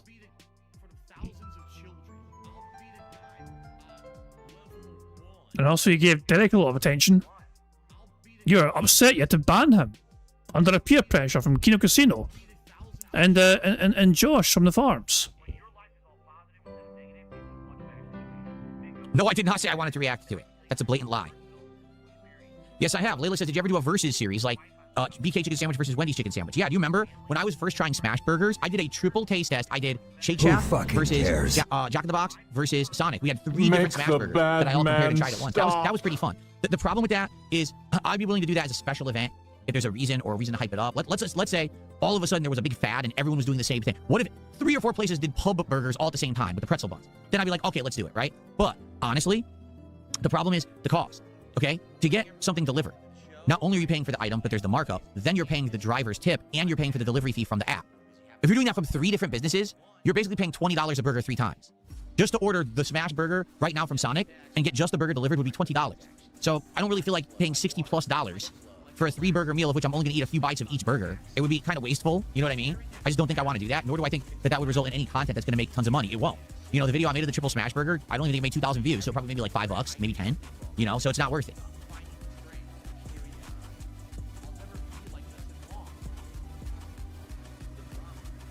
Were you hoping to go viral for putting 3 burgers against each other? Oh, poor Philly boy. Poor little Philly boy didn't go viral for his devouring of 3 burgers in one stream. Does Arby's have something new? I haven't looked at Arby's in a while. Because I was going to do Arby's. Arby's got a new summertime menu, right? And it was supposed to be the new chicken salad. Yeah, it was supposed to be a new chicken salad sandwich for the summertime and a new orange, like, creamsicle style shake. So I went to get it, sold out everywhere. A chicken sandwich for the summertime. Do we count that as Weber Talk? That's Phil of his own volition mentioning summertime.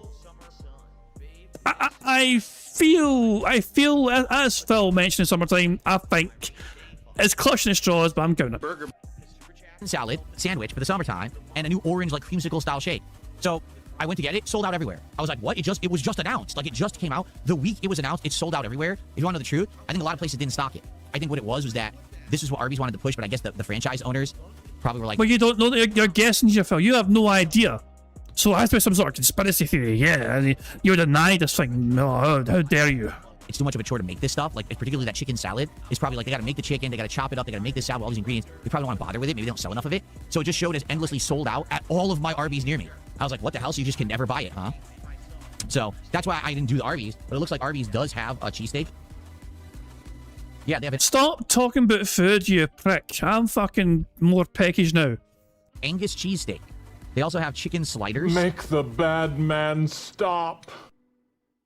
Yeah, so they have the Angus cheesesteak and chicken sliders. It looks like are the new things at Arby's, possibly. I'm just curious, before I even consider it, is it actually available in my area, right? Let's see.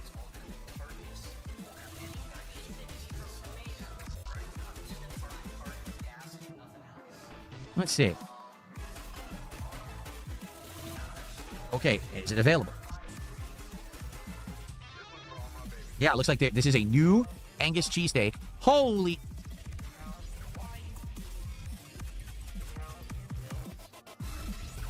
So they have two versions of the new Angus cheesesteak. Are you ready? There's a standard and there's a half pounder. Okay? Guess how much the half pound Angus cheesesteak costs at Arby's? I'm going to guesstimate about $25 for a meal.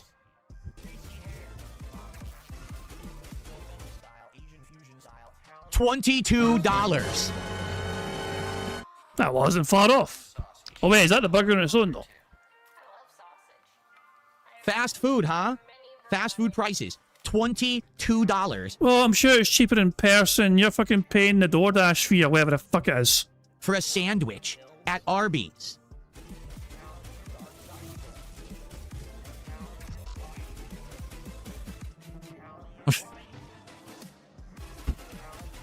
By the way, the chicken salad sandwich is still sold out. And so is the orange cream shake. They've literally been sold out since the moment they were announced, and they still don't have them. I still can't order them. I could get the Angus cheesesteak, and I haven't done Arby's in a long time. So, Christ, man. I mean, I can compare... If you guys are interested in comparing British-style prices, you know what I mean? We don't have Arby's. We don't have Arby's in well... There might be Arby's in the UK, I don't know, but there's none where I am. You know what I mean? So yeah, who cares? But if I give you an example, I could tell you like McDonald's prices right now if you want, you know. So, anyone curious about what prices are about the McDonald's things? Like, if you wanted like, so what the big burger right now at McDonald's is that big arch, isn't it? You know, the big arch burger. You know, you can get a big arch with bacon burger. Okay, you can get that as a meal on Just Eat being delivered to you. And it would cost you, for the food, without delivery fee or anything, that is £14.29. That's a large, big arch with bacon meal, £14.29. So that's an example of the kind of prices that the people in the UK would pay for, obviously. But if you're getting that on its own, delivered to you, for example, you know what I mean?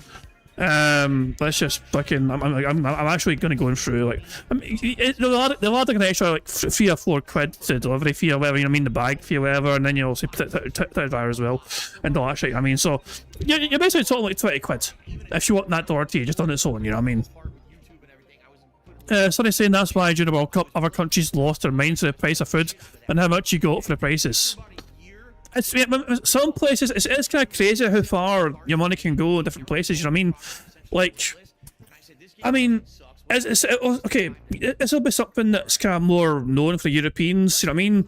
But, like, if you want to go on a good, like, if you go to, like, Eastern Europe, places like fucking Prague, for example, you know what I mean? You can buy alcohol there for a great price, which makes it a good destination for a stag do, you know what I mean? Things like that, you know, your money can go a lot further than usual, you know what I mean? There's some different places around, well, depending where you fucking go, just because for whatever reason the money can just go further, you know? I do kind of actually miss that. Before Europe went all before the Euro came in fucking and a lot of countries in Europe adopted the Euro, it was a bit of a shame because the Spanish had peseta and obviously you had the Deutschmark in Germany and you had francs in France and all that shit, you know, and they all had their own different kind of your currencies, you know what I mean? And yeah, sometimes it could go quite far, you know what I mean? That you know, if you're comparing the pound to the peseta, the pound was a lot stronger, you know what I mean? And so you got good value for money in Spain before the Euro came in, you know. But yeah, that's just the way it goes. Like, I mean, prices in America are mind-boggling at times, you know. Imagine World Cup prices as well, you know what I mean? So yeah, prices because of big tournaments in town.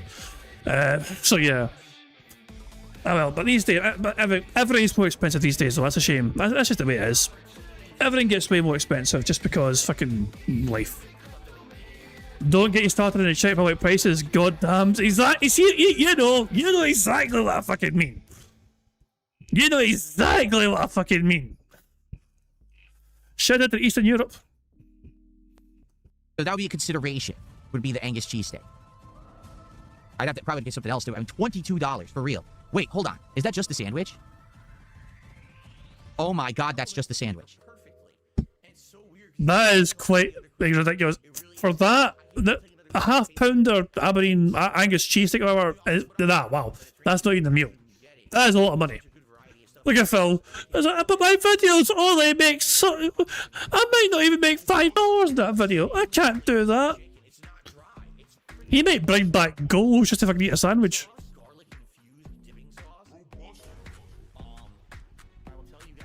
So this is a screenshot. So Phil holding his head in his hands. This is a screenshot that Sonny showed me earlier on.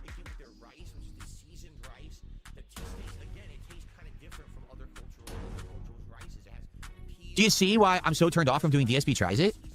Are they out of their minds? $22 for a cheesesteak. I want to quickly remind people again, in case they've forgotten, that Phil used to charge his audience $1,500 per DSP Tries It. He used to request getting $1,500 in support through memberships alone, I believe. Well, not just memberships, no. Memberships, super chats, that's what I mean. But yeah, he demanded $1,500 basically across the board to eat a burger or two. A fast food cheesesteak.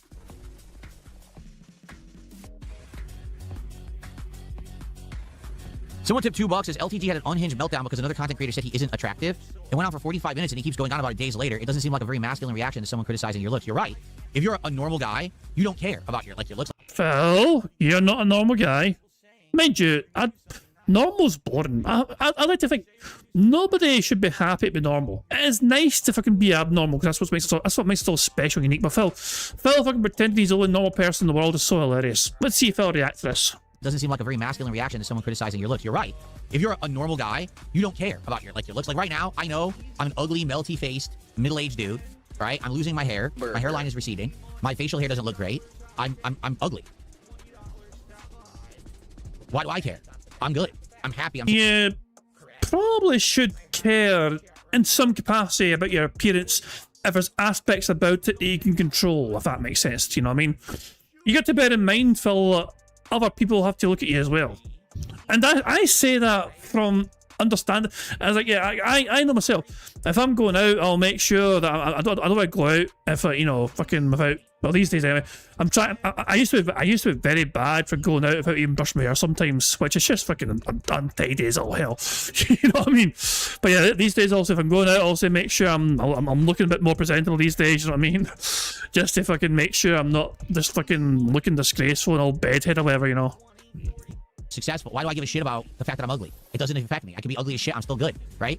That guy, his whole fucking shtick is that he's good looking. He believes he's attractive. He's not, but he believes he's attractive.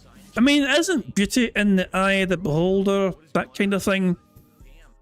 I mean, I know there's kind of some general acceptance of what beautiful is and what beautiful isn't, but this sort of thing is pretty much, there's no real fucking, it's just, if you like what you see, you like what you see. He fakes so much. He has filters on his face on his stream. He's got fake hair that you can see moving. You can see it's one piece moving around on his head, glued to his head. He's a complete phony. So for him and his facade falls away, he has nothing. because everything about him is fake. His subs are fake. His views are fake. You know, everything's fake. So Why don't you back it up with a source? My source is that I made it the fuck up. for him, he's got nothing at all but his looks. So that's his final bastion of success. You know what I'm saying? So yeah, if someone at all says that he's not attractive, he's going to lose his cool. You can call me ugly as much as you want. Why do I give a shit?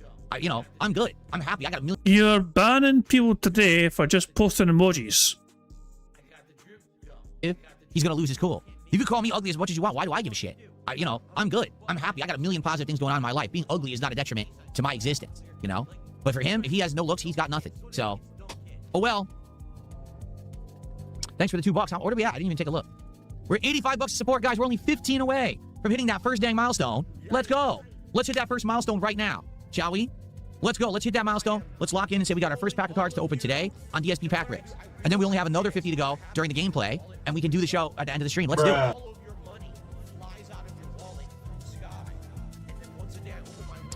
So, the good news is that Phil had a fake $5 tip earlier on. If Phil hits $105 of support and none of its fake tips, then we lose a free space. We have 3 free spaces as things stand currently because you just sit there and got our free space. So as things stand, we are 4 away from a full house. Let's go.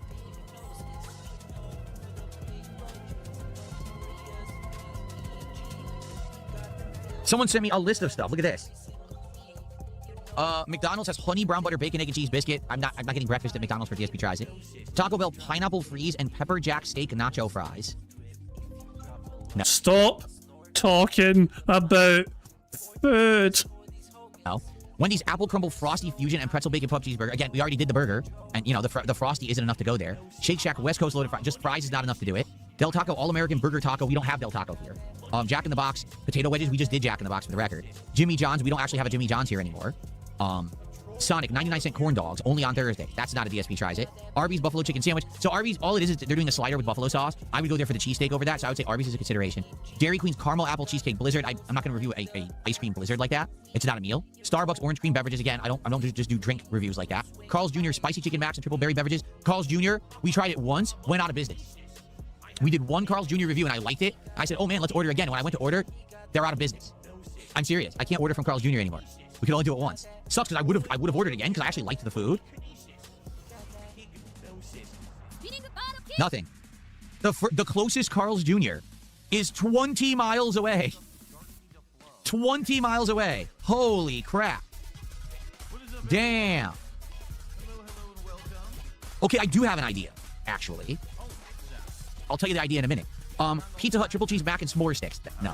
Popeyes cheese bites and blueberry lemon. No, again, it's not cheese bites and a drink. That's not the main. That's not a meal.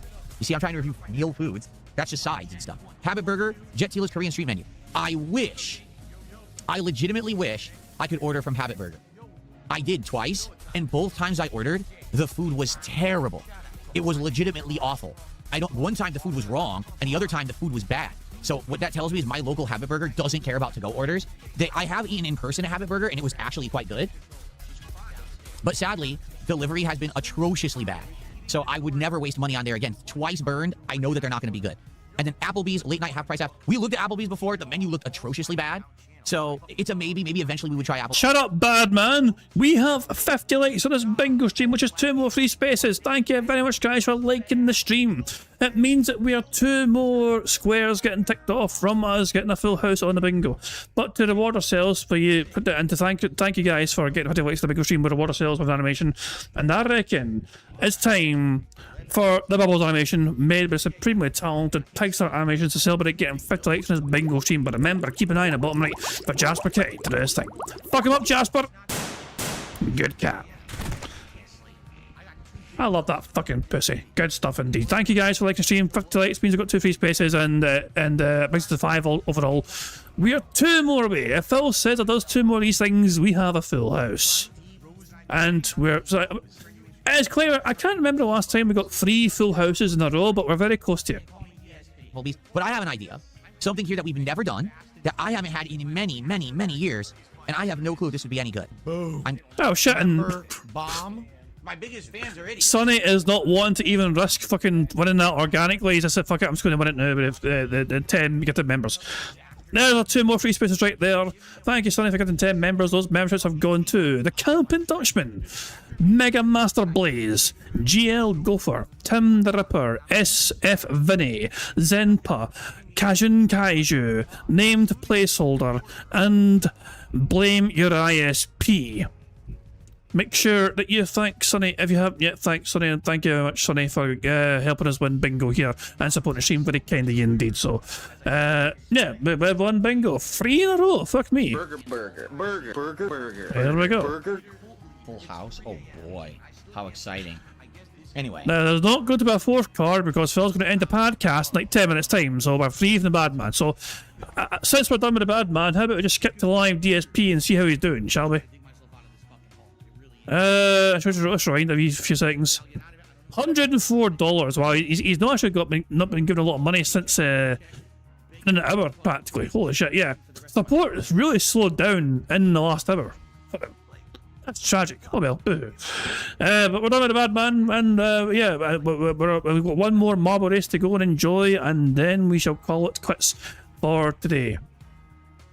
So quite a long one. Not quite as long a stream as my one on Friday. That Friday stream was something ridiculous. But still, we've been going for 4 hours currently. The stream's been live for 4 hours.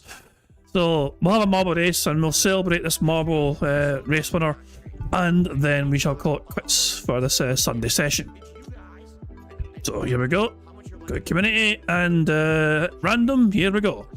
The map we have for our final Full House marble race today is called Abducted Sky City, made by Lunchbox 701. It has a 54% elimination rate and an average finish time of over 3 minutes.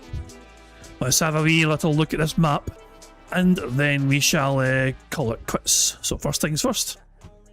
Holy shit, it's quite fucking bright here. What the?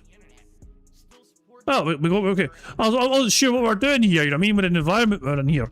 But it looks like we're just dropping down here, just all the way down there. So we drop down here, and then drop down, I guess, through the wee hole. As a, yeah, it must be a hole, yeah, there's several holes. Drop down here, drop down there, go through here, go through there, through here, drop down here, through here, get launched in the air potentially for these things. Over here, and then through here, down here, and then through here, and then we just filter through here and then just travel. I guess we travel through this little wormhole thing. Through here, into the tumble dryer of doom. And then, what, down here, and what happens next? Where do we go? Where's the finish line? Where's the exit? Where do we go? The exits, how do we get to the end? What happens here? Do we get launched up in the air? What, I'm lost. Where are we? Get me out of here. Hold on. Getting trapped in this fucking thing. Hold on. I'm going the long way. Where the hell are we anyway? What the fuck's this thing? That's a huge bitch. Wait, are we traveling from like one spaceship to another spaceship or something? Is that what's happening here? Oh, it's an elevator. That's why I couldn't go forward anymore. It's a bastard elevator. That explains a lot. Right, okay. Okay, I know what to do now. I couldn't go forward because we're meant to go up. That makes a lot more sense, actually. Here we go. So we're going up. Wait. I was like, why can't I go? Wait. Are we defying gravity here? Like, we're landing on us going up the way, and we're going over this very slowly. What the fuck? Are we, like, somehow defying gravity here? And then we're going up here, and going up there, and going up here, and then up here, and then through here, and then we're here. We go through here. What the fuck, man? Are those turrets? Those might be turrets that shoot you, I don't know. We go through here, through there, through there. What a course this is, man. What a course. So we got all that. After all that, drop down here, down here. I don't even know if anything over here is relevant or whatever. I think this is just fucking design just for the sake of it. Because the map ends, we go down here and through here. Everything down here is just designed for the sake of design. Well, what an interesting looking map. But so bizarre. Anyway, let's hit start. And let's zoom way back to the start here and follow. Well, that's not the way you want to go, I think. Yeah, I think these marbles are going to die. We're going the wrong way, guys. I think everyone's going that way. Are we meant to be going this way? What's that? I think this is not a good way to go. Oh, that's a turret that's shooting people. Okay, we're not meant to go that way. Vega, we're following you. What the fuck was that? Is that another turret? Okay, we're following a Vega, because a Vega seems like to know where they're going. No pressure, Vega, but you better be... Holy shit. Oh, there we go. Vega is in this area first. And they're doing quite well. They're doing very well. I've died. Daniel Heads have died. Quite a lot of marbles are dying right now, but Vega is doing very well, as you can see. And, yep, this is definitely a gravity-defying section here, as you can see. Puddy is trying to catch up, and somebody is actually overtaken. Somebody has overtaken. Can we catch up with whoever's in the lead here? Ravashank is now in first place here, but a whole lot of marbles are starting to join the party here. They've been slowed down. Mr. White is here, and so is NRC Midnight, Agent Double Soul, Ravashank. It's an interesting battle here between these four. Vega haven't lost first place, but they'll try to get it back, and a whole bunch of marbles have joined it. What the? Who the hell is winning now? There's a whole lot of competition here. I see Steve in there in some capacity. I'd love it if Steve won. Steve, you've got to win. Steve is in contention here. You don't want to go that way though. I think you want to go this way. Hothead Studios. They're winning right now currently. And they're having a good... This is a very good run actually. Then that was... Oh, hold on! Who's in the lead? Ludwig has got a fucking launch forward in the lead. And Ludwig's ahead, but they were slowed down. We've got some marbles down in the bottom there. I think they're just exploding, but Ludwig's about to win. Ludwig is seconds away from winning this course. Can anyone overtake at the last second? Ludwig's been slowed down. Can anyone catch up? The Dom's trying to catch up. Dan's trying to catch up. Hot-headed and what's the right? Sean O'Mac, Y2J. Ludwig's going the wrong way. Ludwig's been going the wrong way. And now they're ahead again, but Dan is also there. It's going to be a photo finish between Dan and Ludwig. Who's going to make it first? Ludwig makes it first ahead of Dan. Very, very close run race, but Ludwig finishes marginally faster. Dan second, Mr. Whiteford, the Dom in fourth, Lazy Crabs fifth, Ravashank sixth, Hothead Studios in seventh, Deadly Kaiser eighth, Mistake in ninth, and Sean O'Black Y2J in 10th place. Well done to Ludwig World Order for their victory. That was a very close run race indeed. That was very fucking competitive, it was. Just waiting for the last few marbles to finish the race here. As you can see, the fire is coming soon. But these last few marbles are crossing line there. Sonny and Ryax, Larry and Captain Murphy as well. We hope to finish the race just in time. Can Mexi make it in time? They can. But that's the rest of them all nicked and barbecued. Well done, Ludwig World Order, for your victory. Stevie Dead, you ended up in 13th place, pal. That's not bad. That's not bad. Quite a lot of marbles did perish there. You know what I mean? Including me. I died and all, you bastard. Vega, you're winning at some point. You ended up in 44th place. That's unfortunate for you. At least you finished. 64 marbles completed the race. The rest all perished. So there we go. If you see your name here, it means you died. And there's quite a lot of death and destruction on this day, as you can see. But well done, Lord... sorry, it's not Lord. Well done, Ludwig. I said Lord Diaz. Lord Diaz is one of the ones that died, as well as me and everyone else. But Ludwig World Order, victorious today. We'll spin the wheel and see what Ludwig World Order has won for himself, shall we? Let's spin this wheel. Whether an intro shout out or a Scottish soundboard pass or a marble ticket. They have indeed won, it looks like, a marble ticket. Anytime in the next week, anytime Ludwig wants a marble race to happen, all they got to do is say they want a marble race to happen right there and there.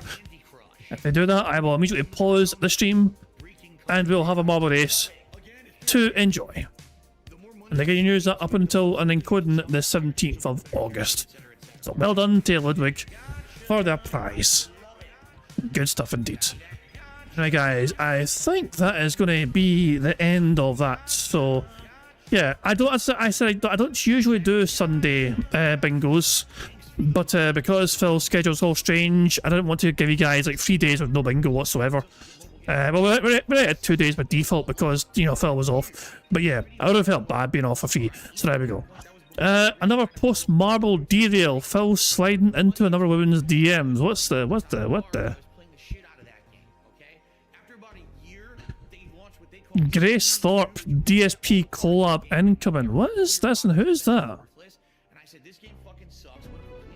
Dude, that guy is like, he's bigger than we thought, right? Or I thought. Yeah. DSP? He's big. Yeah, no, he's pretty big. I've had like long conversations with him in DMs. He got like a $2,000 donut. Yeah. He's big. He's like known as a lol cow, but I was gonna do an interview with him about how like what being a lol cow is and like how we feel like we identify and don't identify with it. Well, because I mean, what am I gonna do? Play video games with him? That's what he does. Oh. Because he hit me up and he was, no, somebody. I thought you were gonna just talk shit about RT. Yeah, but he doesn't really know RT that well, I guess. Neither do we. Yeah, that's true. Big fat baby, that's all I know. Big fat baby. Right. Wet his diapers.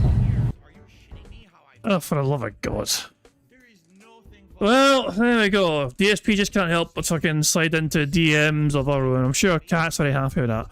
But there we go. What the fuck? What the fuck? Oh, hell. Paul was like, how could she have long conversations with him when he told us he doesn't even have an hour to spend with his own wife at night? Well, I'm going to guesstimate Phil was lying, but there we go. Jesus Christ. Right, guys, well, all I know is that's going to bring an end to the bingo for today. Bingo, of course, returns tomorrow. Should be a shorter one tomorrow, of course, because it's just a morning show. Morning shows are shorter as well. So there we go. But yeah, I'm going to bring it to an end there. And so yeah, thank you for being here. I do appreciate everyone being here. Thank you to the Tractor Beam and Lord Diaz for raiding the stream earlier on as well. It was very kind of you indeed. Cheers. If you're here to like the stream and enjoy the stream and even support the stream, it is very much appreciated. So yeah, bingo returns tomorrow. Should be here every day, Monday, Tuesday, Wednesday, Thursday, and Friday next week. If that changes, I'll let you guys know. But the plan is to be here every day. So there we go. But that's it for today though. And I'm going to wrap up there and I'm going to end these things, how I always end these things, by playing notorious PIG contributions made by the supremely talented Pixar Animations. So guys, until tomorrow, I hope you all enjoy this here weekend and I'll catch you all later. Goodbye. On September 14th, a pre-authorized payment of $16.51 from PayPal.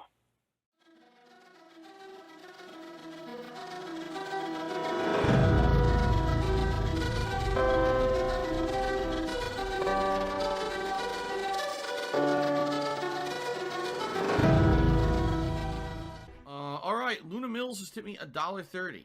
It says, "I'm back. What's your favorite type of shower?" When you're showered in money. When you go outside, and all of a sudden, greenbacks start falling from the sky, and you raise your face up. You're like, oh, you start dancing. You go, oh, money, money, yeah, yeah. All right, I don't know what the hell you're talking about, but thank you for the first tip of the day.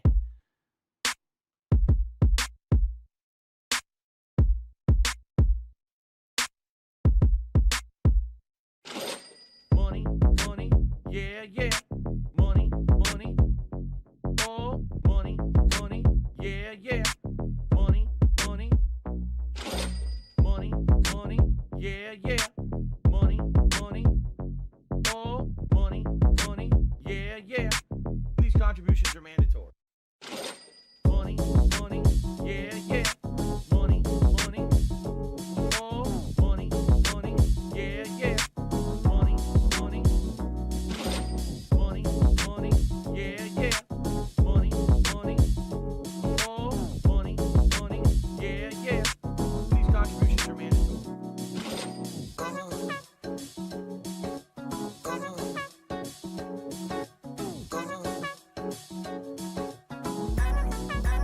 Show me the money.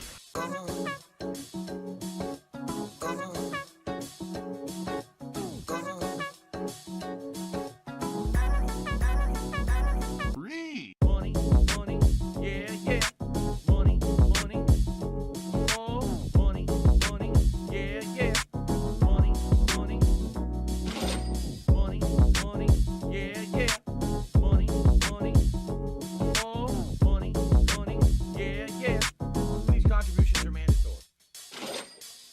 it's gone. Just gone like that.